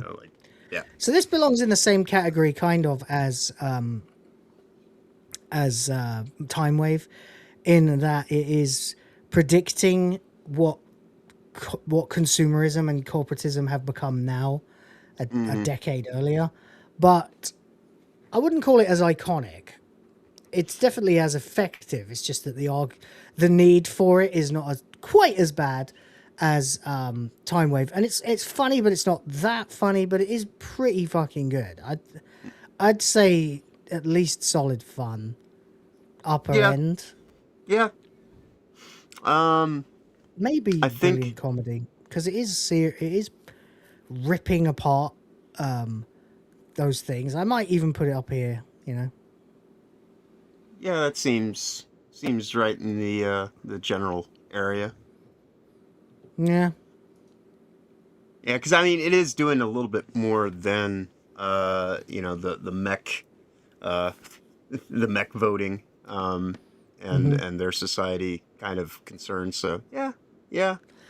And it is making a lot of fun about dystopian techno futures, which I like. Okay, Rhoda's gone now, but whatever. We'll wait, I suppose. Yeah, and as much as I do like it, again, Queeg is kind of. Queeg is better. Yeah, Queeg is of the line. Like you can that to me that's kind of I base a lot of my thoughts on this show is how does it relate to Queeg? Is this something that while Queeg's I enjoy the center it, point, yeah, because it is kind of it just kind of manages to kind of be this is what you have to kind of do and achieve beyond to really kind of stand out. Yeah. Yeah. Okay. Yeah, the fact that Queeg actually was Holly, it kind of it kind of frames Holly in a different light. I think that's why it's such an important episode, and why I completely agree with John on this point. Yeah. It like Holly being Holly is Holly being Holly, and he's doing it just to keep Lister entertained, basically. Yep. Okay, we have the last two. Indeed. So, the last episode of Series 12 is one of the best, and that would be the episode called Skipper. Now, of course, with we talked about potential missed opportunities to crowbar Ace Rimmer in, but I don't think we need to lean on that because the episode is great without it. Oh, it's a fantastic episode, yeah. Yeah, 100%. And so what you've got left then is all of the crazy, wacky, parallel versions of the universes. One where Rimmer is an officer, but Lister is the captain, you know? And of course, the one where Lister has almost exactly the kind of personality that Rimmer would want as a best friend, but unfortunately, instead of having a cat, he had a rat. And so you have to eat dinner with a giant gangsterhood talking rat. Hell yeah. The whole time. Everywhere you go. You've got a big bullying rat. It also sounds like they've lost about 70% of Red Dwarf to the endlessly multiplying rats that never formed a religion or went anywhere. So they are in fact cornered basically by this rat race. Yeah. Rat race. I see what you did. I know, right? It's a great episode, actually. I think it's definitely brilliant. I loved it. I Yeah. thought it was fantastic. To me, it felt like they thought this might be the end, so they're just going to throw the kitchen sink in and make the best Yeah. episode they possibly can. And they also includes several references to the original show. Oh shit, you know what? I just realized this episode has got fucking the scene at the end where they recreate the first scene of Red Dwarf. Yes. I don't know if that's worth whacking it up a couple. Nah, it's fine where it is. They're all great. They don't all need to be the winner. Okay, this is better than that though. This is like probably better than the Jesus episode. Probably better than Polymorph 3. Don't know if we it's got better than Sunflower. Might stick it around here. that dunno. seems fair. Because I mean, there's a lot of with it coming to the ending when Rimmer realizes that no matter where he goes, he's gonna always have an issue. He's so him actually kind of coming to a resolution of home is my home. It is the situation that I'm in. Yeah. I think is actually like a really right, and they kind of in some ways with when we get to Promised Land, they kind of revisit that. Yeah, they revisit that, and I think in a much that's deeper and more satisfying way. Right. And honestly, in some ways, now having seen all of it and what happens with Promised Land, I kind of actually can appreciate the absence of Ace in that final episode because we actually kind of get to see the Aceification of Rimmer in Promised Land only as Rimmer and not having to, disregard himself in that moment and actually, so. In terms of how this ended for the series season up until that point in time, though, I think they did the greatest execution of trying to say their goodbyes, but also at the same time still actually put out a quality episode. So yeah, this one's definitely, I think that dials in pretty well. Yeah, that's fine actually. where it is. Yeah. Oh shit, my camera's off. I just realized. Okay, we've finally reached the end. Your camera's still off. No, it's not. Oh, there we go. It's back. Okay. So we're at the Promised Land then, and I think straight to all-time classic now. Now that I've seen all of it. Yeah. Frankly, I think the beginning is not as good as the back end. The front end is very good, very funny. Very funny, especially with Rimmer getting brought to the peak of power and then totally felted. I'm sorry, guys. I'm going to have to leave and come back again. I thought you'd say that. For me. I thought you were going to say that. Yeah. All right, we'll wait. Well, we will see Rhoda in just a second. But yeah, no, I think that the stuff that you're saying definitely this is the capstone. On a pyramid that was built that just kind of gives it that last little you know, because I know there's a part of me, you know, if someone said, "Oh, more Red Dwarf," I wouldn't be opposed to it. But Yeah. you know, the way that they actually managed to do an appropriate kind of send off that does all the things that are absolutely fundamentally like necessary. You know, I don't. I would take more. I would appreciate it, but also at the same time, the way that they were able to kind of have it finish up as well as it did, and it didn't Mm-hmm. get caught up with all the other stuff. I don't know. It's something kind of special in that. So yeah, I definitely feel now that when I previously talked about the Promised Land, I used to say, yeah, it's okay, it's pretty good. I didn't think it was that great. I thought it was pretty good. The stuff with Mighty Light and all that shit is fucking funny. Didn't feel like it was building up to a satisfying conclusion. Then I watched the back end last week, and this might be recency bias, but the payoffs that Lister and Rimmer's relationship get in this are fucking beautiful to me.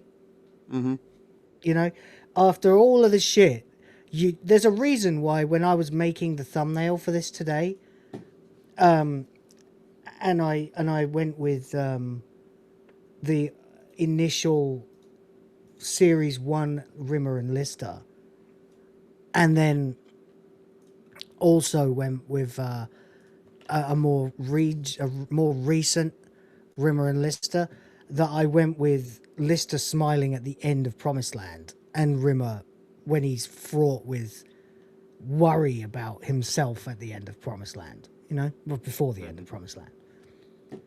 You know what I mean? Yeah. Because I feel like, you know, I wanted to put so much more in here, by the way. I just didn't have time. I wanted to put like all the fucking bad guys and all the other stuff as well. But I think it turned out pretty great as paintings go, you know. I don't know why it made Holly super shit, my mad. mic was muted. I thought that was weird. You know, right. I think this is great. I'm really happy with how it turned out. Yeah, it's fantastic. And especially when you look at the, you know, the core of it has to be the change from this relationship to, you know, we trust each other. Couldn't have Rimmer smiling, but it needed to be they rely on each other. So instead of I'm blocking your path, you know, it's how are we helping each other today? You know, that's why I went that way. And of course, you have to have the glory of Vindaluvia here. But one day I will make a version of this with all the other characters I wanted to include in it. It's quite simple. I just literally made cutouts of all of them, put them in Photoshop, created the background, and then threw that in the AI and said, make this a painting. Make this like an epic movie poster, you know? I don't know why it did that to female Holly, though. Made her like a spurging lunatic there. But I didn't mind it either because it is kind of funny. Yeah. And if you actually look, like zoom in and look, it is actually like painted rather than photo. It's like painted style, you know? Yeah, I'm really happy with it. I made it because I thought we need a special thumbnail for this stream. And you'll notice that there's no title and we're not in it. And, you know, it's only got the episode number. Because I thought, you know, it's a big deal. And I wanted to do justice to the show.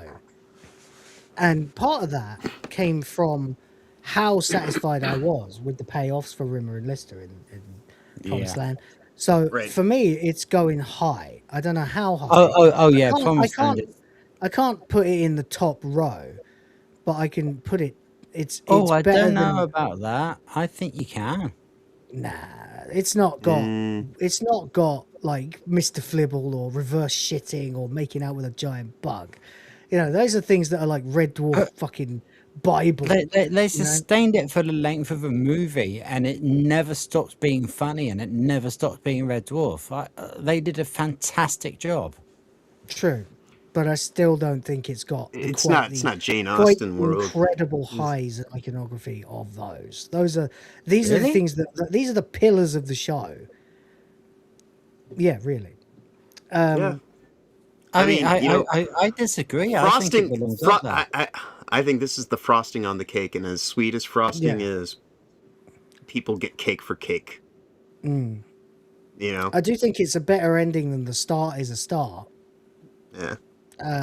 I think it's better than Crikey TV. Now we're in trouble because is it better than these? Yeah, because Meltdown's another one of those episodes where you're kind of like that is a fork in the road. I really want to put Meltdown higher, to be honest. I really do. The more I think about it, the more I like it better than Ticket to Ride. I like it better than Series 8's opening. I like it better than Fathers and Sons. But you know, this is a democracy, so you know. I was with you up until you said you like it better than Fathers and Sons. What, Waxworld? Yeah. I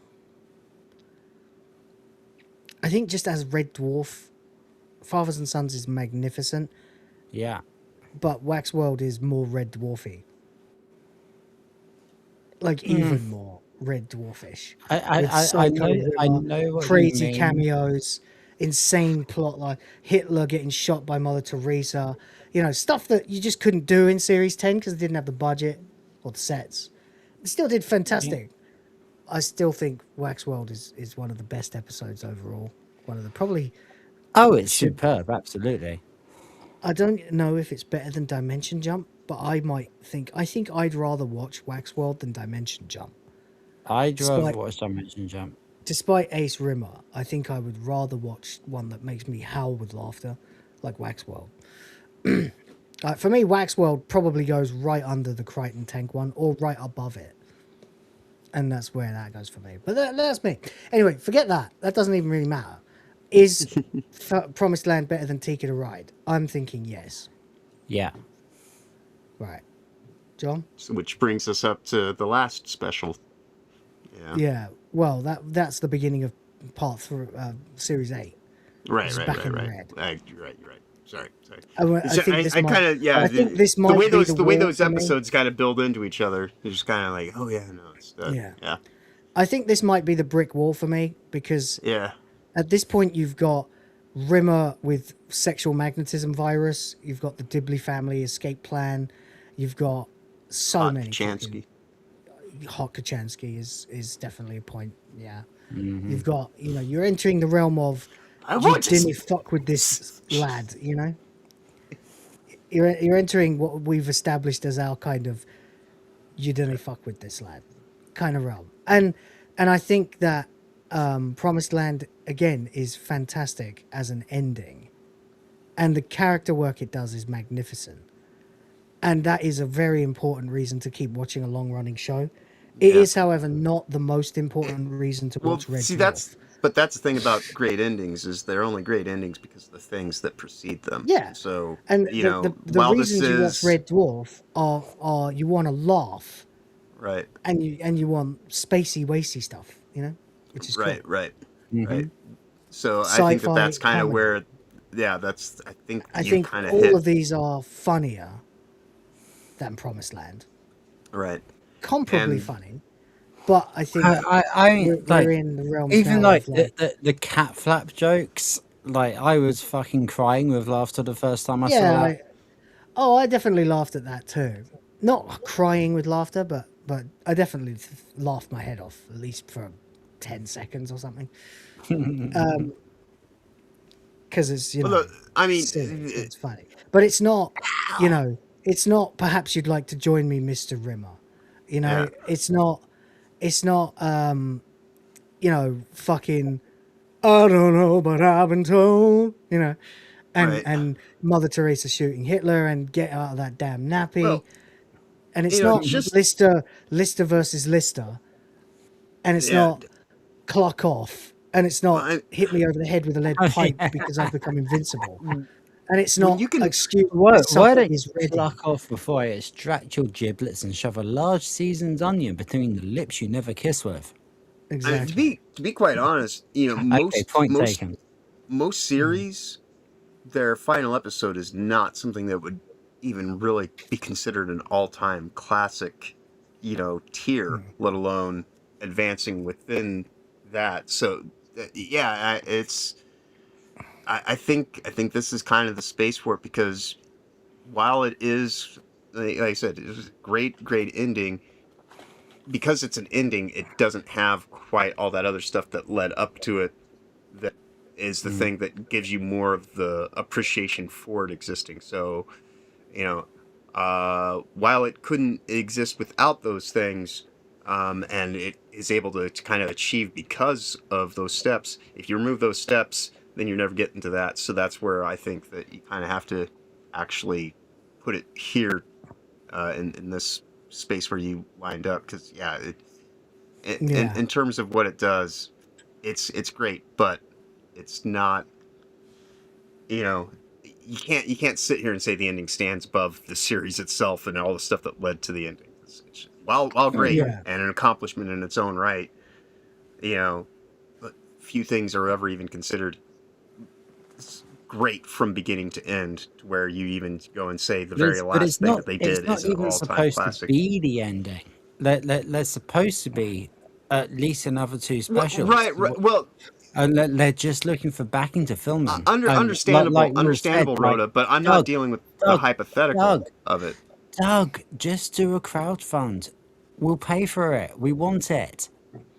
I mean, I just need 5 minutes on Fiji with all of them there. That's it, including Chloe Annett.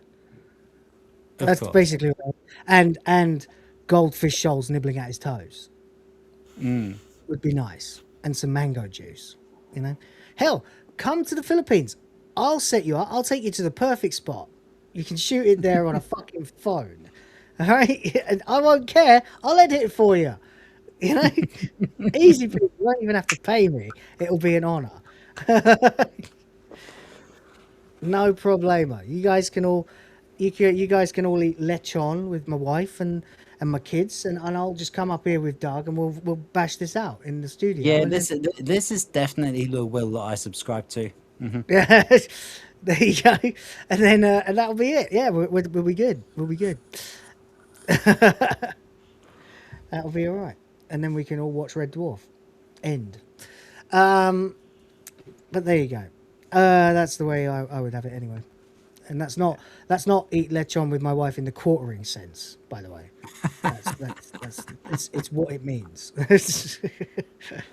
Anyway, there you go.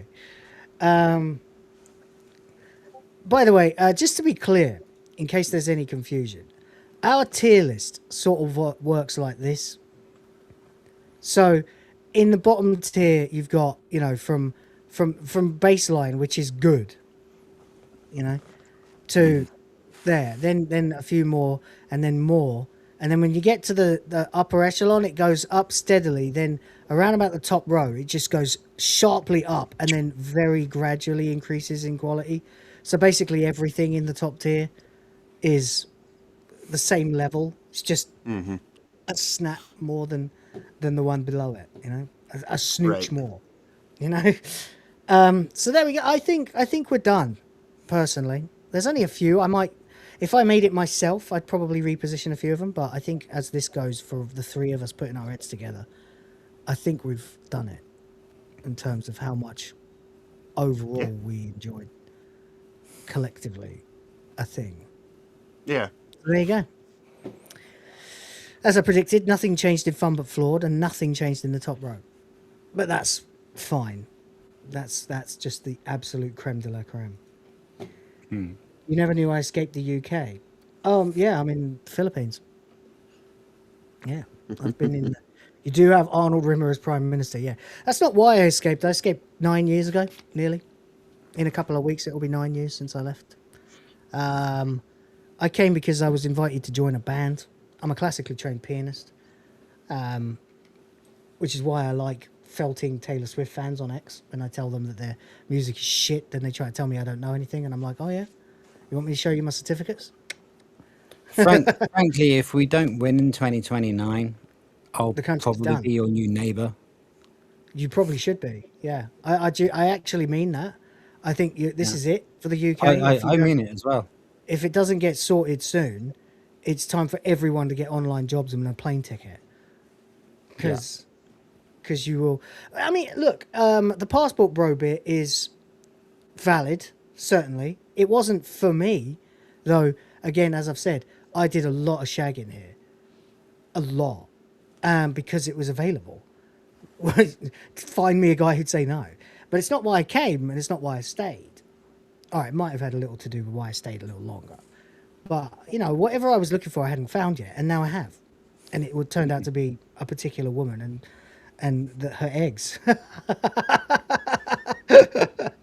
Oh yeah, you're a man. You wanted to make a family. That's normal.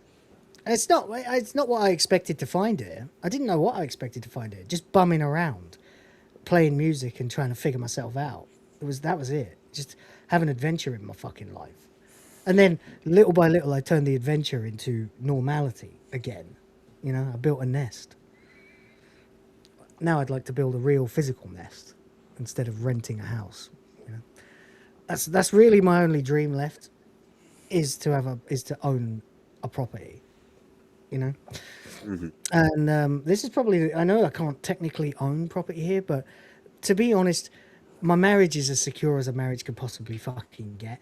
So I completely trust my wife entirely if she owns the land and I own the house, you know. It's not really, it's never going to be an issue for us. Even if we divorced, it would never be an issue. That's how close we are. Best friends and lovers, you know, as it should be. And yes, you can find that here. And lots of other places too, but I would recommend here because it's been good to me. And yeah, if the UK doesn't sort its shit out in 2029, I think it is probably time to get out, because it'll galvanize the left and it'll only get worse. If the green lot get in, I hope you've got your bags packed. Oh, on the other hand, if the Greens get in, I am on the next plane.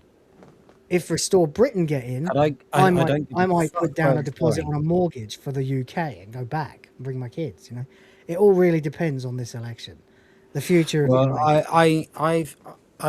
I'm scripting currently. I'm working on a very, very, very serious video about this. So I'm not gonna. Don't spoil. I'm not going to wax lyrical about it right now. And then when it comes out, you'll like a lot of one what of our I've streams, but you also won't like a lot of what I've got to say. Well, fair enough. Drop it right after one of our streams, and go ahead and use the stream to hype it, and we'll raid into it when you comes out. All right, ladies and gentlemen, we're done. It's 4:43 a.m. I was only going to be 2 hours today, and we've been 4.5. So I hope you've enjoyed it. A lot of that was to do with the frankly spectacular Red Boy drop that James OP did earlier. I felt like, well, I cannot just call this at 2 hours now. I've got to give these people his money's worth, you know?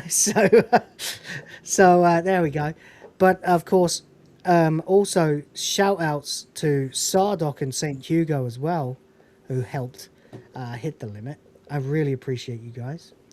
And that is it. Ladies and gentlemen, we are finished with Red Dwarf. We have finally finished Red Dwarf. It's actually scarcely believable, actually, as it stands right now. I am going to... Yeah, it's a little sad. It's bittersweet, isn't it? On the plus side, next week, Hot Fuzz. Oh, okay. Yo. Yeah, I'm sure I can find I'm sure I can find a place I can watch that. It won't be difficult. If you need a place to watch it, I'll put it on my Plex, but shouldn't be hard to find in Tortuga. Hey, you're in the future, Will. We're technically in the past. Yes, that's true. It is 4:43 a.m. And I'll try not to spoil the end. Don't worry. But there you go. So I think, yeah, we can confidently call this the definitive Red Dwarf tier list, Stephen, yeah. But by our standards anyway. Many of you may have slight tweaks you want to make, but that's the beauty of it. Most people would agree this is the general shape of it. Yeah. But it is a subjective thing, so, you know, use at your own, use to your own needs. I'm going to post it on I'm going to post it on Twitter. on X, excuse me. So if you do follow me at Will of the Fans, you can come in and comment on it or whatever. Share it if you like. And yeah, I'd be very happy to hear from you. As it stands now, then, our quest is complete. It is interesting to note, too. And like all quests being completed, it's rather mundane, actually, isn't it? Yeah, We're just done. Yeah, well, the interesting thing from this, in seeing in its final form, there are more all-time classics than any other category. Yes. And that is... Yeah. And there were almost immediately as well. Like by Right. Series 3, there were more all-time classics than anything else. Right. And Was it and Series then 3? No, actually, I think we were being a bit more sparing with it back then. Maroon's in there, Polymorph's in there, and Backwards. So yeah, half the series went into all-time classic for Series 3. Yeah. Actually, that is worth just looking at for a minute. You got 6, 5, 5, 3, 7, 3, 7. So far, we're only 1, 6, 4, 6. There's another 6. 3, 5, 7, 4, 6, another 6. There's 3 6s there. 2. Is that the only one from Series 2? I think so. Oh, no. Thanks for the memory as well. So there's 2 from Series 2. 1 from Series 10. 1, 2 from Series 8. Another 2 from Series 7. So that's 1, 2, 3, 4 from Series 7 that are in this list, in the top tier. No, 8. Sorry, 5. There's a Roborus as well. So I think Series 7 might have done the best, actually, overall. Yeah. I mean, Series 7 was the first series that I really, really watched. And then I went backwards from that. It's just amusing that that's how it turned out, you know? Huh. I would have thought it would have been 4, 5, or 6 that would have got the best. But there you go. Or 3. Strange. Yeah, I mean, like, Then again, 3 objectively, I have think body 3 is swap the in best it. season overall. 3 has Body Swap in it. 4 has Camille. They're okay. 3 also has Last Day, which is okay, you know. They're all good. They're all funny. Yeah, it's actually interesting to reflect on. But yeah, 6. What else is 6? That's 6. I mean, there's 30 6. episodes out of, damn there's near another half 7. damn near Fucking half hell. the series is what would be considered an all-time classic kind of thing to watch. That is, I think, That's weird, isn't it? Series 6 only got 3 episodes. Series 7 has 1, 2, 3, 4, 5. Yeah. That's crazy. Didn't even notice that. There you go then. Of course, that's the majority of Series 7 is in all-time classic. I think that's got some recency bias for me and Rhoda maybe, but or just some origin bias, but I don't know. Then there's 6 has only got 3. 5, 5, 5. What else is 5? That's it. Yeah, only 3 for 5 as well. Funny though, isn't it? Weird. When you break them down to individual episodes, like if we ranked seasons, it would be very different. Right. Like I'd almost certainly rank 5 or 6 above 7, even though 7. Yeah, I would probably put 3 at the top. Yeah, I see. 3 would probably be like 3rd or 4th for me. 5 would be better than 3, definitely. Well, I mean that 3 I think that's probably would that's come above 4. familiarity as well, because It would probably be 5, 6, 3, 4. where I was at the time, 5 wasn't available, so I knew 1, 2, 3, Yeah, you 4, said, yeah. and 6 and 7. So, as for solid fun, the most represented series is... Actually, it's pretty even. That's 12. That's 12. That's 12. Huh. There's probably 12. All right. Anyway, there you go. That doesn't really matter. Anyway, that'll do. Thank you, everybody, for watching. Thank you for being here with us while we've been going through this long sojourn through deep space, ranking Red Dwarf episodes and reviewing all of them. I'll start clipping and putting them on the WoTF clips channel. And from there, we can basically just get to our outros. And I can go to bed. Yeah. So, Rhoda, what's coming up with you? Not entirely sure. We've got one final scheduled proper Shitegeist coming up on Wednesday, and then after that, I'm contractually obliged to return to the day job. So I don't know when I'm going to be available. But Wednesday's going to be an absolute banger because it's going to be my, but I'll still be here. I will Just still stream when you can. Yeah, I will do my utmost to still be here for you and still be here for Noise and to do my own show, and I will be putting videos out before, so it's not like you ever missed a show then, so you should be all right.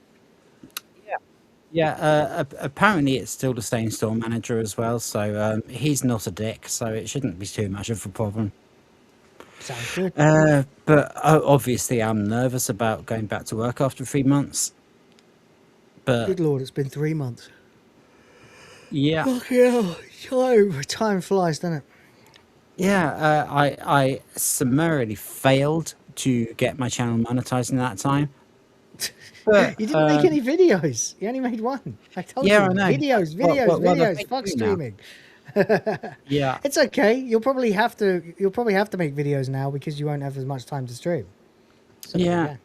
I've got like 4 days left, so you only got to put out one putting a video 90-day constraint on getting to monetization. That's Well, it was just like I figured like it's a worthwhile. Many people were watching my streams. Like I had similar viewing figures to people with like 50 times as many subs as me. So I thought, oh, okay, if I actually just do this, then. I mean, it's a worthwhile goal, but all I'm saying the only issue is that streams don't make subscribers. Streams are for subscribers. Right. Yeah, and that's all I'm saying is, in 90 days, even best case scenario, that's a tall order. So, I wouldn't undermine your success that you've made in that time and space, and where you're at is, I think, commendable. So I wouldn't consider it a failure. Well, I have absolute faith that I will end up where I'm supposed to be. So it's all good, and I am not by any means giving up. Good. In fact, I'm doubling down. Good. Even better. Yeah.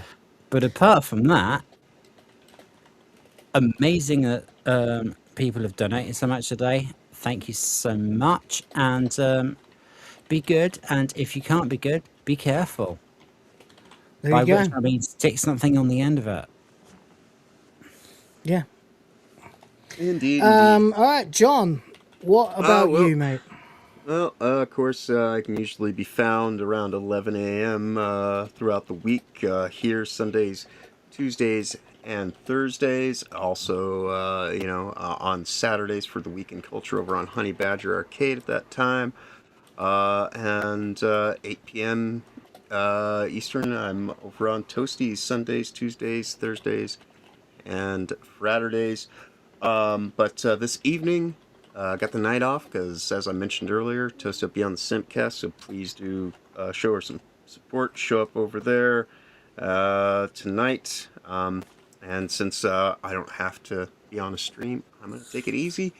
And I do want to, of course, thank everybody for hanging out with us for, a good chunk of time out of their day today. It looks like we're kicking up right around 5 hour mark. So if you've been here from the beginning, or even if you joined in somewhere along the way, greatly appreciate all the support, whether it's likes, shares, follows, activity in chat, kind donations, or just lurking while we sit here and go on about all this fun stuff as we have. We do appreciate all of you, and always a pleasure hanging out with you guys. But of course, with all that said, y'all have a wonderful week going forward. Of course, safe travels ahead. Be awesome as always. There you go. Thank you everybody for checking out our streams. I do appreciate you. Like Rhoda, I am starting work this week. I am having a meeting on Tuesday about this project, and that will be, I'm not quite sure what the structure is yet, but it won't stop me streaming. I'm still going to stream, and I'm going to stream as often as I can, which will be most likely the same schedule, because I'm not going to let anything get in the way of that. And as for videos, there'll probably be less of them, which sucks because they were starting to take off again. But I got to go where the money is, and the money will be paid to me for the work I will do for this dude. So, but there we go. Like I said, I'll still be streaming. We will be back with another review next week. That review will be Hot Fuzz, because I think, and I have a point to prove, that it's one of the best movies ever made. And not just as a comedy and not just as an action movie, but as an example of writing. One of the best scripts ever. So look forward to that. We're going to be watching it. We'll be back next Sunday to review that. But in the meantime, I'll be back tomorrow with Hyperdrive Time, talking about pop culture, politics, all that shit. Probably some quartering. There's quartering in everything these days, because that's part of the pop culture. Riffing on and roasting the fuck out of that fat bastard is pop culture right now. So there you go. Cornetto trilogy, yeah, we'll get to the other two, but we really want to leave it open for people to suggest films, as well as us to suggest films to each other, and to kind of just dart about in various different directions. And that's one of the joys of being able to do films instead of TV, is we don't have to do things in sequence. We can just go boom, boom, boom, this, like I also want to review American Pie, and Road Trip, and also the original Scary Movie. Well, I mean, American Pie, I want to watch anything with Alison Hannigan in it. I've never understood the Alison Hannigan thing. Really? Nah, never. To me, she's just girl next door. I was like, she's pretty. She's okay. But when you put her in a movie with, still not quite a massive airbagged fucking slut Tara Reid and Shannon Elizabeth, yeah, no, I wasn't looking at Alison Hannigan at all. Okay. And I never watched that much Buffy either, so that didn't. Oh, but Buffy is like Yeah, I know. probably my second favorite series behind Red Dwarf. Right. Like I could write Buffy lore for hours.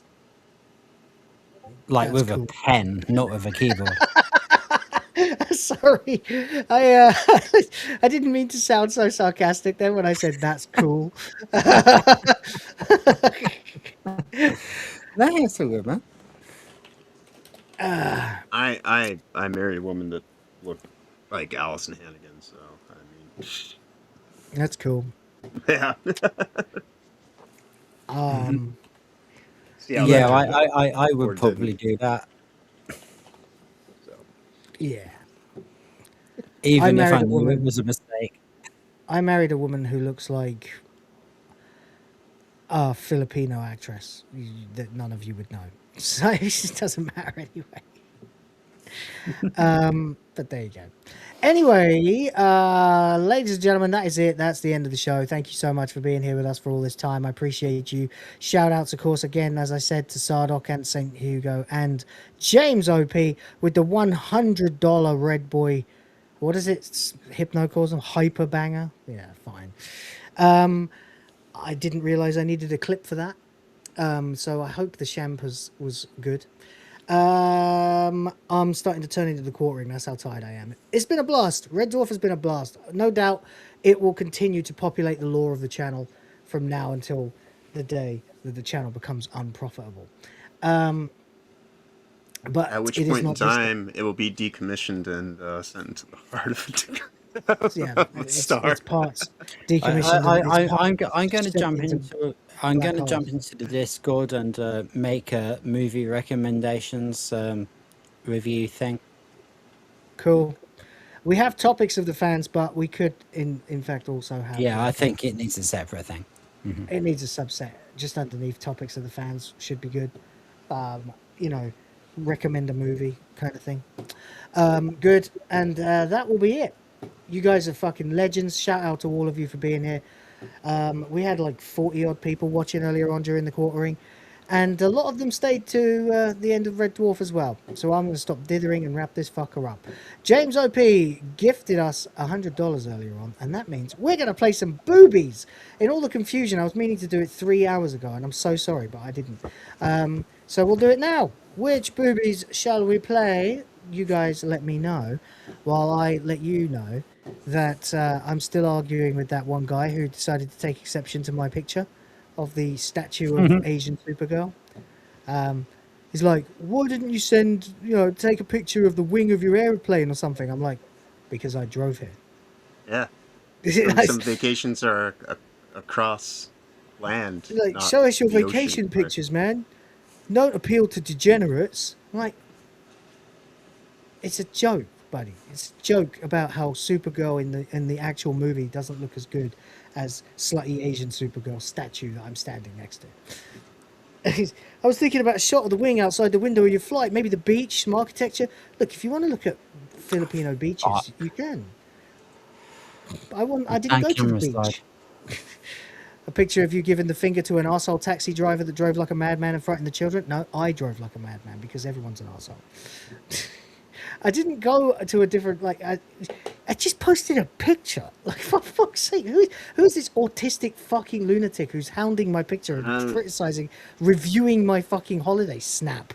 It's not even a holiday snap. It was meant, literally, I took that picture because I was staring at the statue and thinking, now, if she looked like that, we'd have a good one. James says play Rhoda's favorite. That would be the one with Claire Redfield in it then, yeah? Rhoda? Rhoda. He set his camera away out and then It'd either be the Claire one or the Amelia one. Well, we never play the Claire one, so let's play that. It's a nice change of pace. Thank you very much. Appreciate you. And damn, legend. In the meantime, then, take care, spike your hair, fuck Disney, fuck Nintendo, fuck Microsoft, fuck the Beeb, fuck everyone who likes all of those things, and fuck Jeremy Hambly. Yeah, that's it. That's it. Boys of the fans, see you Tuesday for WTF Live. And I'll see you tomorrow. I am waving my hands. You can't see me because my camera's fucked up, but I am waving my hands. This camera's gone and quartering itself. Yeah. Anyway, journey of over 3 million years and counting. That's it. All right, that's it then, guys. Thank you so much. In the meantime, question everything, respect the fans, check out the Discord. Excuse me. We just got a last-minute super chat from Sardog, £5. Will, tell that guy a bit of advice. If you're using tampons, you're supposed to take the old one out before sticking the new one in.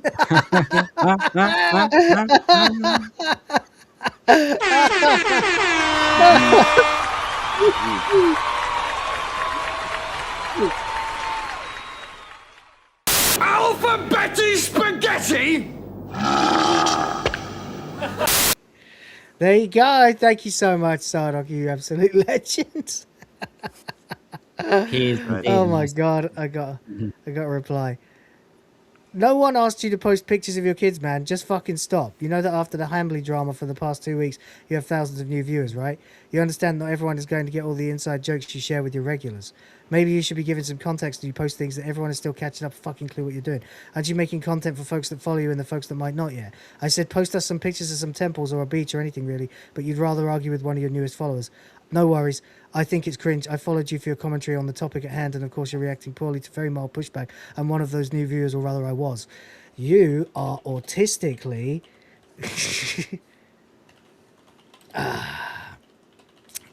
deep diving into a joke about a movie and criticizing it like it fucking matters. Thanks for viewing. Chill out and get some sleep. Oh, wait. And remember, you're supposed to take the old tampon out before putting in a new one. There we go. Thank you. Thank you for $5. Oh no, I lost an autistic Smeg Head as a viewer and a follower. Oh, what will I do?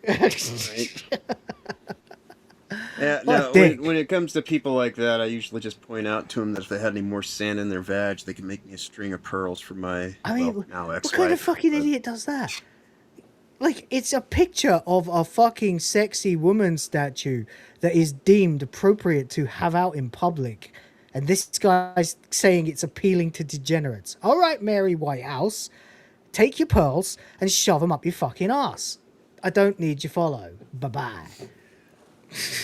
God damn. Don't waste my fucking time with that nonsense. This guy, he wants to A-log the quartering, wants me to just do nothing but A-log the quartering. This guy wouldn't be able to handle 5 minutes of blood sports. God's sakes. All right, question everything. Respect the fans. Check out the Discord. The link is below. The boys of the fans will be back on Tuesday. Love you all. Mwah. Take care. I've seen your heart across the screen, every cheer, every dream in between. You stayed up late, you pressed restart, you leveled up right off the chart. I'll show you something good tonight, a little shimmer in the neon light. You gave your time, your touch, your move, so now I'll show you something good. From velvet skins to crimson eyes, I'm your reward, your sweet surprise. You've been faithful, brave and true. Now I'll show all my thanks to you. A flicker, a glance, a dangerous grin, a promise to let the fantasy in. Your dreams have fed our mystic mind.